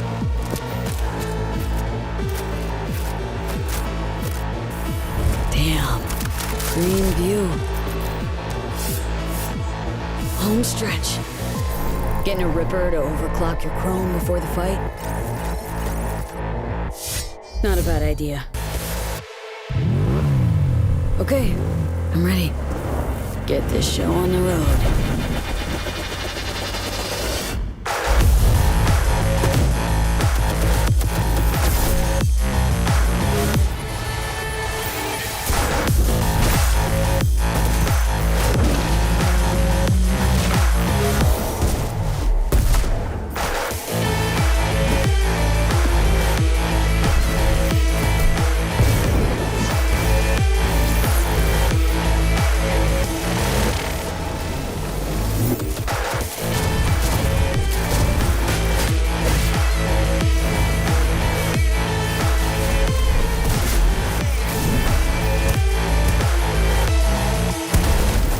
Job done.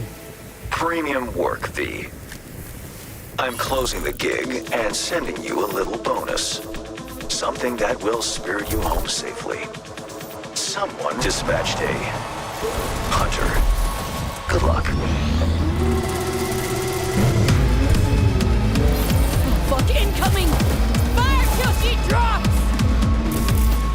Got a net runner sitch here! Need backup right now! All nearby units, we got a situation in Watson. Roger, dispatch. We're on our way. NC police, for fuck's sake. Your actions are illegal. Let me put it this way. No gun, no fun. Max. Tilt out. Fuck, that was close. Bravo, V. I only hope this won't mark the end of our collaboration. You will hear from me soon. This I guarantee you.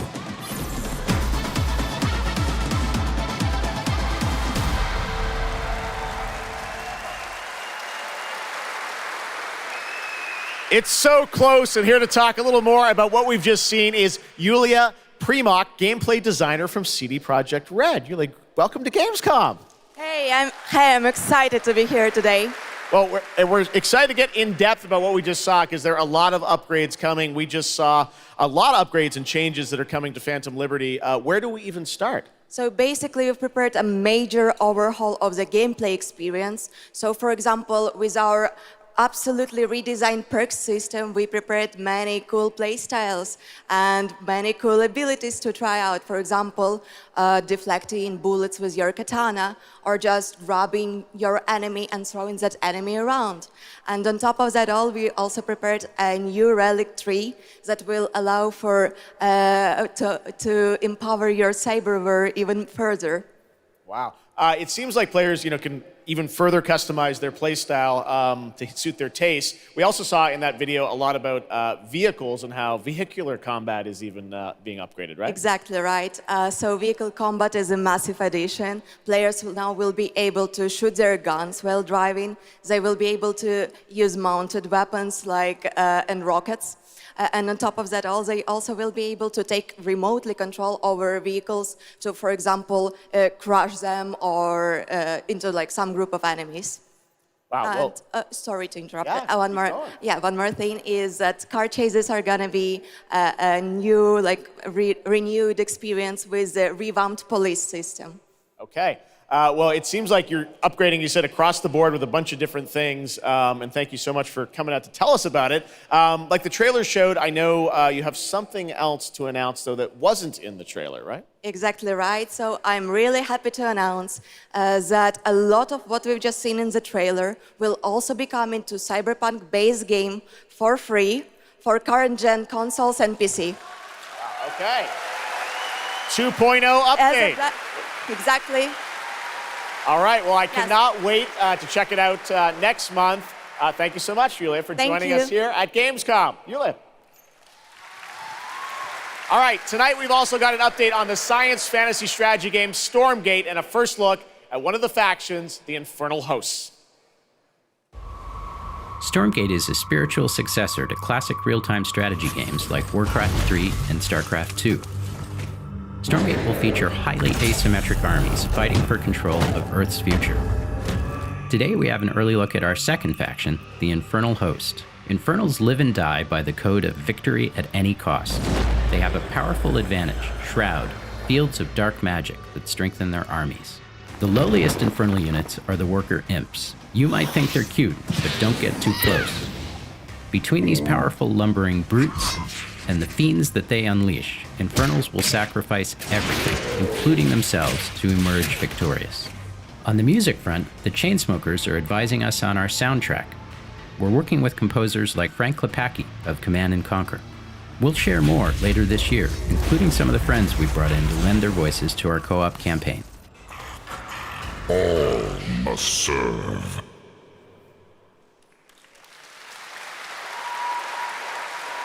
Gamescom always strives to help our environment, and all of you can help make a change with a donation to the Gamescom Forest. Now to present Gamescom Green Studio of the Year, please join me in welcoming Lisa Pack from Playing for the Planet. Lisa? Every time I come to Gamescom, I am amazed by the scale of this event and impressed with how each year the team continues to make steps to make it more sustainable. This is being done through the Gamescom Goes Green initiative, as well as by partnering with us at Playing for the Planet. Through Playing for the Planet, the United Nations has been working with the games industry to inspire millions of players around the world to learn more about the environment and to take actions that benefit the planet. Whether you are a gamer, a head of a AAA studio, or an indie developer, all of us can and should play a part. What matters most is that you start somewhere and collaborate, because time is of the essence. And if we don't start now, then when? For those of you who play games, many of you are already raising the bar by asking game makers to step up and act on values that are important to you. Keep on asking, whether it's for more green content or greater energy efficiency, because your voice counts. For this year's Green Studio of the Year award, we have been looking for bold, system-changing, innovative, and creative ways to tackle the climate crisis, and all nominees this year have done an amazing job. The way we win on climate change is to stop emissions from happening in the first place, and that is exactly what this year's award winner is actively trying to do. The nominees for the Green Studio of the Year, based on companies that have submitted applications, are Frontier, Ubisoft, and Xbox. And this year's winner is Xbox. And here to accept the award is Phil Spencer, the head of Xbox.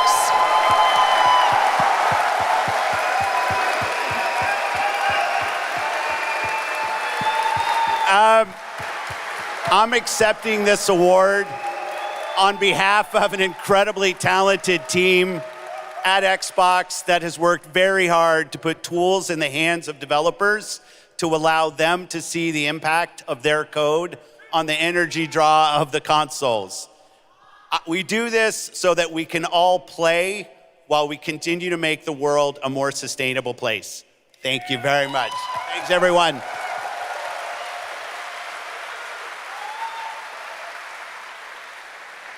Congratulations to Phil and Xbox. Great to have that award in the show. I'm now here with Judd Cobbler, the founder and CEO of 11th Hour Games. Judd, this is a big moment for you guys. ARPGs have had an incredible year, but you're an independent studio that has been building this game for a number of years, and we're excited to tell your story. So tell us a bit about The Last Epoch. Absolutely. So Jeff, thanks so much for having me.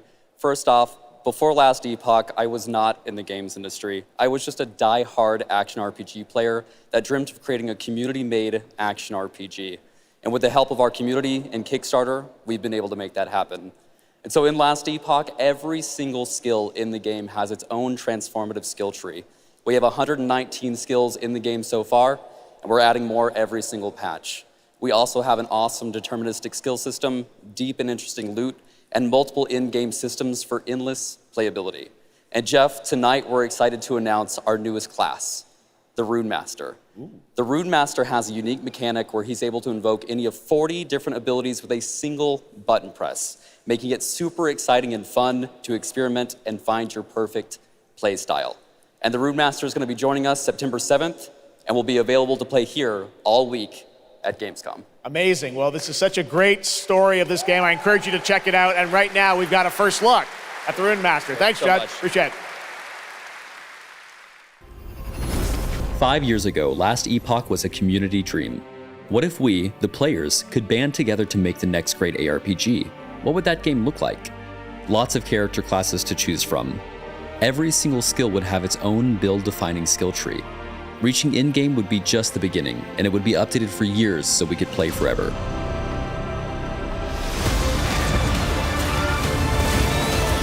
Last Epoch makes crafting and finding items super rewarding.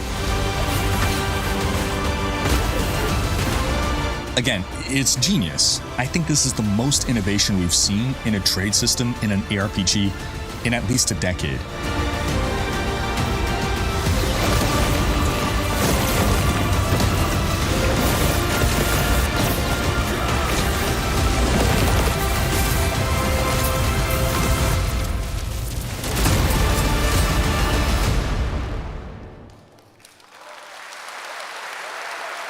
A really cool game. Speaking of cool games, please welcome the winner of Best Mobile Game last year at the Game Awards, Ben Brode from Marvel Snap. Hello, Ben. Oh, it's whoa, you. Whoa. I know we won Mobile Game of the Year. You did, yeah. But we just finished rebuilding the entire game to run natively on PC. Okay. It looks insane. And I'm here to tell you that literally just 5 minutes ago, we launched the game on Steam. Okay, it's on Steam, rebuilt. Now. Yes. That's fantastic. Now, I know anyone actually watching the show on Twitch, if you watch more than 30 minutes of ONL tonight, there's a special Twitch drop, a Spider-Man variant for Marvel Snap. And right now, we've got an exclusive cinematic to show you from Snap. Check it out. Thanks, Ben.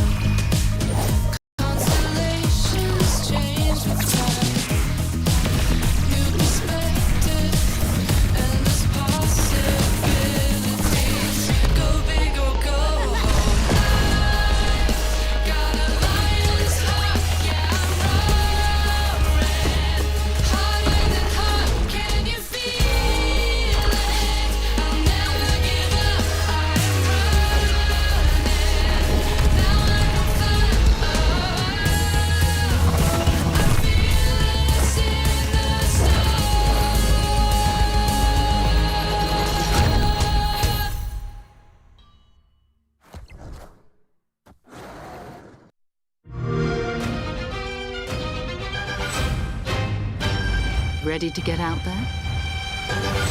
Next big thing and I'm on the move. Best watch your step when I'm coming through. We have a lot to talk about. Already it's a classic, classic. If I drop any day, it's a classic. Any wave that I'm on, it's a classic. Hey, you heard that? Classic.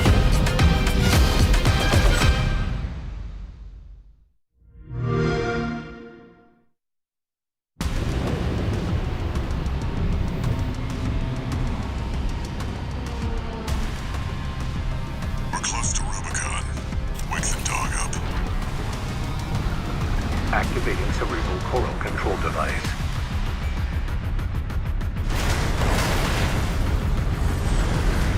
Augmented human C4621 has awakened.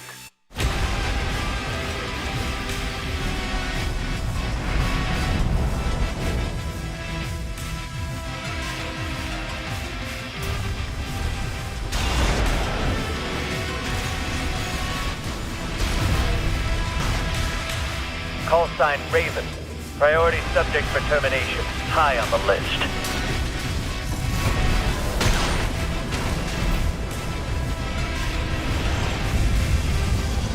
You ready to climb the wall?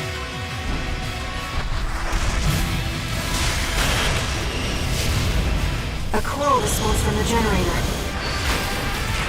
Why hide behind another's call sign? Watch out! Let's see how far they can fly on borrowed wings.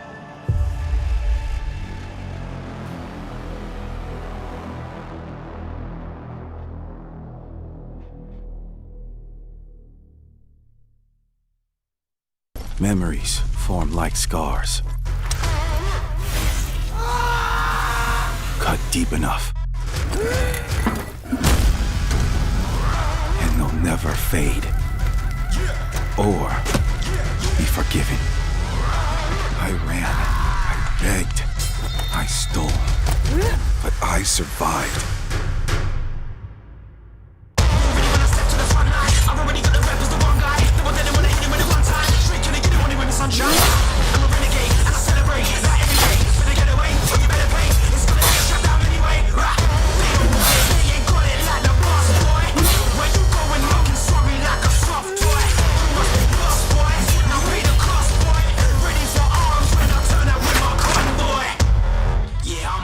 Assassin, bigger than you imagine. Better call in your faction. Ready for the curtain call, last camera action.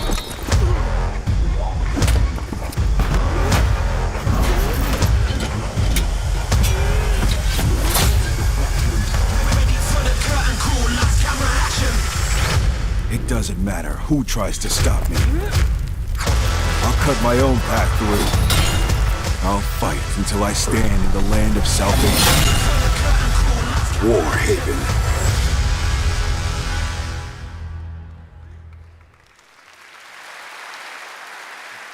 That was War Haven, and the Melee multiplayer PvP game will hit Steam Early Access on September 21st. Next, I am so excited to welcome to Gamescom the creator of Mortal Kombat, who's come all the way to Gamescom to unleash even more news on MK1, which ships in just a month. Please join me in welcoming to O&L, Ed Boon.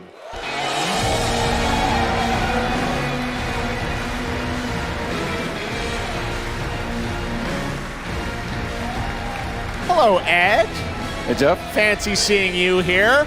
Well, we had a lot of fun with you at Summer Game Fest revealing the first gameplay of MK, and I gotta say, every trailer you drop just gets crazier and crazier. So what did you bring to Gamescom?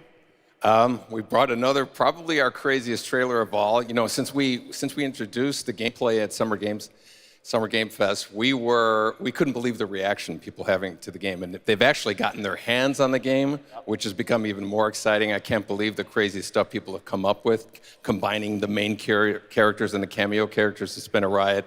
But this trailer we have here should give you an even better idea of just how insane things get with this game. There are some reveals in it. I gotta say, this is such a great asset. You guys are gonna enjoy it. Here it is, Mortal Kombat 1, the brand new trailer. Outworld can be both alien and intoxicating to Earthrealmers, while our realms are at peace. There are Outworlders who would prefer us to be at war. General Shao. Victor of the Tavarian War. Conqueror of the Quatan Plains. All of Outworld is grateful for his service.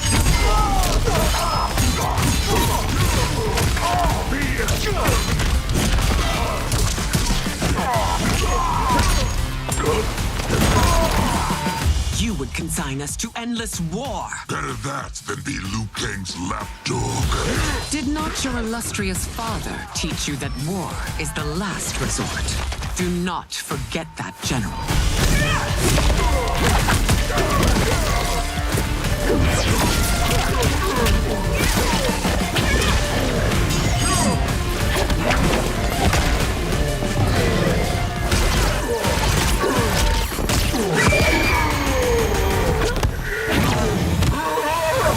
We gather once again to honor my late husband's legacy, to continue the tournament that he founded with Lord Liu Kang.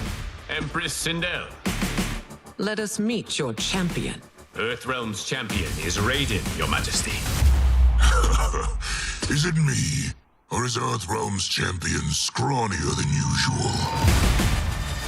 He has earned his place by embodying the very best qualities of Earthrealm's people. I am ready, Your Majesty. Whom shall I face?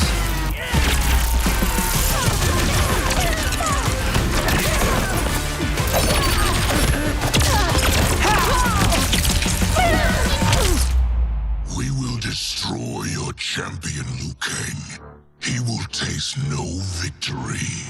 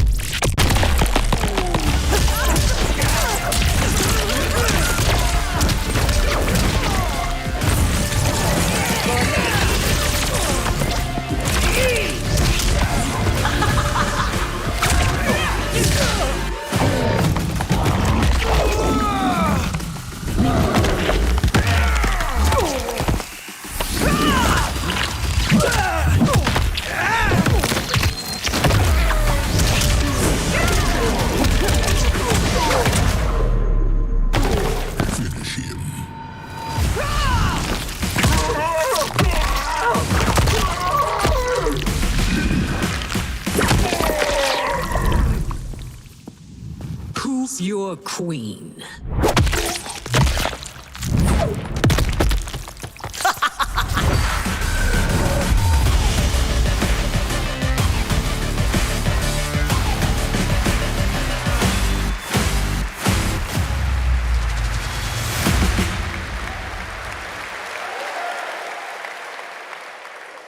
Looks insane. All right, time for a tonal shift.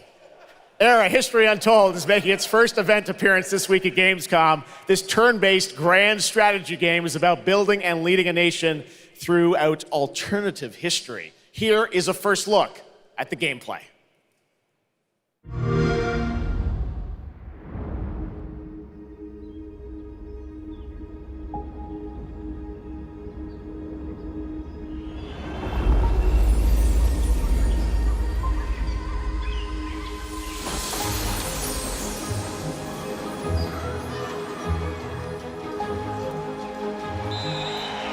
Let's go back to the beginning. There, the world untouched. No thrones ascended. No history yet written. Just people waiting to be led somewhere extraordinary by you.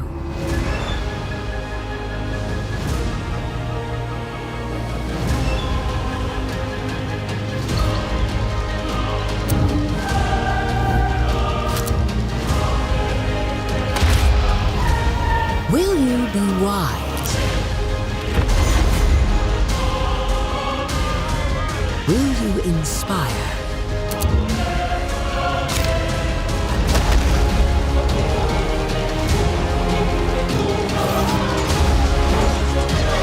Or will you conquer?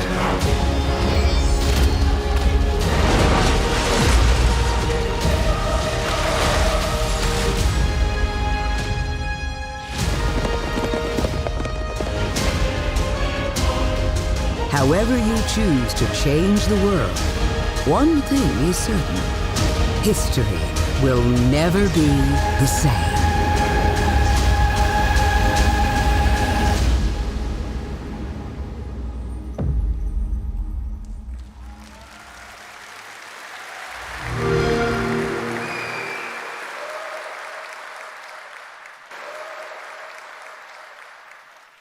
Blizzard has had a long history here at Gamescom, and in its latest game, Diablo 4, it arrived in June and will be supported for years to come with seasonal content. Their first season of The Malignant is now underway, but in a bit of a surprise, we're now about to share with you the first news on the next season coming this fall. It started small. Nameless people that no one would miss. Dead, discarded, their throats torn open. The church ignored the killings, even as fear mounted like the bodies. The desperate and the brave fought to end the corruption, but they were too late.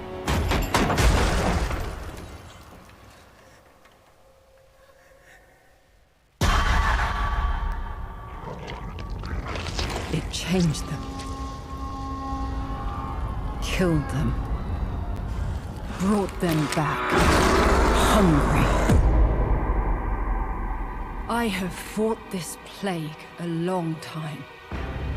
We need something different. A survivor with all of their strengths and none of our weaknesses. Someone unexpected.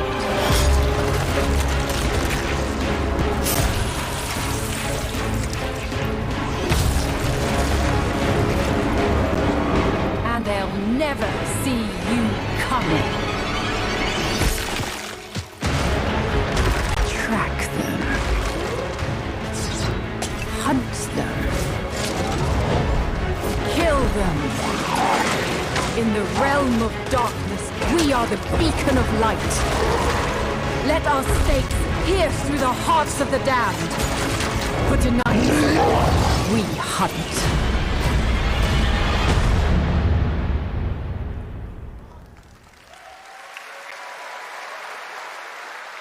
Gamescom, please welcome actress and producer Gemma Chan, who is voicing the role of vampire hunter Eris in the Season of the Blood, and the general manager of the Diablo franchise at Blizzard, Rod Ferguson. Welcome to Gamescom. Hi, everyone. Gemma, this is so exciting to have you here. Welcome to the video game world. I know this is your first video game, right? It is. Thank you for having me. It is my first video game. I have always appreciated the power of storytelling in all its different forms. And in some ways, video games are very much like interactive cinema now. So I was so excited to play this character. And yeah, thank you for inviting me into the world of Sanctuary. You did an excellent job. I can't wait for people to hear you. Yeah, this is exciting. You know, season 2, which will be coming, as you said, in October. What can you tell us about the character that you're playing, Eris? So Eris is a seasoned vampire hunter. She is going to be your badass warrior companion as you fight your way through the perils of Sanctuary. She's complex. She's seen quite a bit of horror in her lifetime. So initially she comes across as a little bit cold and jaded. But in a fight, she will definitely have your back. Good to know. Rod, tell us a bit about what we can expect from this new Diablo season in October. Well, Jeff, you know, Diablo is about creating that ultimate power fantasy. And obviously, a lot of people have been doing it. We have over 12 million players and 1.3 billion hours played so far. And I just want to take a second to say thank you. We're so appreciative of their enthusiasm and all the player feedback. It's going to help us make great seasons for years to come. Now, for our free second season, Season of Blood, you get to join Eris as a vampire hunter, but not just any normal vampire hunter. You're going to get cool vampiric powers and become kind of a daywalker, a vampire that hunts vampires and ultimately tracks down and faces off with the big bad vampire lord. Now, that's Season 2, and that's October, so we still have lots of time to jump into Season 1, the Season of Malignant. So, you know, seasons are a great time to start with Diablo because we all begin at the same place. So come join us in Diablo. Amazing. All right, well, thank you both for making the trek here to Gamescom in Germany, and we can't wait to meet more Eris and hear more in October. Fantastic. Gemma, Rod, thank you so much. Thank you. All right, and now it's time for another world premiere. This one is a European-made game about hope, love, friendship, and robots.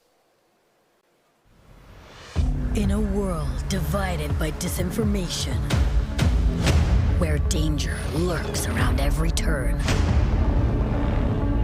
a motley crew of misfits embark on a fateful road trip to discover their true power.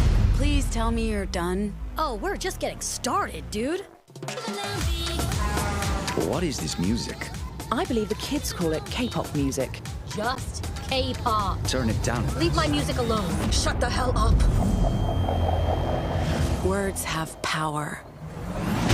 They can give you strength. Ready for this? Stand still. Words can bring people together and tear them apart. But if words hold so much power, He has no respect for you. She's right. the question is, what do you have to say?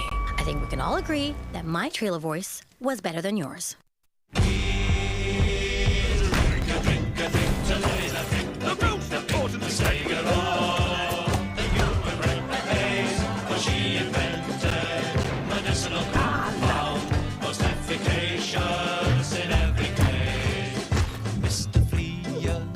Sticky out ears, and it made him awful. Gave him medicinal compound. Now he's learning how to fly. I've got you a meeting, the Lord Mayor, today. They need what we're selling. Get going!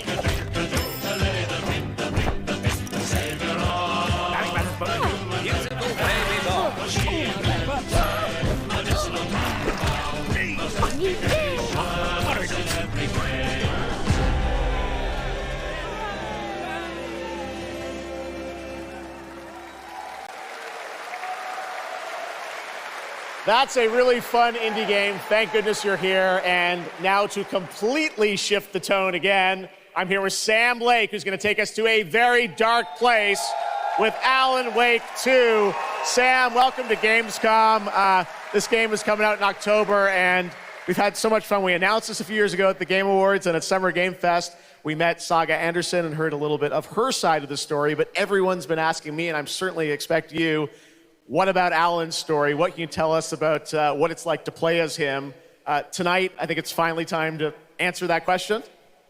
Thank you for having us here, Jeff. Yes, finally, it's time to show our title character, Alan Wake, and his struggle to escape the nightmare dimension of the dark place, where he's been for the last 13 years, ever since the first Alan Wake game.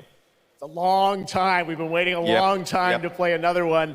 We're going to see some footage here, and I know you're actually using live action as well in it, right? And it's going to be kind of really blended together in a cool way. Yeah, the dark place is a dream reality, and it keeps drawing from Alan's mind, his thoughts, his fears, his writing, and he comes from New York City. And for years he has written crime fiction set in New York City. So now the dark place takes the shape of a nightmare in New York City. And we have used different mediums in our experience, in our games for storytelling, live action for sure. This time around, we've integrated live action seamlessly into the experience to show the dreamlike nature of the dark place. This game, I cannot wait. We don't have to wait too long. It's coming in October, but let's take a look now at the brand new trailer for Alan Wake 2. Sam, thank you so much. Thank you. Here we go. In a horror story, there are only victims and monsters. And the trick is not to end up as either. But trapped by the genre, we're all ripped to pieces along the way. No!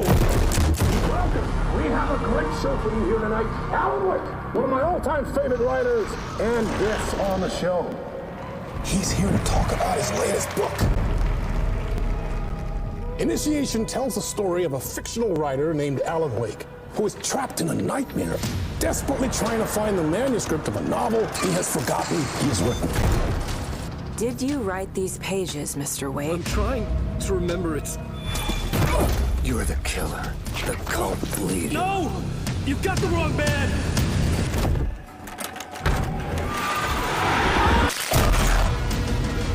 It's my fault! It got out!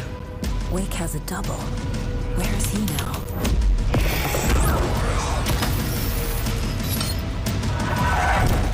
I don't want to be in the story, just write me out of the story.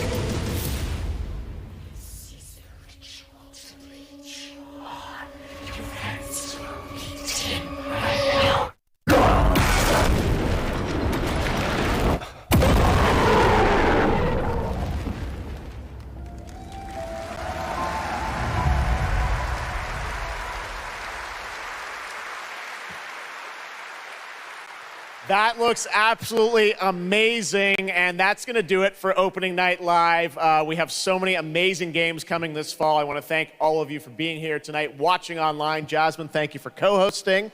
And I got to say, we got a lot of great games coming up in the next few months, so I hope you enjoy the rest of Gamescom and get ready for what's going to be quite a debate about Game of the Year. And speaking of the Game of the Year, I'm happy to announce tonight that the Game Awards will be returning live this December, and we've got a date for you.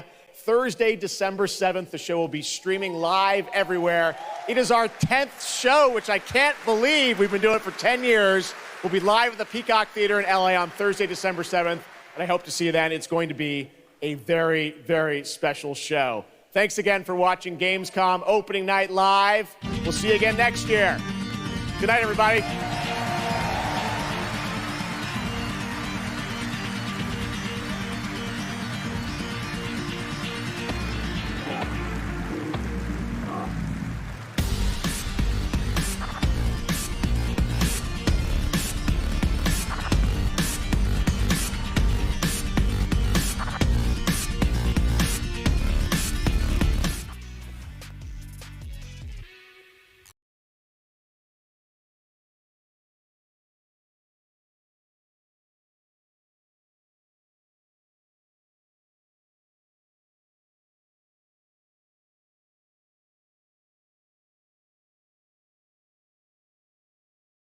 But just a PSA that the party is just getting started, baby. Now, right now, joining me to discuss Opening Night Live are my colleagues Kat Bailey, Jada Griffin, and our esteemed guest, Paris Lilly. How y'all doing?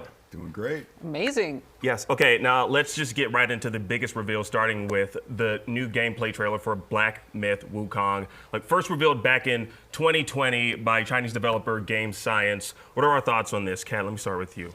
I think that it is one of the most impressive looking games of the show. I mean, obviously we have everybody and their mother trying to ape the success of Elden Ring and Dark Souls, but this looks like one of the most impressive action games on display. And of course, Journey to the West is a iconic story, basically on the level of a Lord of the Rings type story. So seeing that in this sort of context is really cool. And let's be honest, we've had plenty of claymores and buster swords and stuff. Let's have a cool staff with a monkey. It's awesome. Yeah, I'm honestly looking forward to this. When we first saw this way back when in 2020, I know it just blew everyone away. Paris, what were your thoughts when you first saw this and now seeing this new trailer? I mean, the first time I saw it, it blew me away. Yeah. And to see it here again at Gamescom, yeah, I mean, this is going to be right up my alley. I mean, to kind of echo what Kat is saying, everyone's going to try and copy the king, right? With Elden Ring. And I think this is doing it in a very unique way that really has piqued my interest.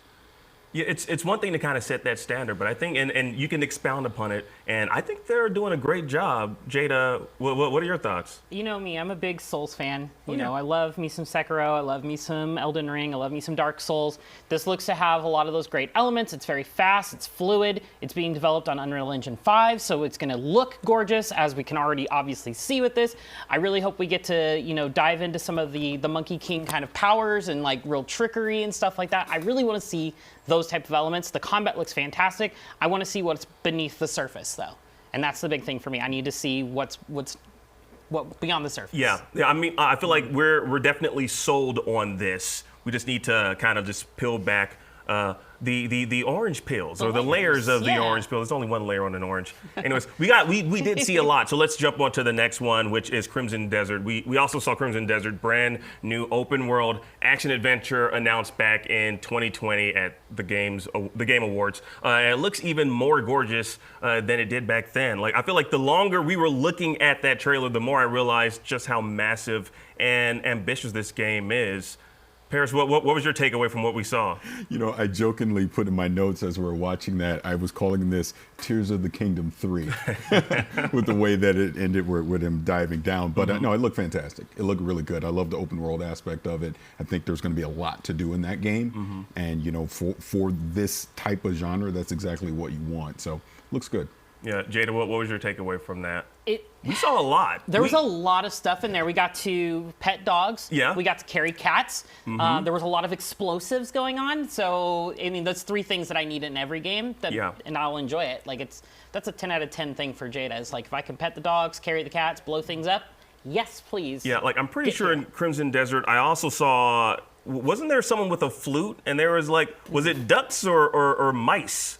Following. I don't remember what was following, but yeah, there was definitely some little creatures that were following the character. Playing a piper. Yeah. Kat, what do you think of this?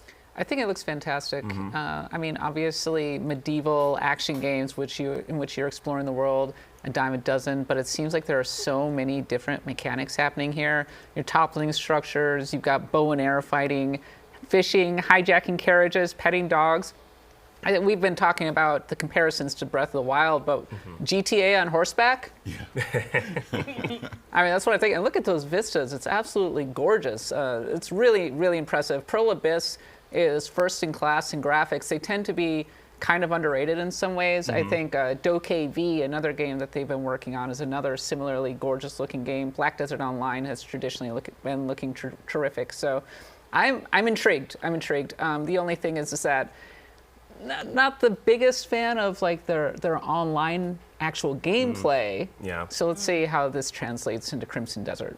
Yeah. So this. Well, it's funny that y'all were thinking almost immediately Breath of the Wild. I don't know, when I saw the character jump off that cliff, Fortnite popped into my head. Is that? A little bit. Can I say that? Can I say that? Is that? Or are people gonna like roast me in the chat? Probably. They're gonna roast me. Now, Crimson Desert is not yet a known quantity, but let's talk about something that is a known quantity, and that's Cyberpunk 2077.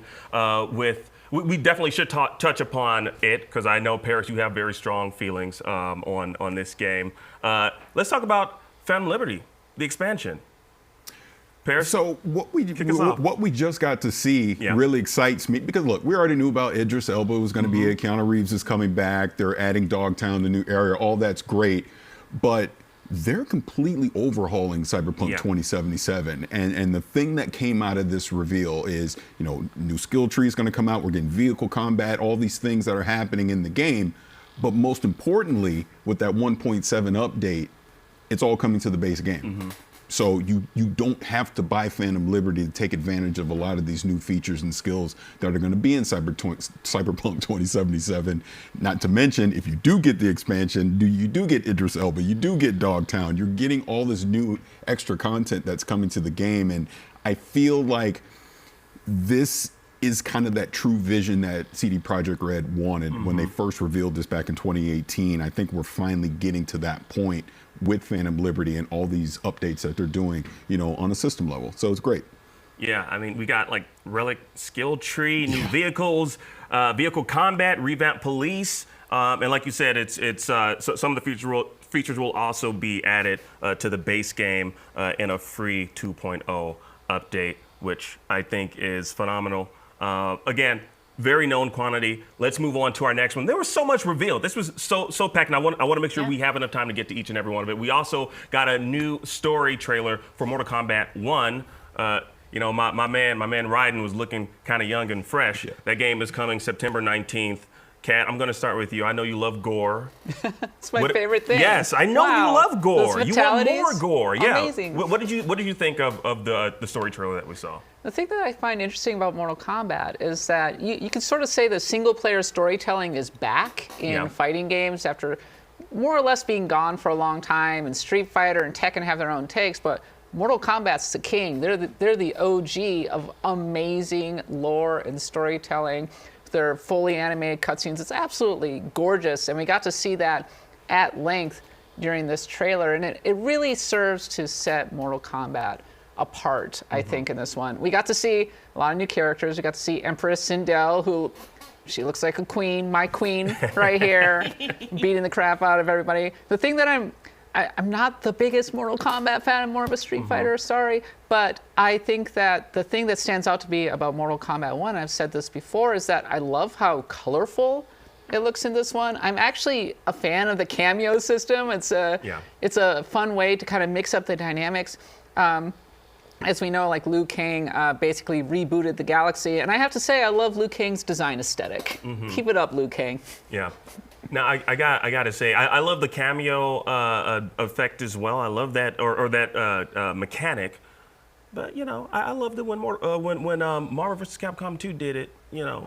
First. I mean, Marvel vs. Capcom, it's always been more of like assist and tag-ins. This is kind of like, it's the same thing but different. Mortal Kombat is doing their own spin on it. I love the fact that this new cameo system is allowing us to bring Motaro back in there. Love me some Centaur people. It's great to, you just don't see enough Centaurs. You're gonna love Mortal Kombat 1. But no, we saw Shao Kahn, as you saw, we saw Sindel. Everything about this trailer is just really getting me more hyped as we get closer and closer to its release date. Yeah. They've been showing off so many trailers, and I just wonder how much more left are we going to get to see before it comes out? Yeah, a lot stuck out for me too, but I got to ask you, Paris, outside of the blood and gore, what stood out to you the most in this new trailer? What stood out to me the most is I'm going to get destroyed when I play this game when it comes out in September. That's what stood out to me the most. No, it's looking good. I mean, like you said, we've had multiple trailers of it now. We've seen different looks of it. You just culminate it all together. This is going to be such a phenomenal, just new vision update to what the Mortal Kombat series has been. It's almost like you're taking, I don't know, I'm bad on math, the 25 plus years of Mortal Kombat, and this is the culmination of that. All of it looks fantastic to me. Yeah, now let's move along. Again, like I said, there was a lot revealed. Call of Duty Modern Warfare 3 was revealed. The release date is November 10th. We got 6 modernized multiplayer maps, open world zombies. That stood out to me the most. When I heard that, I was like, an open world zombie mechanic? I mean, like, I love The Walking Dead, so if I get to, shoot some zombies in an open world, I'm excited. Kat, what do you think about this? Well, it's not that dissimilar from earlier modes, but I mean, it does stand out in the sense that it is the first time that zombies has been part of this particular setting. Obviously, very, very popular mode that goes back a long, long way in the history of the series. The funny thing about Modern Warfare 3 is that so much of this leaked ahead of time, and there's a lot of question marks around it. A lot of people are saying, is this just fancy DLC? It's being billed as a direct continuation of Modern Warfare 2. There was a lot of talk about how it was originally just going to be an expansion that got blown up into a full game. In some ways, it's a return to form for the game because it rolls back a lot of the big changes that people did not like from Modern Warfare 2. And it plays a lot on the nostalgia. In earlier trailers, we saw, for example, references to, say, no Russia and everything. At this point, Call of Duty is its own big nostalgia property. I'm curious to see how they do the more open-ended single-player mission design because, as we know, Call of Duty campaigns are Call of Duty campaigns. We got a taste of that in this trailer. It looks like Call of Duty, what can I say? But I'm actually more optimistic about Modern Warfare 3 than a lot of the fans who have been kind of in the tank with it for a long time and are like, I don't know, more Call of Duty. So we'll see. Pierce, what's your takeaway? Very similar to Kat, this trailer made me more optimistic about the campaign, and to take it a step further with the openness of the campaign, we didn't get to see a lot of it here, but it makes me wonder, are they starting to kind of just make the campaign more of a sandbox to where we do have that creative freedom to do whatever we want, from the weapons that we're picking, the vehicles that we're using, the different approaches that we can take to, get to whatever the objective may be. I think if they can pull this off, I mean, it really opens up Call of Duty for the future for the campaign side, because I think myself, and I know a lot of other people included, like, okay, let me go play the campaign, get it out of the way, jump into the multiplayer. This could reinvigorate the campaign and really get us more invested into that story. And just like I said, the sandbox. There's a lot of complaints about Call of Duty about it not doing enough new things from year to year. And so this is a great first step by adding this to the Call of Duty franchise and the formula. And plus, being able to carry stuff over from Modern Warfare 2 into Modern Warfare 3 is a nice little, like, hey, give us a chance. So I think it's smart. I think the developers are doing a good job with this one so far. All right, now to kind of transition to something a little bit lighter, I got to talk about Sonic Superstars. I have to mention Sonic Superstars coming October 17th. It's a new 2D adventure from my blue boy. And we also got an announcement for the final Horizon coming to Sonic Frontiers, which will have a new story for fans to experience, new playable character, and new challenges as well. Now let's shift back to the dark side, shall we? Alan Wake 2, coming out October 27th. Now we got a new trailer that focuses on Alan. And there were elements, there were like there were the real world elements, like kind of like interspersed with like the gameplay. What did we think of this? It's, Alan Wake has always been this series of very much of blending the normal with the non-normal, the strange, the weird. Remedy really, got to dig in real deeper with Control when it came out, and we got the Alan Wake DLC that covered that, kind of like gave a little bit of both. And so like I'm really interested to see what lessons they took from Control and are putting in Alan Wake 2. I'm really glad we finally got to see Alan Wake himself, and it's great. I'm very excited to play as the new character as well. Her name escapes me right now, but I'm very excited to see where this is going. This looks to be the most cinematic experience we've ever gotten from the Alan Wake franchise, so I'm all in on this one. I don't know if it's going to be like a day one buy because this year is stacked, but it's definitely up on my list. Yeah, Paris, how about you? What was your... It's funny, like you mentioned the lessons learned from Control. My thought with the live action was there's some lessons learned from Quantum Break as well. Too. So it's funny when I think about Remedy over the past decade or so, they've kind of been building this Alan Wake universe with Quantum Break, with Control, and obviously the American Nightmare. Now here we get Alan Wake 2. I keep saying it looks great, but it looks great because it does. Remedy has really built a reputation over the past few years, especially since Control with their game. So I'm definitely in day one. Now I'm excited for this one. We're running short on time. I have to mention this. Zack Snyder was there, of course. Promoting Rebel Moon. We also got I think it's a pretty decent size announcement. There's going to be a video game based on the movie Rebel Moon. We have Super Evil Megacorp working on that, which they've worked on a few games, a few roguelike games. One based on the Teenage Mutant Ninja Turtles called, was it Splinter? Splinter Destinies? Destiny? Something like that. Yeah. So I'm kind of curious what that'll look like, honestly. And one thing that we got, which I wasn't gonna give any clout, but I'm gonna mention it. Someone ran up on the stage. That wasn't really a reveal, but it was something that took place. We're not gonna dwell on that. But yeah, we're gonna be here, for a few more hours talking about this. There's so much more going on at Gamescom. It can be hard to keep track, but Gamescom now has you covered. Now you can explore and discover what the world's gaming industry has to offer and cast your vote for this year's Gamescom Award. Now, it's also where you can take part in Gamescom Epics, the text adventure game of the show. Now, join the fun and you can win some cool prizes. Now, head to now.gamescom.global for more, and make sure you don't miss the Gamescom Award show this Friday or the annual cosplay contest and awards on Sunday. Now, also, don't forget, IGN will be here covering the show each and every day live on YouTube and Twitch. All right.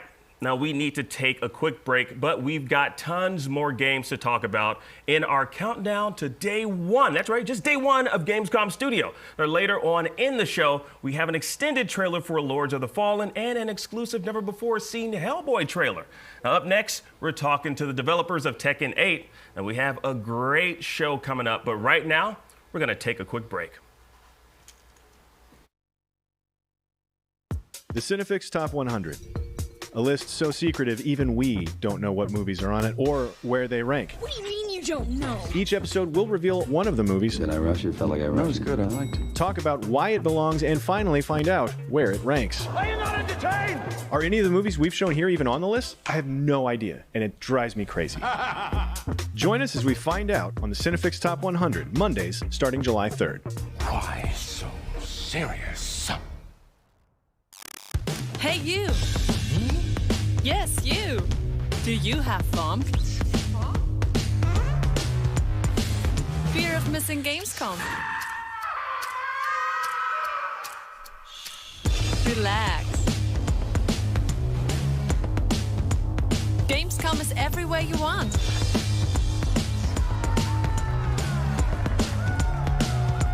Gamescom now. Register now. Tune into IGN 1 on your smart TVs for the latest news on your favorite releases, gameplay exclusives, and all the entertainment you can handle. Cinefix on IGN 1, your friendly Friday night home for film fanaticism. You're watching The Weekly Fix, ready to fill you in on anything you may have missed in the world of gaming and entertainment. Welcome to Should I Play This? This is what to watch here on IGN 1. Find it all in one place for free on IGN 1. They turned into a network. Who knew?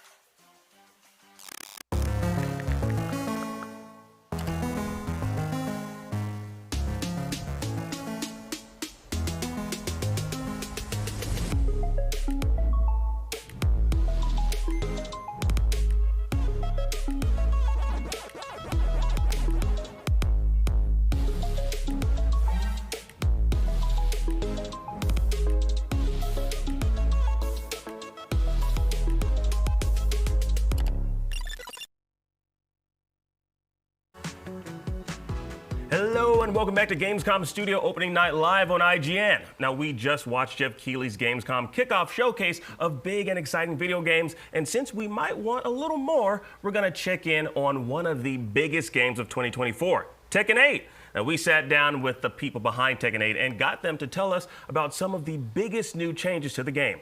Take a look. Since 1994, the Tekken franchise has given the fighting game community some of the most memorable characters and iconic moments in the history of the genre. And nearly 30 years later, it's back with a brand new entry, Tekken 8. Here to break it all down for us is Katsuhiro Harada and Michael Murray. Hey, what's up? So I'm gonna jump right in, and I feel like the last time that we talked, it was at San Diego Comic-Con, so not that long ago, but we did have a very interesting closed network test come up. So I do want to ask, what did you learn from the closed network tests? Obviously, going into the closed network test, first it's closed, right? So the number of people who could participate was limited. We were foreseeing some problems that we wanted to actually test out in this environment. And we did encounter those problems. But on the flip side, we were kind of surprised that the feedback was better than we expected regarding the player's experience on online connection. That they actually felt that the game felt pretty good over, pretty substantial distances, I guess you could say. But the one thing that did stand out was the Wi-Fi connection. There was a great disparity between the LAN cable players and also the people on Wi-Fi. So we're hoping that we can maybe fine-tune the experience a little bit more for Wi-Fi players. Awesome. So I have to ask, because you announced that there are 32 characters in game. So what was that like, bringing 32 individual characters to life in Tekken 8? It was a huge task in itself, bringing 32 characters to the game. If you look at other fighting games on the market, the number tends to be around 15 to 20 some. So 32 is quite a large number. And also, it's not just about being a fighting game and being able to play your character against opponents. Tekken also kind of has that element of being a character game, where not just about the core fighting mechanics, but people want to see their character and see how they're portrayed in the story and how that plays out in the newest installment. So doing that for this game was quite a big hurdle. And also, we wanted to have more, but because of the dev cost restraints, but also it takes quite a long time to create all these characters for the game. So all these kind of dictated the number at the end. That said, though, we do hope to have more post-launch, but this is the starting roster. And I myself would add that another element that made it quite difficult was they were all created from the ground up this time for Tekken 8. So that's totally new. All the character models were redone, which was quite exciting because we were dealing with artists. Everyone's been making, for example, Jin Kazama for 20-some years now. But when you make the model from zero base, it's like little things are off, and you have to kind of fine-tune to make sure they look exactly like the character that everyone remembers. So there was quite a bit that went into the characters themselves. I never even thought about that, but that's actually really great insight. So, okay, so you talk about this being more than just a fighting game. So I know that there is more character personalization in Tekken 8. So are you telling me that I could put bunny ears on like all of the characters? Yeah, so if you can imagine, Tekken 7 itself had a lot of customization options. So we've even increased it from there, the categories, etc., that you can equip. So in general, yes, you could most likely equip bunny ears to most of the characters, though there are some limitations in certain cases. For example, maybe a character has horns or something that might conflict with it. So we wouldn't say 100% on everyone, but in general, yes, that's the case. In addition to not just the look of your character, but the look of various elements of your game, the life gauges and the player panels, etc. There's a lot that you can do there. But not just that, the music itself can be customized. So we have a jukebox feature, which the fans really loved for the PS version of Tekken 7, but it's back again for Tekken 8, so you can select different pieces of music for various areas of the game. I love that Tekken 8 seems to be really just showing so much love for the players. So in addition to that, we see that Arcade Quest is a new mode that's coming in. So can you share us some more details on what exactly this new mode is? So yes, the Arcade Quest is a brand new feature for Tekken 8. We just want to be totally clear that this doesn't replace the story mode that people are used to, which portrays the actual in-game characters and the story arcs and the Mishimas, etc.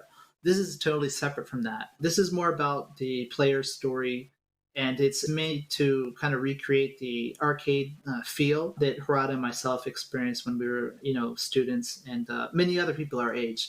I had a great time there. And we feel that kind of was the roots of what grew into what we see now as esports, right? It started off as that kind of competitive culture in the arcade. So people from our generation will instantly recognize that and feel nostalgic. But for younger people, maybe they didn't have the chance because arcades weren't as common as they are back then. So maybe it's the first time they're seeing a kind of a virtual arcade, and they can kind of see, oh, this is where my parents were hanging out and enjoying themselves. And also to understand a little bit more about that competitive culture. So you can tell that from between the story mode and also this new Arcade Quest mode, there's a great deal of volume there for one-player content. So, this new Arcade Quest mode, it lets you go through the mode, and as a player, you're kind of evolving, learning the basics of not only the new features of Tekken 8, but also Tekken in general, the gameplay, and kind of helps you learn the ropes. But not just that, there's a cool new feature also that's been implemented with ghost characters. So it's kind of this AI learning. Not only does it kind of tailor your opponents, so you'll see CPU opponents actually fight like real players. Maybe even like a copy of some famous player you've seen in an esports stream, etc. But not just that, as you evolve as a player and get better, this AI ghost of yourself, it mimics you. So if you drop a combo, it'll mimic that. Mimic all kinds of different aspects of your play. So you can see the AI ghost version of yourself get even more skillful as you as a player grow. Okay, so that's good to know because my AI is definitely just going to be spamming one move constantly. So if you find that one, that is me, and I'm not even sorry about it. So actually, speaking of fighting styles, so could you go into more details about how guard damage will affect the overall strategy in Tekken 8? How does this change the dynamics of a fight? Fighting games are unique in one aspect, especially that if you're able to block your opponent's attacks, then you negate all the damage, right? Usually. So this is unique in that, for example, first-person shooters or others, if you line up your attack, usually the damage happens. So this time the key concept for Tekken 8 is aggressiveness, right? So in order to kind of enhance this experience, one of the new mechanics is certain attacks will deal kind of recoverable damage to your opponent. So this kind of alleviates the instance where you see two people going back and forth and they're unable to kind of break out of that match, right? So this is supposed to kind of foster players to make them want to go on the offense and to rush down their opponent. So this is what we call the chip damage when you deal the damage while they're blocking, right? And also this can be recovered by doing various different actions. So there is a way to alleviate that, but it is designed to make the game more aggressive. So speaking of unique elements within fighting games, what inspired the development team to create the brand new Heat system and revised Rage system? And how did you ensure it would resonate with longtime fans? With fighting games, it's quite interesting that to us, each installment of Tekken is quite different with the different changes we've made to the battle systems. And we feel that players feel the same way who are actually following the games closely. But for people who aren't into fighting games, a lot of times just because the perspective of the screen from a sideways view looks the same, they'll be like, oh, fighting games haven't changed in how many years. That's not the case, we think. Especially this time with the Heat system, it's designed for aggressive gameplay like we were saying, and it does many things. One of the main things is the inspiration was if you're watching some kind of martial arts match and you see maybe there's back and forth and there's no big moments, but then all of a sudden a certain punch will land and then the outcome of the match changes drastically, right? So that was kind of the thing that we were going after for the Heat system this time around, to create those kind of iconic moments within a match, not just for the people playing, but for the people who are spectating. And granted, the overall feedback we've gotten from both the CAT and then the closed test we did recently, it seems like overall the players really liked that new change and it felt new. We did get a lot of useful feedback, so we will be fine-tuning the game and changing it a bit after that, though. And just personally, I'd like to add one thing that, like Corrado's mentioning, is the main core concept of it, but another cool thing I think about the Heat system is that each character is kind of unique in their moves and their playstyles and strategies, but then when the Heat system kicks in for each character, it goes even more. They get access to new techniques during the Heat state, or certain parameters like King, when he throws his opponents, they'll actually recover the Heat gauge. So there's a lot of things that make the characters even more unique when they're in the Heat state. So I think that's a really cool addition this time. That's so cool. I can't believe you wanted to add more characters on top of all of that. That's actually crazy. I mean, this is going to be great. And players don't have to wait too long, right? When actually does this game drop? It's coming January 26th, 2024. Awesome. You heard it here. Thank you so much for speaking with us today. The Tekken 8 hits PC, PS5, and Xbox next year, and we'll be covering every hard-hitting moment right here on IGN as we count down for the days for it.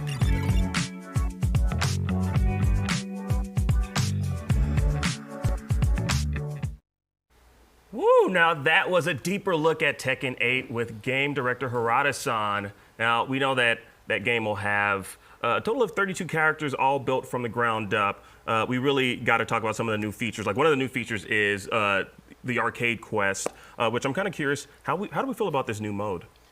I think it's a really smart way for them to start breaking in more people to the fighting game community. Yeah. It's trying to really capitalize, from what we learned in the interview, they're trying to capitalize on that feeling of older generations being able to go into the arcades, put a quarter down on the machine, and have next. Like, that just isn't a thing we really get anymore. No. And so they're trying to recreate that experience, and I'm very interested to see how this experiment turns out for them. Yeah, I agree on that because I'm definitely one of those nostalgia people from the days of the arcade that used to put my quarter down. And I feel like this does two things. It grabs an audience like me. And first and foremost, I'm more of a casual Tekken player. I'm not super hardcore into it. So this attracts me to want to come back and start playing again, right? Because this feels like a mode that not only going to get me from a nostalgia standpoint, but even from a more casual standpoint, you're not immediately jumping into the hardcore modes of having to play Tekken. It can kind of ease you in, understand the mechanics, and you can go from there. In Japan, Tekken has a very long history in the arcade, and the arcade scene is a big part of its DNA. So I think this is as much for the Japanese audience as it is for everybody else. But I like it when games are having fun. Yeah. I love the vibe of it. I liked that they had what looked like a press conference with the individual customizable characters. That's a lot of fun. And it just lends, it gives Tekken 8 a sense of joy. Yeah, that I really appreciate. Honestly, it's a great way to kind of just acknowledge the storied history that Tekken has of being an arcade first video game, a fighting game. You know, this is the first time in, like, I think in its almost 30-year history that this you're not going to see this. This is a console first game. So it's nice for them to kind of acknowledge that whole, you know, the past that they have. And as Harada-san stated in the interview, this will not replace the core story mode. So if you're interested in that, you can still enjoy that as well. Now let's talk about a few other things. I want to talk about the heat system that's new to Tekken 8. But they also have returning, which is something that first originated in Tekken 6, and that was the rage mechanic.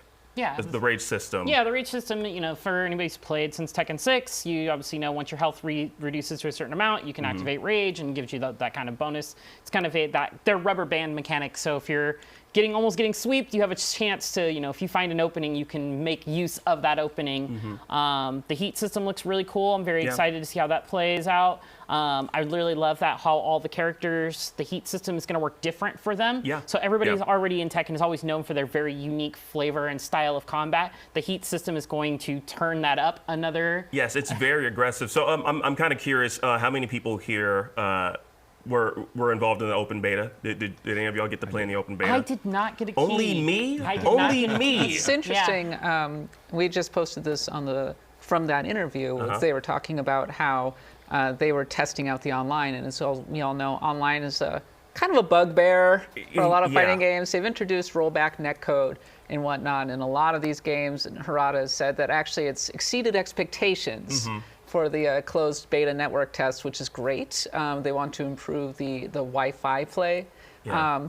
Jada, you've played a fair amount of Tekken. I'm curious, like, how have you found the online over the years?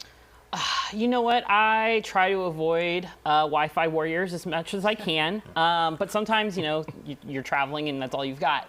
Playing on your Steam Deck? Playing on my Steam Deck. I don't think I've actually tried Tekken on my Steam Deck yet. But I don't know. I'm a hardwired person first. I really hope that the Wi-Fi settings are getting better. Like I said, I didn't get to test the beta, so I still need to see it firsthand. But I did hear good things from my friends that were in the beta, so you know. It was great. I'm one of your friends, and I can attest to it being. I don't know if I can sign off on you being a friend. Oh, just kidding. Akeem's my friend. We're friends, of course. We're friends. The thing that I find interesting is to compare Tekken with Mortal Kombat, obviously, which is coming out, and it just really Anyway, Mortal Kombat looks more accessible, I think.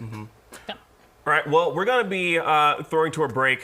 Coming up in a little bit, we're taking an extended look at Lords of the Fallen, and we have an exclusive trailer for Hellboy, Web of Weird. And we'll be back with more right after this.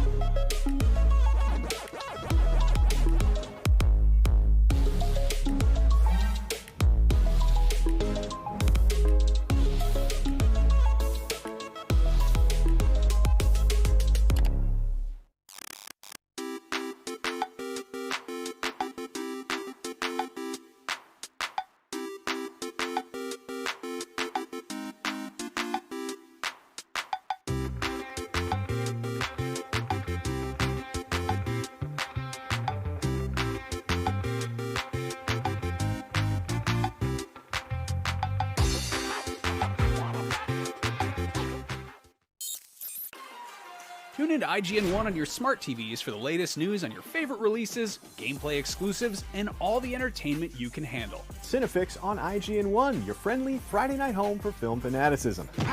You're watching The Weekly Fix, ready to fill you in on anything you may have missed in the world of gaming and entertainment. Welcome to Should I Play This? This is what to watch here on IGN1. Find it all in one place for free on IGN1. They turned into a network. Who knew? Be there. Be strong. Be fierce. Be better. Be different. Be winning. Be epic. Be you at Gamescom 23.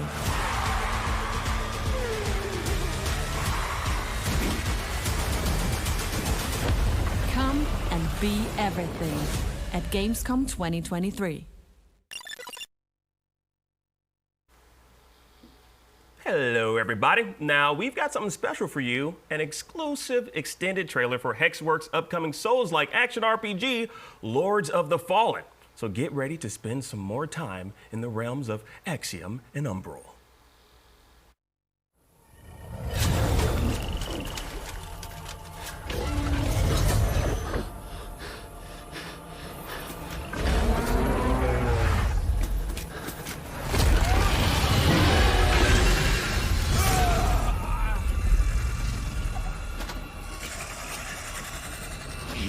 Never possessed the metal for this, Crusader. You fail.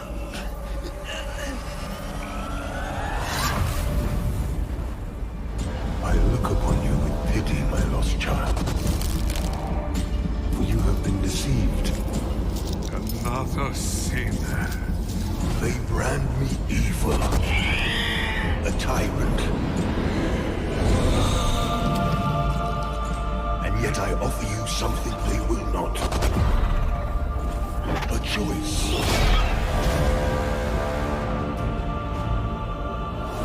Hello again, deathless one. After all the time mankind have had to shape their own destiny, see what they have made of it. War, greed, hatred, suffering, chaos.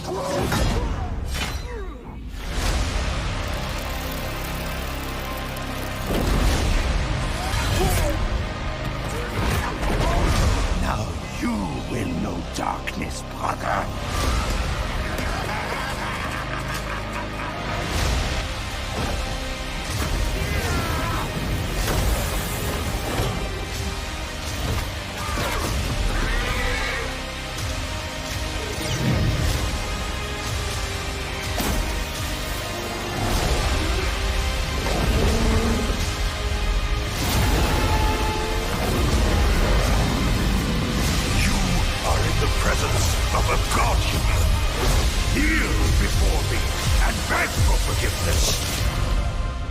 And remember, you look into the shadows, might be the shadows look back.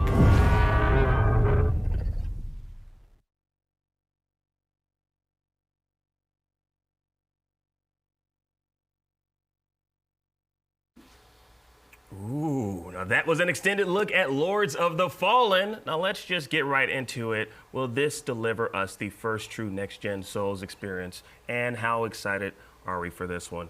Jada, I already know how you feel about it, but that was pointed towards you. That was pointed towards you, yes. How do I feel about it, Akeem? You think it's great. You think it's phenomenal. You think it's You're fantastic. right. You're a type But of I want you to go into detail. You want me to go into detail? Yes. So I haven't got a chance to get hands-on with this yet, but from everything I've been seeing, it's an IGN first, so we've got tons of videos and coverage we've been covering. I just can't get enough of this game. The Axiom and Umbral worlds, that whole mechanic of having a lantern that you can hold up and look into the darkness. There's enemies that can attack you from that realm if they see you while you're doing that and pull you into this realm is a mechanic that I've not really experienced in a game before, so that's really cool. The fact that it's they're changing how death kind of works. So when you die in Axiom, you move to the Umbral Realm, and then when you die, then you get the traditional lose all your currency, lose souls, whatever it ends up being in Lords of the Fallen. So I really like that. Kind of gives you that second chance to fight back mid-boss fight, because sometimes, you just like, I know I dodged that attack. Yeah. I know I dodged it, but I'm hyped for it. Yeah, same. Like I feel like the whole Axiom and Umbral World dynamic is really interesting. I was watching gameplay of someone that went into the Umbral World. They were alive, but in the Axiom world, they peered through and they saw a passage that was underneath the water. And then they died because they forgot. They were in the Umbral World and they died because they were actually alive. And I like that dynamic. But when they went back to the other realm that was flooded and they just drowned. Yeah. Really amazing. Paris, I got to know what you think. What's your vibe on this? I think you're on board. Again, I think as a Souls fan, you're going to be in on this day one, because I think of exactly what you're talking about. This is adding a new wrinkle to the genre, right? A new gameplay mechanic to take advantage of. My concern would be when it's coming out. Okay. Yes. October's already crazy. It's dropping right in the middle of that. I just wonder. The dedicated Souls fans are going to be there day one. We already know that. Yeah. But I think people that are on the fringe, is that the right time for it to be coming out? Now, everything that we saw in this extended trailer, the IGN first, the other previews I've seen, it all looks great. This all looks top tier. I'm just concerned about it attracting a new audience into it. Will it have the breathing room that it'll need to be able to do that? Yeah. Also, there's a lot coming out around that time too. But I have a pointed question towards you, Kat. I'm kind of curious. Well, you all can answer this. I'm pointing at you. That's what I mean. Whenever I say a pointed question, I mean because I'm pointing at you. Now, I know we don't want to kill it, but do we think this will be an Elden Ring killer? You cannot kill something by being so similar to it. Right. I mean, we've been asking this since the days of Doom, and it was always something totally different coming out and shocking us. And maybe Lords of the Fallen will not be that. It's interesting because Elden Ring, of course, was open world. This is more curated. This is more straightforward. One thing that I hope for with Lords of the Fallen, Elden Ring is gorgeous. And I don't mean like graphically. I mean that often has scenes of pure beauty. Yeah. And Lords of the Fallen really leans into the darkness. It reminds me a little bit of Shadow of War or Shadow of Mordor a little bit in terms of the overall aesthetic. A lot of reds, a lot of browns, and that kind of thing. I hope it has moments of beauty to offset that. That's my main hope.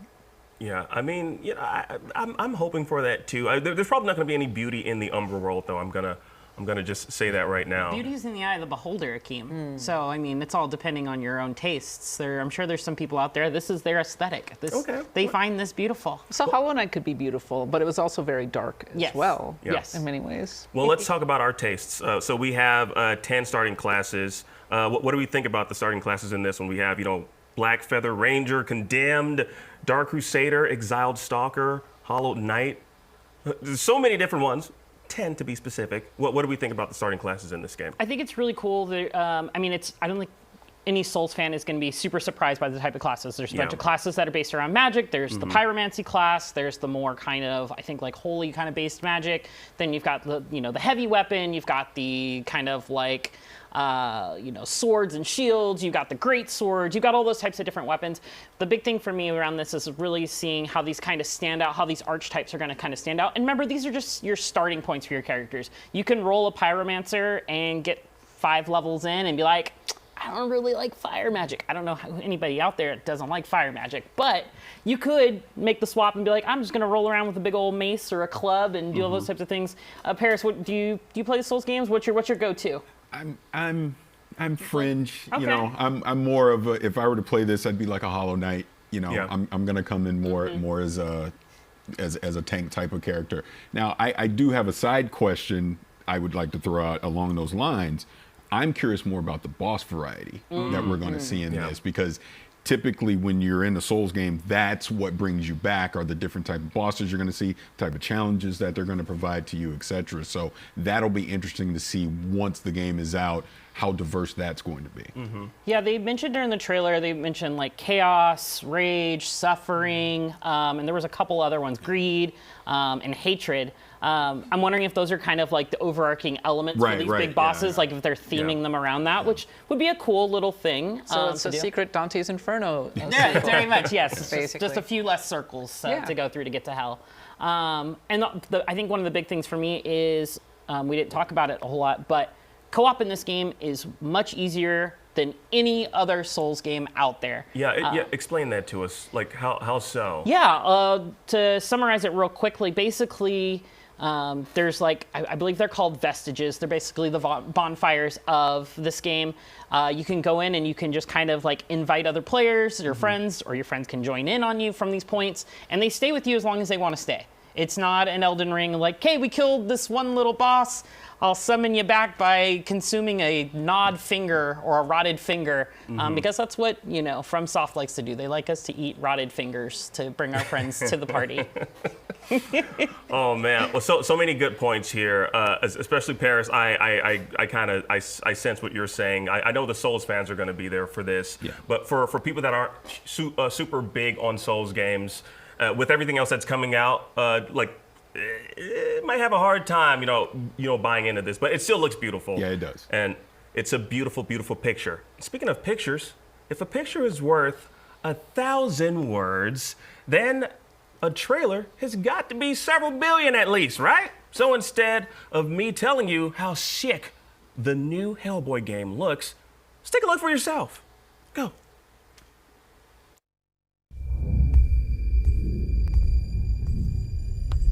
So, what are we dealing with here? 4 psychic spikes measured at over 180 BPUs. Italy, Russia, Scotland, and the US. Your job is to find robbers and investigate possible links between this location and the spikes before they cause any further repercussions. That's a fun word. Here goes nothing.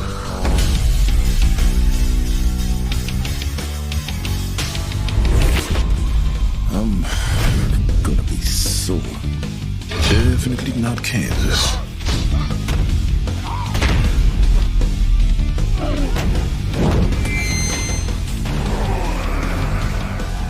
Good night.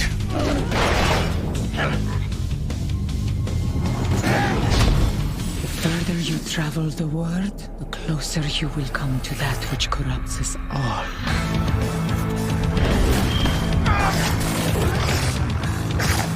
I said stay down! And we're done! Ow! That's all for you! Hey! Oh, come on! That hurt!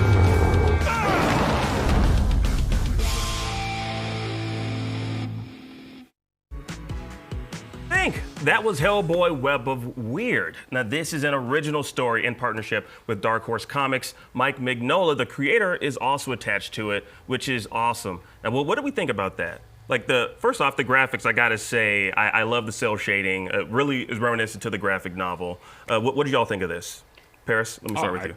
I think from a visual standpoint, it looked phenomenal. To your point, the cell shading on this. I've been a somewhat big fan of Hellboy over the years, so to see this come into the game this way, if they can just nail that Hellblade-esque type of story, depending on what they're going to do here, I think this will be a great addition. Supposedly the stories surrounding the Butterfly House said to tie around multiple independent stories into one. So we'll see how well those kind of multiple stories merge into one. I hope they're not getting too ambitious with it, because I also like Hellboy. I'm not a huge fan, but I do like seeing Hellboy in the landscape of our content. Yeah, no, this is being developed by Upstream Arcade. Which I think honestly they were perfect for this job, because one of their previous games, West of Dead: The Path of the Crow, is very reminiscent to that, of this particular style that we're looking at, this cell shaded style that we're looking at here. I'm honestly glad they went this direction and not the direction of the movies, just because again, like I'm pretty sure they're catering to the old school graphic novel fans for this. What do we think about the combat system, Kat? What's your take on this? It's funny because when I was watching them play, my first thought was Mad World. Does anybody remember Mad World? I love me some Mad World. Back on the Wii. Back in one of the OG Platinum games on the Nintendo Wii. That one was a lot more violent, and it was also black and white with splashes of red. But for whatever reason, maybe it's just the perspective, the movement of the actual combat and everything. That was my first thought. I think that sort of the pacing of it makes it look a lot more, shall we say, tactical. And I think that's kind of fun, actually, because so many games are very much a super fast-paced, hit them and everything. So I like to think a lot more. I hope you're right, because it definitely, the combat didn't look smooth to me. It looked a little clunky, but I imagine that is just based on whatever combat system they're using. I need to see more, and I need to get hands-on with this before I can make a better judgment on it. I think that's all valid and fair. Just got to get more hands-on. Honestly, I wonder if that clunkiness is kind of like a creative direction that they took, maybe. You know, kind of like, we've seen Into the Spider-Verse where it's kind of jittery in movement. Again, this is a video game, so it could be interpreted as like it's just clunky, and maybe it just needs to be polished a little bit more. But Hellboy, Web of Weird, good stuff. Now, coming up, we've got some brand spanking new gameplay and details on The First Descendant, plus an exclusive extended look at Warhaven and Killing Floor 3 right here on Gamescom Studio opening night live. But right now, we need to take a very quick break, so stick around.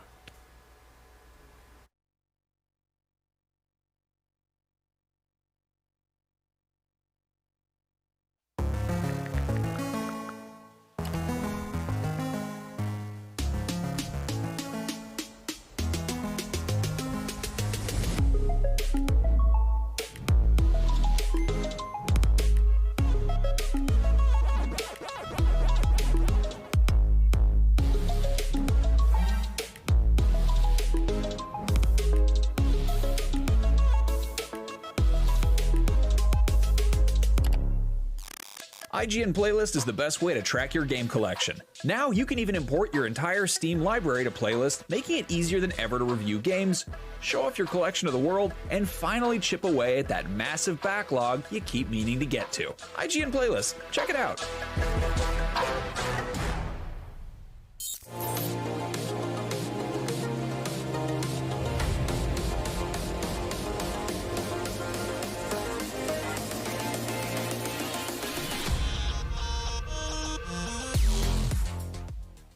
Welcome to Super Debatable. When you got big takes on superheroes as hot as ours, well, you need a place to vent them. And that's exactly what we'll be doing week after week on Super Debatable, arguing over the most divisive topics facing fans. The MCU, that multiversal mess peaked years ago. It's all downhill from here.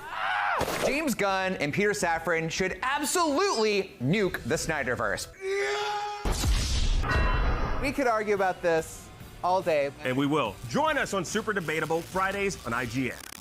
Want the ultimate IGN experience? Check out IGN Plus. Members get exclusive deals and giveaways, ad-free browsing, unlimited tracking on IGN Maps, discounts at the IGN store and with IGN partners. And best of all, free games. Get 30 days of IGN Plus for just $1. Head to plus.ign.com. Hello, we're back and you're watching Games right here on IGN. Now later on, we've got new gameplay for the upcoming fantasy combat game Warhaven and an interview with the game's producer. But right now, we're talking with the developers of the futuristic shooter, The First Descendant. Let's take a listen. The First Descendant is a gritty and stylish looter shooter that pits you and your friends against hordes of deadly enemies in a fight for survival. Well, for the human race. So yeah, absolutely no pressure. Here to tell me all about it is Min-seok Ju, director of The First Descendant. 안녕하세요. 안녕하세요. So I'm gonna jump right in. So can you set the stage for us? When and where does The First Descendant take place? And who do players control and what exactly is at stake? First Descendant. All right, first of all, First Descendant takes place in a virtual place called Ingress. So the players will be playing the characters called Descendants with special powers, and they will be fighting against another enemy called Vulgus that try to invade the Ingress world. And these Vulguses are from another world called Clippus, and they try to invade the Ingress by opening a void and a dimensional a portal. And when they open the void, another threat called the Colossus and unknown beings, they come to another great threat for humanity and also the Vulgus. So it will be a story where the players play the Descendants, and they will fight both the Vulgus and fight against the huge Colossus bosses.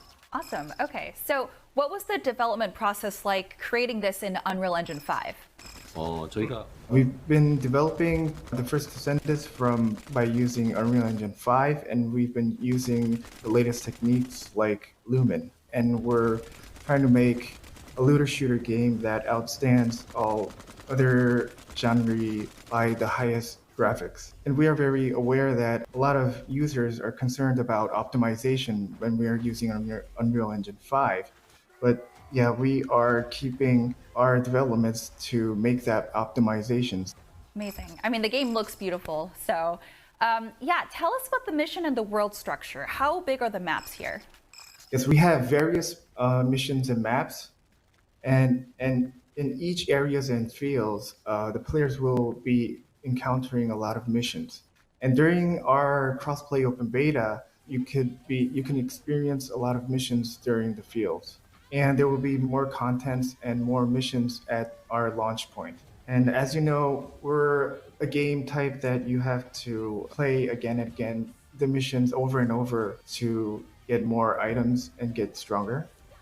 So we expect a lot of players to spend a lot of their time in the field missions, and we expect them to encounter other players, and we expect them to make friends and form a community. Awesome. So in speaking about the community, can you go into some detail about how the free-to-play business is going to look like for the first Descendant? Can you tell us a little bit about the business model here with microtransactions versus season passes, or what you might have in store? 기본적으로 Yes, the first Descendants is a free-to-play game. We will be introducing battle passes and cosmetic features, and maybe items that could help your growth and help your convenience. And we are very well known that a lot of players are wondering how the business model will go, and we basically want a lot of users to come and play our game. So we don't want to pressure the users by the business model. Yeah, for example, battle passes will have free items for all the users as well. And for the details, we will show later on. So please explain how weapon customization will work and how it'll affect combat strategies in the game. So in the first Descendants, you could modify weapons by using modules. For example, you could put modules on the weapon and make it shoot faster or have greater damage or extend the bullet rounds.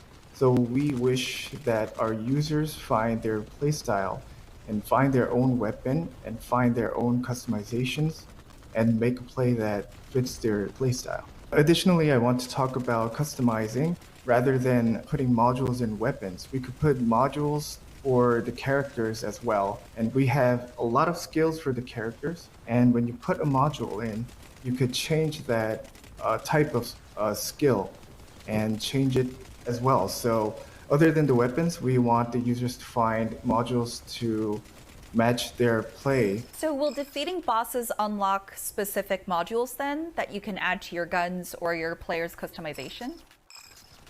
Yeah, there'll be modes called Void Intercept Battles.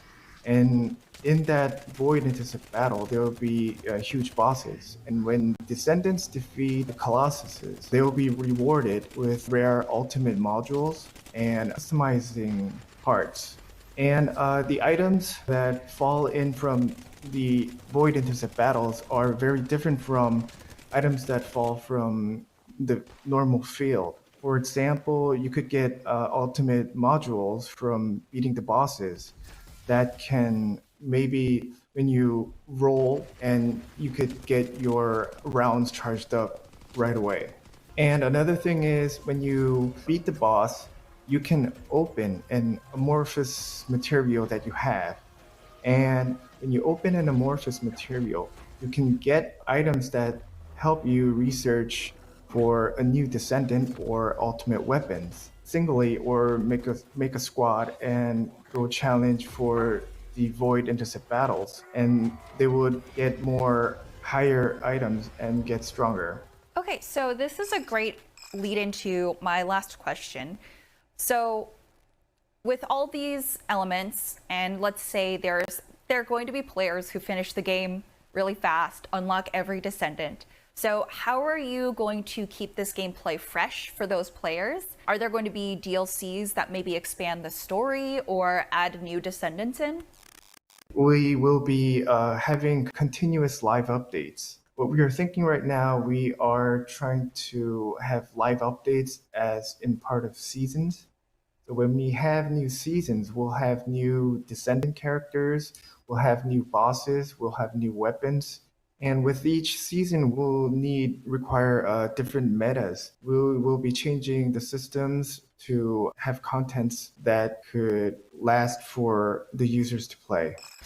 So when can players expect to play this crossplay beta? 네, 저희는 Yes, we're having the crossplay open beta from September 19th to the 25th. So we're supporting the game from PlayStation, Xbox, and also PC. And we've made so many changes from the last Steam beta, so we want a lot of users to be interested, and we want tons of users joining our crossplay beta. I have to ask, is the bunny armor in this beta? 그 토끼 armor 있어요? 이 베타에? Of course. I'm playing it for sure. Thank you. All right, thank you so much. That was The First Descendant coming to PC and console soon. For all things The First Descendant, be sure to stick right here with IGN.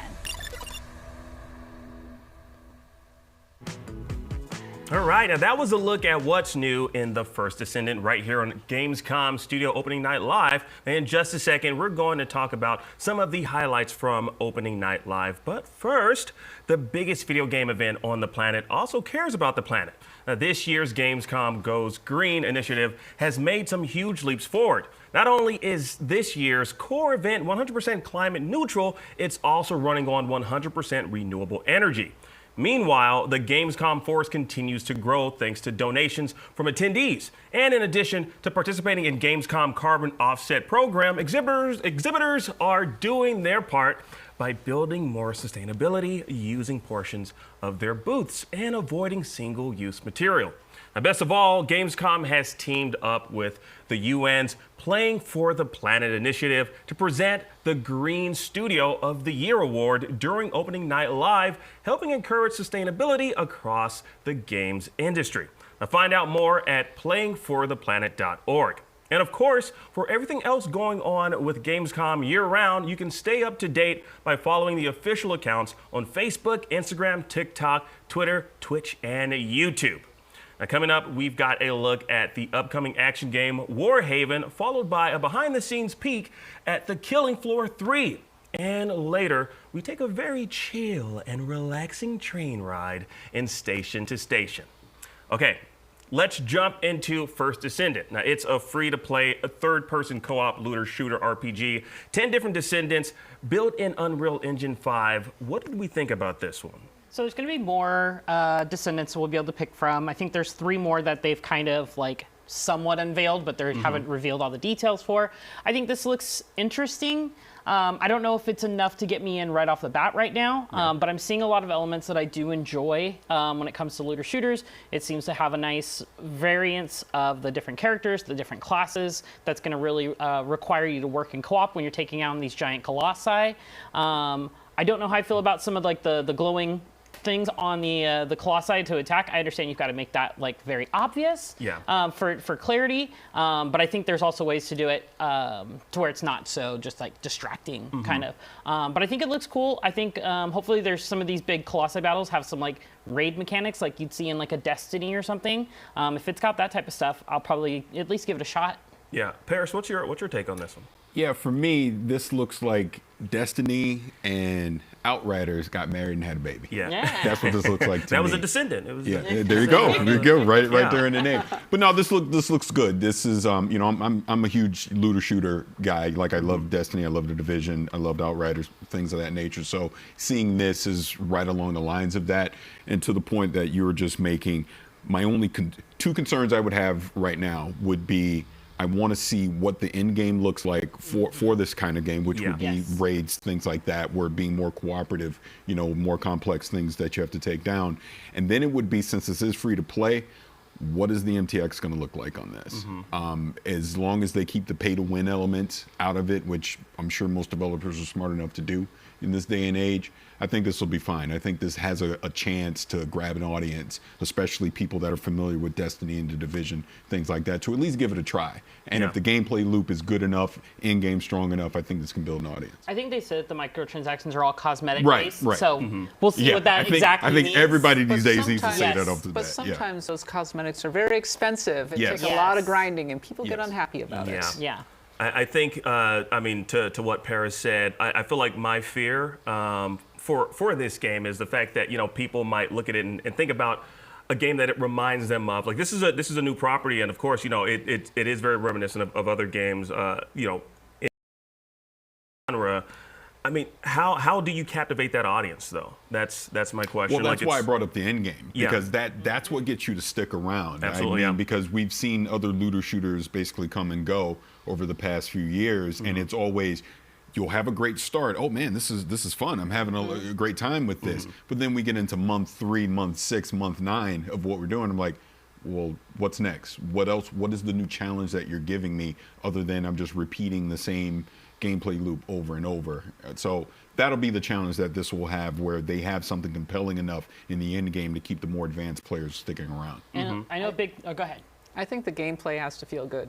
I think that one of the reasons that people have stuck with Destiny as long as they have is that it has first-in-class actual shooting. Absolutely. And I think that's a big one for this one. And will it have bullet sponge bosses? It has grappling hooks. Will the actual movement feel really, really good? Yeah. Will the classes complement one another in ways that are fairly deep? Will it lean into kind of the wickification of gaming, where people are going to be thinking a lot about their builds and the actual individual loot?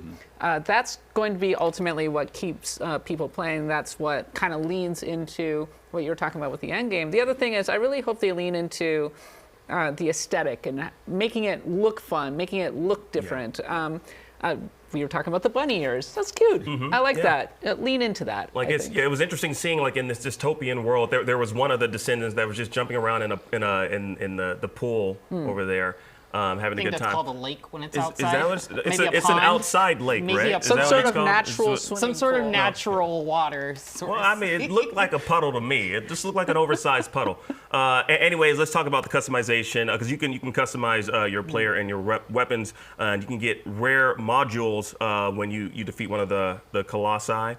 Well, what do we think about the customization in First Descendant? I think I need to see. They haven't really shown off what it is. They talked a little bit about what it could be and a few elements. The big thing for me is, how far can we push the system?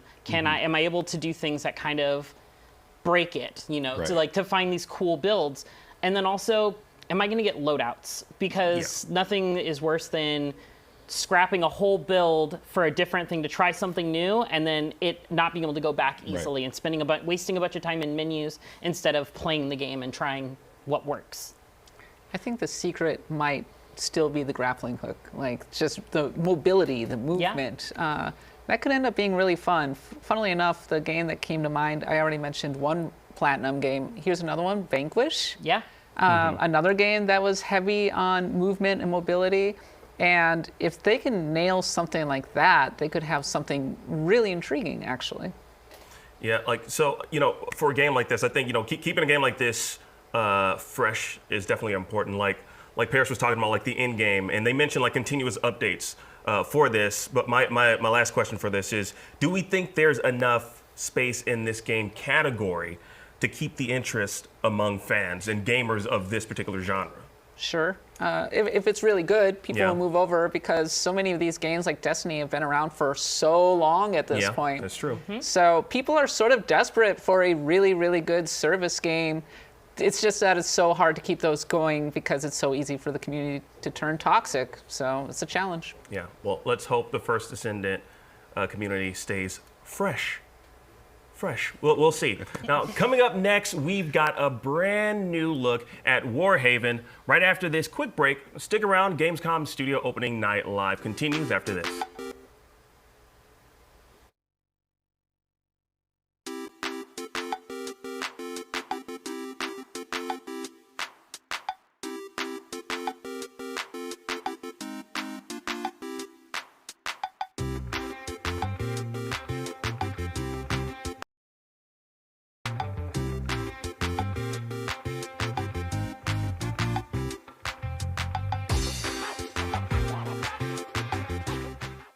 Behind every game, movie, and TV show you love is a wild, crazy, and sometimes unbelievable story. No one is just black and white. From revealing the secrets behind your favorite franchises to solving a legendary video game mystery, I'm coming for you. IGN Inside Stories gives you a peek behind the curtain. If people come to the game now and see what's going on there, I think they'll be surprised. Join us as we dive into hyper-dedicated fan bases, worldwide phenomenons, and the most incredible untold tales in games and entertainment. I said, wait a minute, that doesn't sound so good. It was definitely not what I expected in the best way. Inside Stories, available now only on IGN. And I was like, holy shit, we're gonna do this.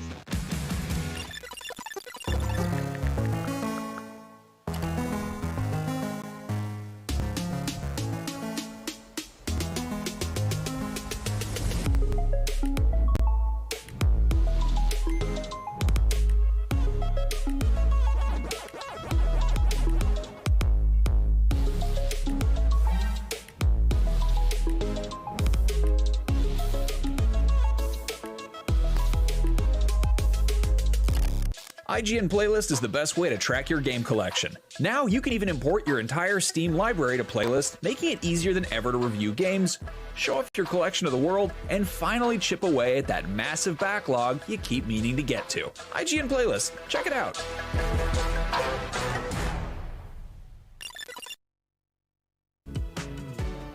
Hey, welcome back to Gamescom Studio Opening Night Live right here on IGN. Now, coming up next is an extended look at Warhaven, the upcoming medieval fantasy combat game. And right after that, we'll talk with the developers to check it out.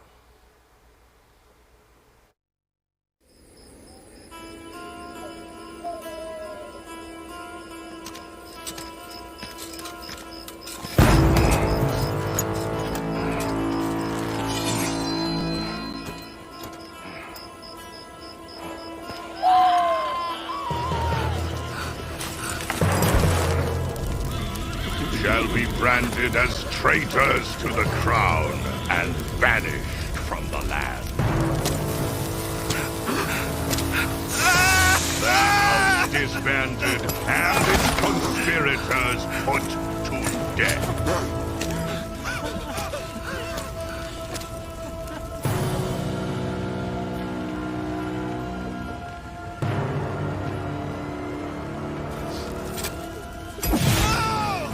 Took my parents' heads. He imagined his throne saved.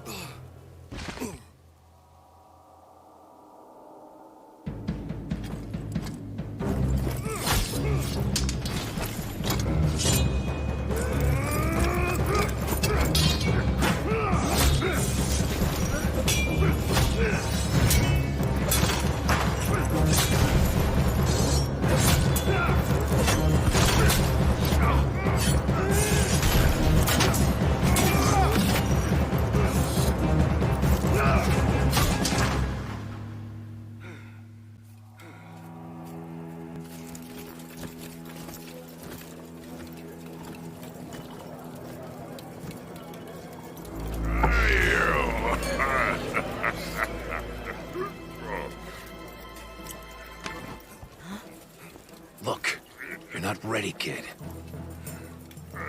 Not yet. Come. But even traitors can be reborn on the battlefield.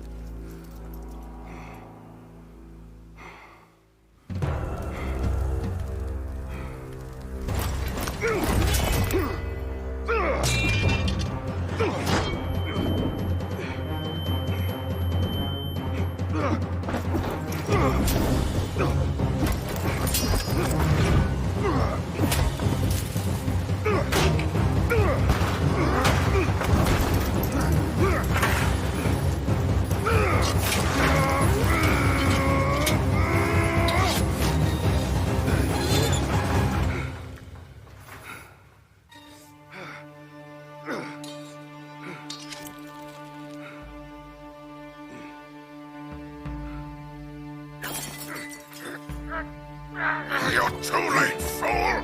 The king is dead! And you're nothing! Nothing to him!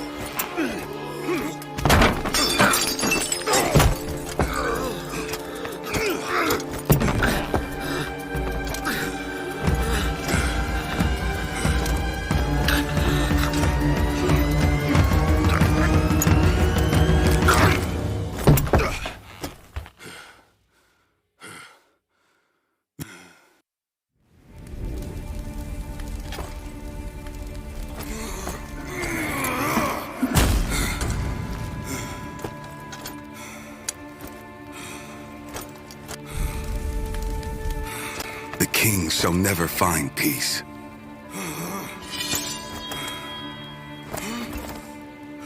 Not in life. Or in death.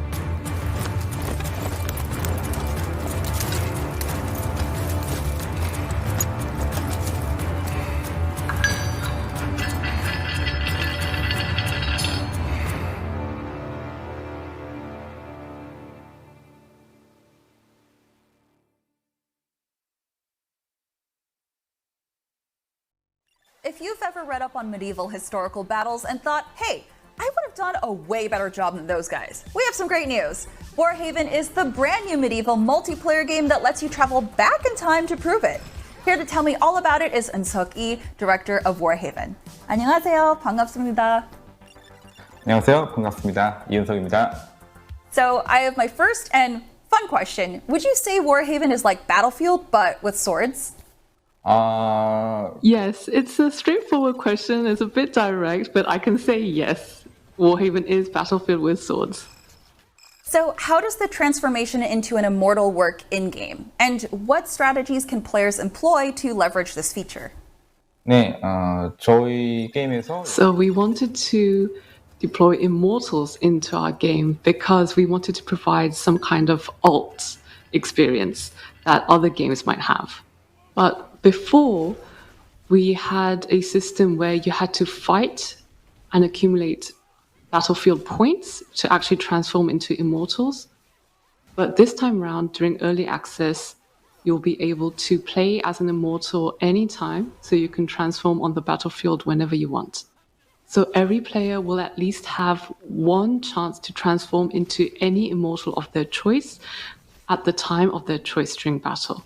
Some players might think they need to transform into an immortal at the end of a match, right before the ending is coming. But some players might think, oh, I'll transform right at the beginning of the match so that I can dominate the field first. So that's one of the fun points that players can consider during the game.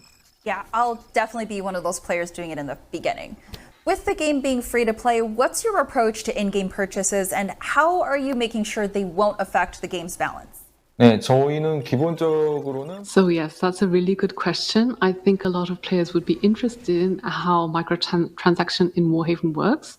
We can say that there will be those types of features in the game, but however, none of them will be pay to win. All of them will be cosmetics only. So you get to choose what you want to buy and how you want to look in game.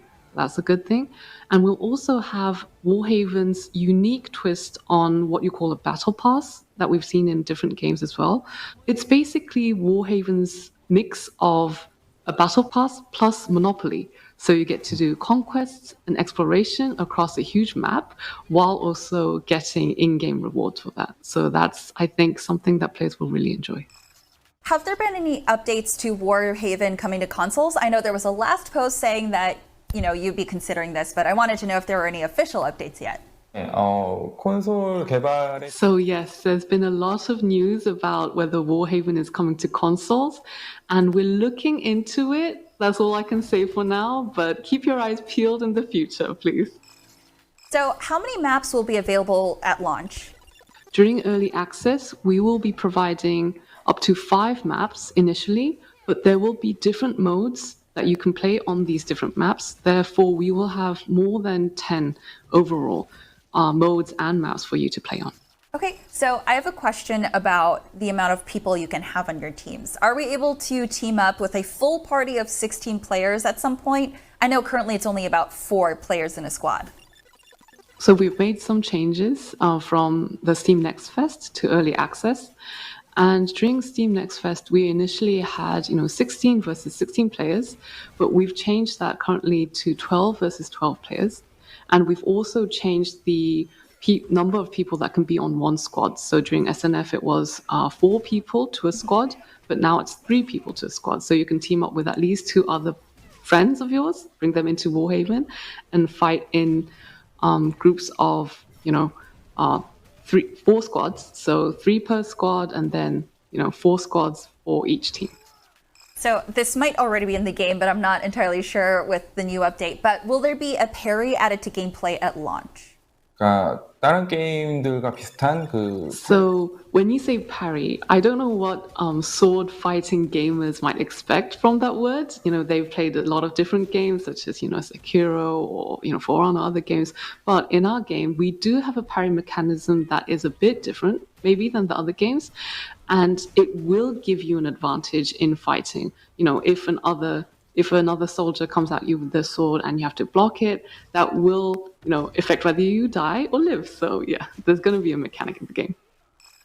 Okay, yeah. So in the most recent beta, we saw some game modes get taken away from the playlist. Will those be returning in the full release? During early access, we will have a few modes that some players might already be familiar with. We'll have Onslaught, which is basically your team has to advance into the enemy's territory and you have to push forward, and you have to stop them from pushing back, basically. We'll also have Dominion, which will be conquering basically different control zones. You'll either have the option of choosing between 1 control zone or 3 control zones. And we'll also have one of our internal favorites, which is Arms Race. It's protecting a war machine from one goal to another goal while fighting enemies.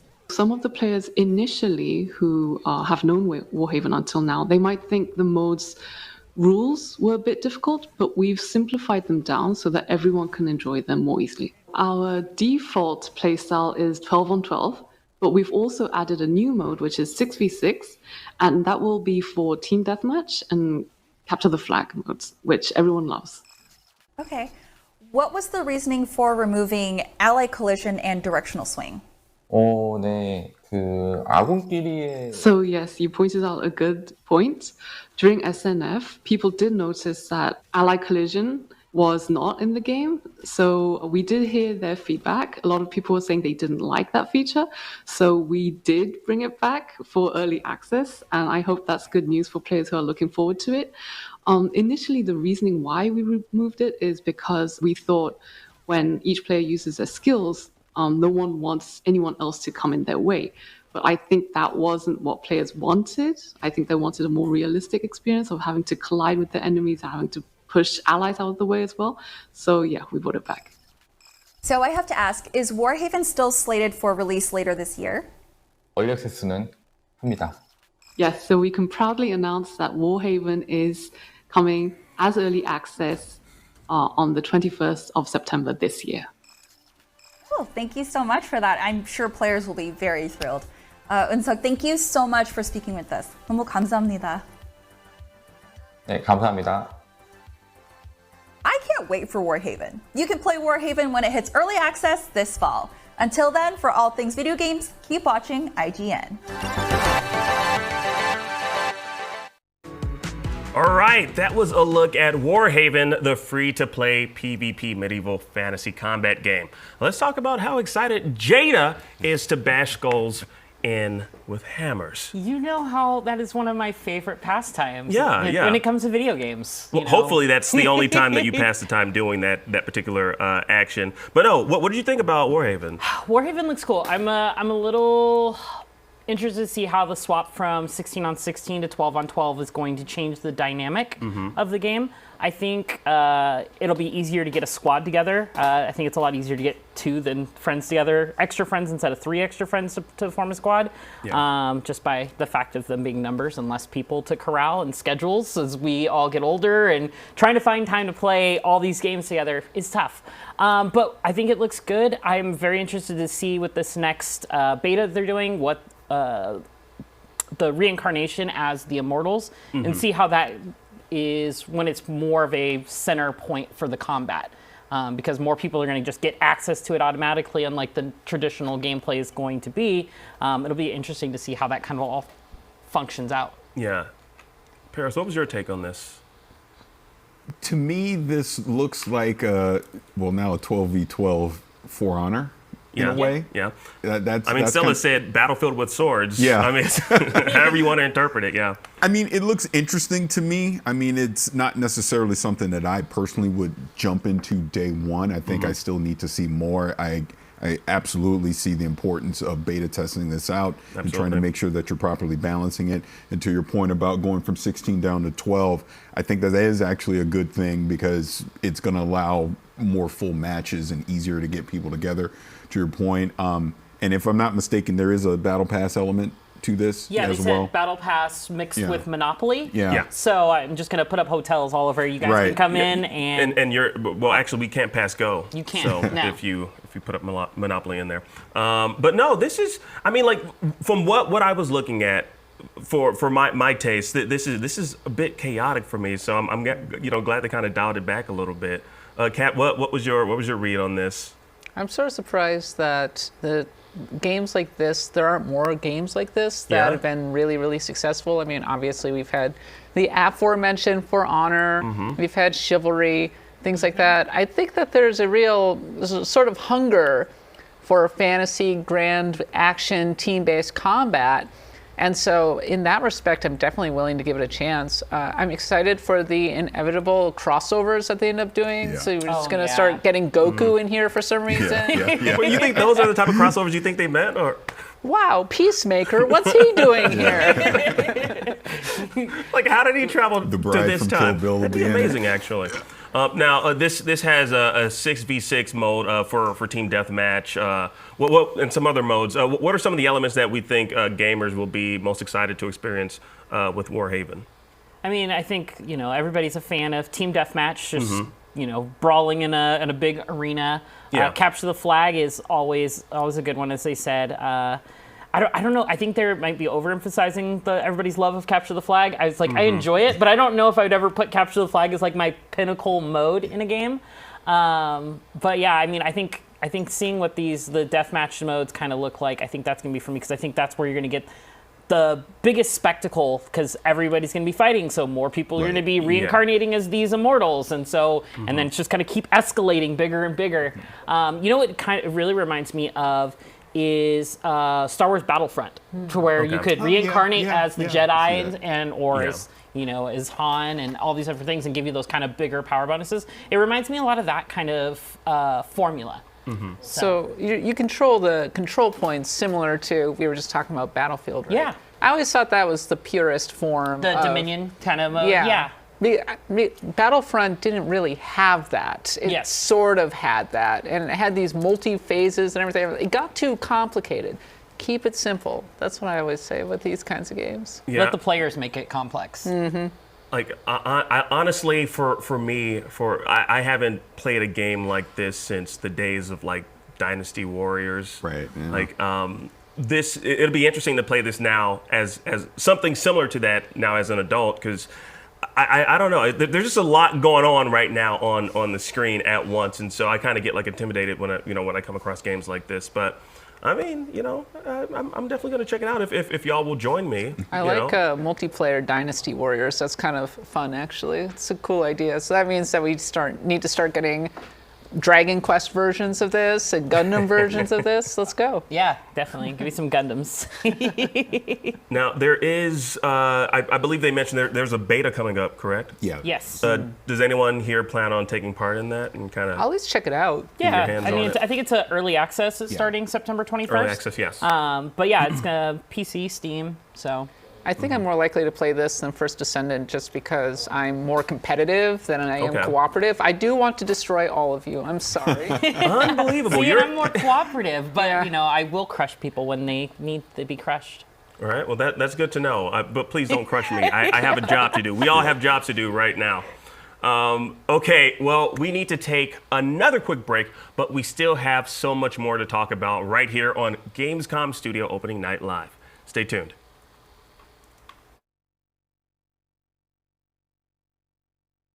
Yes, you. Do you have FOMC? Fear of missing Gamescom? Relax. Gamescom is everywhere you want.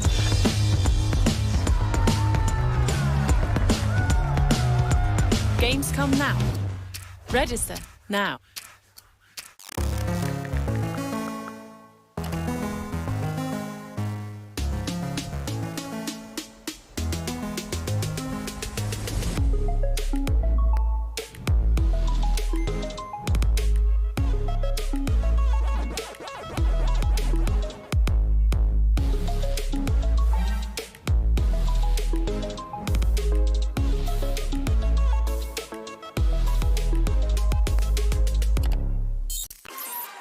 Tune into IGN 1 on your smart TVs for the latest news on your favorite releases, gameplay exclusives, and all the entertainment you can handle. Cinefix on IGN 1, your friendly Friday night home for film fanaticism. You're watching The Weekly Fix, ready to fill you in on anything you may have missed in the world of gaming and entertainment. Welcome to Should I Play This? This is what to watch here on IGN 1. Find it all in one place for free on IGN 1. They turned into a network. Who knew? The Cinefix Top 100. A list so secretive even we don't know what movies are on it or where they rank. What do you mean you don't know? Each episode will reveal one of the movies. Did I rush it? Felt like I rushed. That was good. I liked it. Talk about why it belongs and finally find out where it ranks. Are you not entertained? Are any of the movies we've shown here even on the list? I have no idea, and it drives me crazy. Join us as we find out on the Cinefix Top 100, Mondays starting July 3rd. Why so serious?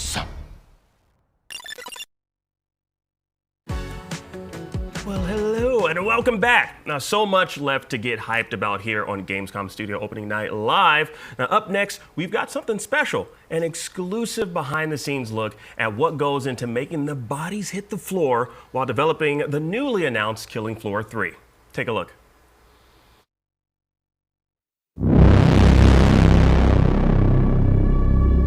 With Killing Floor 3, we're kind of grounding it in a little bit more action horror. It's set in a near future with a heavy dose of dystopia behind it. So it's a little bit darker, a little bit more serious, a little bit more intense. Body horror is a love language of mine.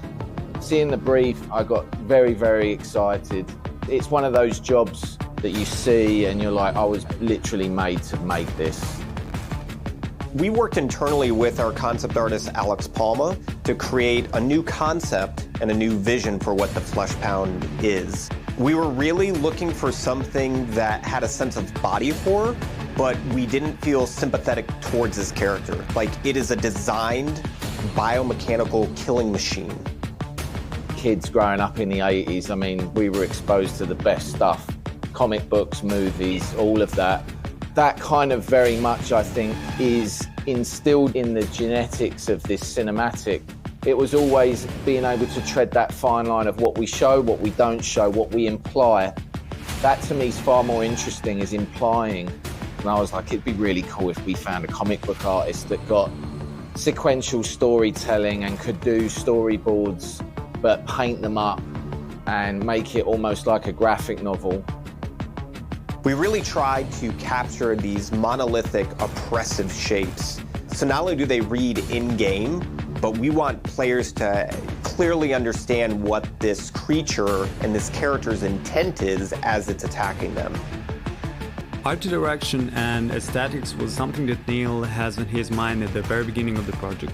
It helped us to develop overall look and feel of the trailer without wandering too much.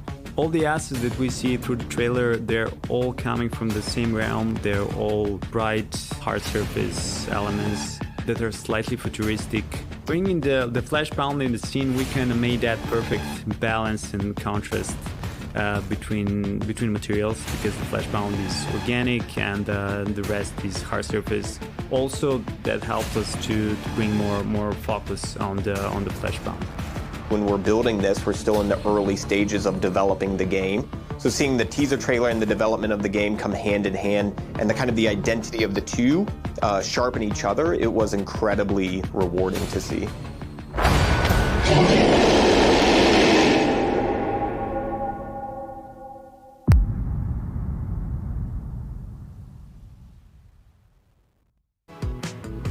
Now, that was an exclusive extended look at Killing Floor 3 right here on Gamescom Studio Opening Night Live. Now, up next, here's an exclusive look at Pharaoh the Sundered Tribes. Check it out.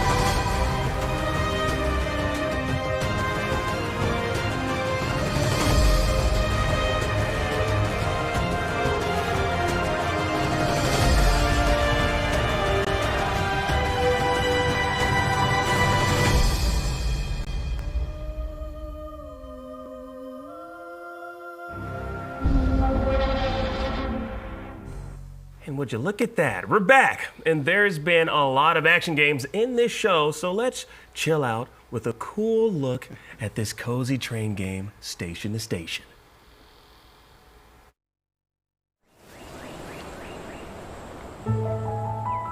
Imagine a quiet world, ready to be connected. All aboard!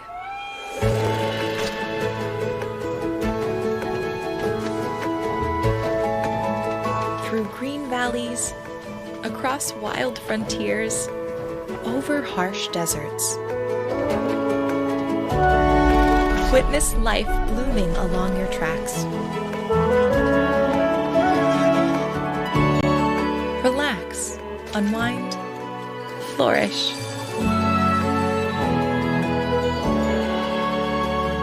Bring the world to life in Station to Station. Arriving October 3rd. All right, now just before the break, we took a look at a slew of trailers, including Station to Station, Pharaoh the Sundered Tribes, and an exclusive extended behind-the-scenes trailer for Killing Floor 3, because, you know, those games are very related to one another. I'm just kidding. The only thing those games have in common is that they're video games. So let's talk about them all, okay? How about we start with the third-person action RPG, Pharaoh the Sundered Tribes. Now this is a third-person multiplayer open-world action RPG that looks, I don't know, it looks like the Splatoon kids sprayed the Colossi and Shadow of the Colossus with their Splatoon guns, in my opinion. It's very colorful, big monsters. What is our takeaway for this one? Jada, let me start with you. I was getting kind of Monster Hunter, Dauntless kind of vibes to it. There's a little bit of Valheim in there with the kind of the building of your own town and stuff. This one's made by Massive Damage. Yeah. They did Halicon 6. They did Star Renegades. I was a big fan of Star Renegades. They did a really good job with the storytelling, so I'm very excited to see how they kind of take any elements they pulled from that to put in this one. I don't think Star Renegades was a roguelike, so I don't think we're going to see a lot of those elements in this one. But again, the movement looks big. It's got like kind of like the flying you see in like, what was it, Immortals Phoenix Rising, I believe? Yeah, that's what I was with gonna flying say. around. Exactly. Yep. And then also the grapple hooks. Kind of reminds me of the clutch claw we got from Monster Hunter. So like, it's got a lot of stuff mixed into it. So it's got me intrigued. I'm intrigued by this one. Yeah, like I don't know. I'm also curious about like the whole building aspect of the thing, which kind of adds to just the aesthetic, and it's just beautiful. Like I love the vibrant colors. Paris, what's your thoughts on this? Yeah, I mean, right, what you're saying. I love the art style that they have for this game. Your Immortals Phoenix Rising was spot on. There was an indie game that recently came out as well called Ravenlock. This has, from a visual standpoint, this has some similarities to that as well. But yeah, I mean, it goes on the radar for me. I mean, it definitely looks interesting enough that I want to see more. I do need to see the building aspect play out more, and that would probably be the biggest thing for me. Yeah, I'm right there with you. Kat, I feel like, I don't know why, I feel like this game might be up your alley. Well, I do like RPGs. You like grappling. And grappling, apparently. Yeah, I'm really and cute into and that colorful one. monsters. I don't know if they're cute, really, But why do I have to kill them? I don't want to kill them. You just want to tame them, make them Yeah, your pet, ride I want them to around. be my buddies. Or at least have them fight against one another in brutal combat. I don't know, but they should make a game about that. yeah, maybe. Yeah. I'd play that. What would it be called? I don't know. Jada? Some Monster Battler. Monster Battler. Monster I Battler. like that. Yeah, let's Monsters go with that. Are Let's My patent Friend, that. the video game. So I actually really liked Halcyon 6 and Star Renegades, both very good games. And it reminds me a little bit of Dauntless, which is maybe not that much of a compliment, Yes. but that's mainly because of the aesthetic. If it wants to be better than Dauntless, I think it needs to have more depth in terms of the actual combat and the customization, because I would say Dauntless was a generally pretty good looking game, but it was not very fun to play. So when I look at this one, I think the big test is Monster Hunter because of its depth and because of the depth of the builds. Can this game actually hit at that? That is my big question, though I gotta say it is quite beautiful at various points. I like the water. I like the ever since Tears of the Kingdom, I love the flying over huge distances and everything, and this game has some of that, so it's one to watch. Who would have thought that games giving us the ability just to fly wherever we want would be a successful mechanic? Who would have guessed? I mean, it's a vibe. Now moving along to something that's a bit of a horrific vibe, I would have to say. Killing Floor 3. We have that. Lots of flesh pound showing off. Now I've seen gore. I've never seen gore honestly look so good. I've never wanted gore so badly. What do we think of Killing Floor 3? Jada, I know you're big into gore. I am big into gore. Anytime you play a game and there's a boar that can gore you to death, it's a great game. You just want it to rhyme. Yeah, I just want it to rhyme. I like to rhyme. Just let me go. Killing Floor 3 looks cool. Obviously, this is all we got was behind the scenes stuff, showing off the new Flesh Pounder enemy. That's a reoccurring enemy from the previous Killing Floor for people who aren't initiated in the Killing Floor franchise yet. This one looks to be the goriest and just most devastating looking version of it. So I am very scared and excited to have this thing chasing me down the arenas that Killing Floor normally has me being chased around while killing things. I'm just like, I'm looking at what we're looking at on the screen right now. I'm just like, I'm terrified. Paris, what's your experience with Killing Floor? Yeah, I played a lot of 2, and really enjoyed it. So to see 3 coming out now, and like you said, they're just ramping up the gore factor in this. I mean, sign me up. It's terrifying. But you want to know something that's not terrifying? Trains. Trains are not terrifying. Depends on where you're at, your perspective. Okay, yes. When if I it's play Train to Red- Busan, yes, because there's zombies. I was thinking like Red Dead when I tie people to the train tracks. Those people are terrified Oh wow, of trains. you are brutal. You were doing that? Gore. You told me I like gore. I told you you like gore. You told me, yes. You like gore, Jada. But no, Station to Station, it's a cozy train management sim game with voxel graphics, similar to what you've seen in Minecraft, coming out October 3rd on Steam. This game is, I would have to say, this is a vibe. Like, this is, obviously not similar to, Killing Floor 3, but I feel like this, you can just get lost in this. What is our takeaway from this one? I want to play a train game. Yeah? I want to play it. I was saying it right when we were watching it. I go, wait, this is right up my alley. This is, like you said, it's a vibe. I totally could just get into that world and just start building out, my tracks. Lose a whole day of your put life. on a hat, and then I'm just choo-chooing the whole thing. Okay, I need to see that. I need to see the whole ensemble. It reminds me of Momotaro Dentetsu, which is a very long-running Japanese train series. Sort of like a board game train simulator thing.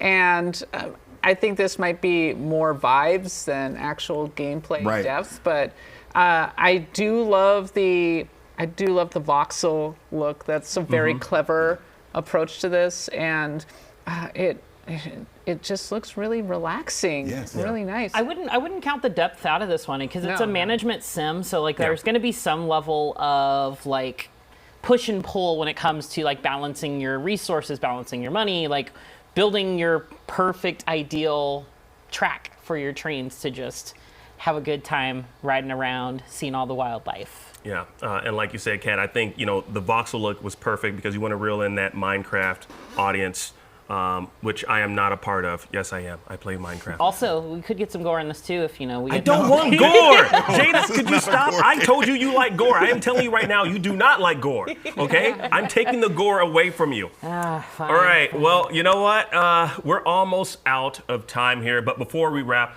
I gotta ask you all watching at home what your thoughts are. Let us know in the comment section down below, but for my panel, same question. What did we think? What are some of the things that we're looking forward to with the rest of Gamescom? Paris, let me start with you. That I'm for the rest of the game. What are you looking forward to, as well as what are your final thoughts? Today, opening night live. A game that I'm looking forward to hearing more about at Gamescom would be Stalker 2. That would probably be at the top of my list for that. I would say overall for what we got out of opening night live, it was solid. This was a solid lineup of games, some good reveals, some good second and third looks at some games that we already knew about. Yeah. So again, Jeff Keighley does a great job with it, and think he knocks it out of the park again. 100%. Jada, same question.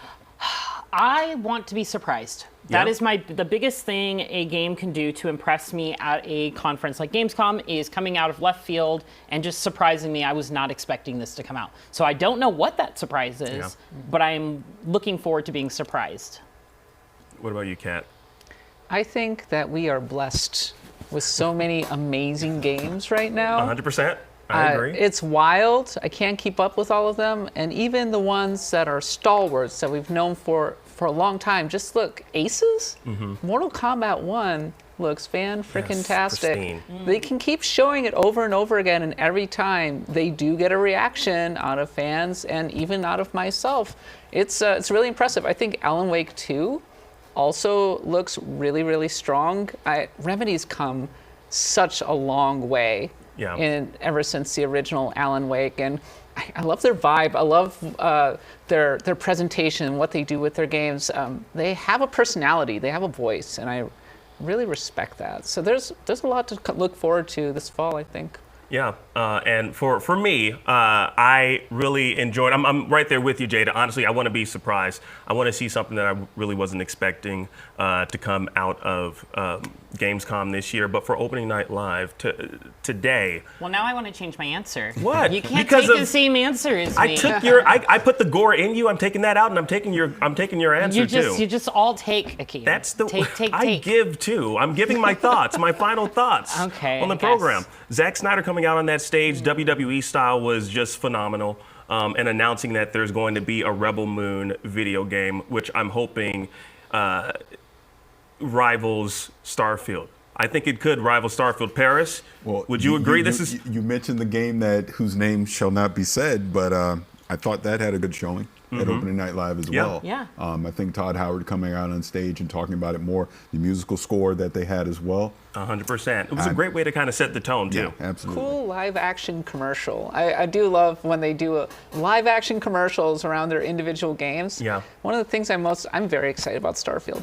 One of the things I'm most excited about Starfield is this is a great moment for Bethesda to build their own world from scratch. This Elder Scrolls borrowed so much from D&D, and Fallout obviously was an established franchise. All right, Todd Howard, blank canvas. What are you going to give us? And we got a clear kind of look at it in this commercial for this trailer for Starfield. Yeah, honestly, I'm not gonna lie. Maybe it's the reason why I wear glasses. I thought that was just like Unreal Engine 6 or something. I didn't know what. I was like, why does this look so realistic?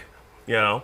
But there's a lot. You know, we still have some time. There was a lot that we didn't get to discuss off top. So I kind of want to go down the line. Were there any games that we saw shown today that we didn't get to mention at the top of the show? Like we saw something. You know, Marvel Snap. Marvel Snap had a showing here as well. There's Little Nightmares 3 that we saw at the beginning of the Absolutely. show, which looks really cool. I'm really glad we're getting co-op finally. Yes, yeah. I'm a big fan of the Little Nightmares series, so it's nice that I'll be able to play that with my partner at home. We didn't really talk about Sonic Superstars. Oh yeah, let's break it down. I'm always down to talk about Sonic. Gotta go All right, fast. Kat, what do you have to say about Sonic Superstars? So I love OG 2D Sonic. This is a 2.5D Sonic, and it looks good. It doesn't look like Sonic Mania, which I loved, and I think a lot of it will be like, well, how does this feel? Like I did actually get to play some of it at Summer Game Fest, and I did enjoy it. It did feel quite rough around the edges, I want to say, but I like that the friends are there. I'm intrigued by the battle mode. Let's see what's going on with that. So, Sonic Superstars, it's not going to be the game of the year 2022 like Sonic Frontiers, duh. But Sonic has a groove right now. Very much. He's on the move. He's just having a great time. He's constantly on the move. He's got to. Also, he's never rough around the edges. He's just a blur. Yeah. A Gaussian blur around the edges usually. I do have a couple from chat that are like games that they're excited for. So we got TB Toothbrush is looking forward to Starfield. That's their their big one. Explosive Cat is Homeworld 3. Yes. Maybe Hugo. They might be Hugo. They might not be. Alan Wake 2 and Starfield. Default _AP is Alan Wake and Little Nightmares 3. Isaac Tekken 8. And then let's see. Lude Sama Starfield Armored Core Tekken 8. So a lot of love for Starfield and Alan Wake in there. I have an underrated announcement that we haven't talked about. We did. You know what? We've been getting messages. Let's hear it. Go ahead. Yeah. Go ahead. What's going on? Age of Empires 4 coming to Xbox. I actually think that's a big deal that it's now finally coming to a console. I think it's going to introduce, because Age of Empires 2 actually had a pretty good run at the beginning of the year coming to console. So now bringing 4, which is the newer game, to a console, you're just adding to it because they did a good job mapping over to the controller from mouse and keyboard. So opening up an RTS, bringing it to a console, I think is a big deal. And also, last but not least, I should definitely mention, for all those Law & Order fans out there, Ice-T did appear talking about Payday 3. He's going to get his own heist mission, so it's going to be amazing. That was not my Mike Tyson impression. That was my Ice-T impression. So 6 in the morning, police gonna be at your door. But it was great to see Ice-T. Very unexpected to just see him show up in black and white too. I don't know why they put that filter over him, but it's great. That's just him in real life. That's just the way I look in real life. The filter just follows him. Okay, well I know people are roasting me right now in the comments. Jada will let me know. Actually not. Oh, good. great. Yeah, they like you. Well, you know what? I got some good news for everyone here and some bad news. Now, I'm going to start with the bad news. Gamescom Studio Opening Night Live is coming to a close. Now, the good news, this was only the opening night, and Gamescom is just getting started. And we've got 5 whole days of coverage planned right here on Gamescom Studio. Now make sure you don't miss the Gamescom Award Show this Friday, where we'll celebrate the best of this year's event, or the Gamescom Cosplay Contest on Sunday, where we'll be showcasing some incredible, and I mean incredible, fan-made costumes. Plus, tons of coverage in between, giving you a look at the biggest upcoming games. Now you can catch all of this right here on Gamescom Studio Live on IGN, and make sure you're following Gamescom's official accounts on your platform of choice: Facebook, Instagram, TikTok, Twitter, Twitch, and YouTube. Plus, keep an eye on now.gamescom.global. And with that, from all of us here at IGN, thanks for watching, and we'll see you tomorrow.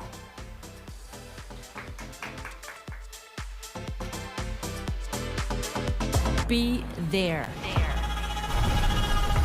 Be strong. Be fierce. Be better. Be different. Be winning. Be epic. Be you at Gamescom 23.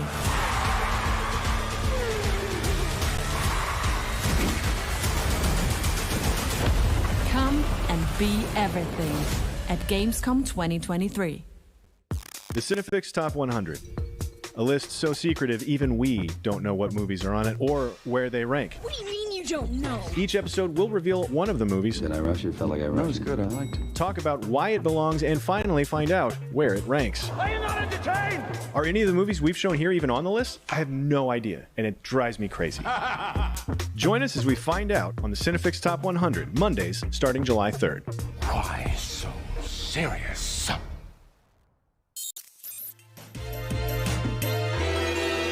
6 years ago, while talking about Sonic on Game Scoop, Brian, you had this to say. Real talk. Where we need to admit that this was never really a great franchise. Nope. Wow. It was never really a good franchise, huh, Brian? Well, I'm sorry. We're well over, believe it or not, 100 Sonic games, 2 movies, a long-running comic book series, and 6 shows. When you besmirch Sonic, you besmirch everyone associated with Sonic, okay, Brian? Brian, I want to present you with this. I will hold that L. I was wrong. I have since come around on that character. I have watched the movies with my kid and enjoyed them immensely. Sonic Frontiers is fun. I liked Sonic Colors. I liked Sonic Generations. I liked Sonic Mania. Something we can all agree on is that Sonic has been good. It's Crash Bandicoot that's never been good. Oh, okay. Here we go. If you enjoyed that, check out full episodes of Beyond, IGN's PlayStation show, as we talk, argue, and goof on everything PlayStation. New episodes drop every Tuesday on IGN.com and IGN Games on YouTube.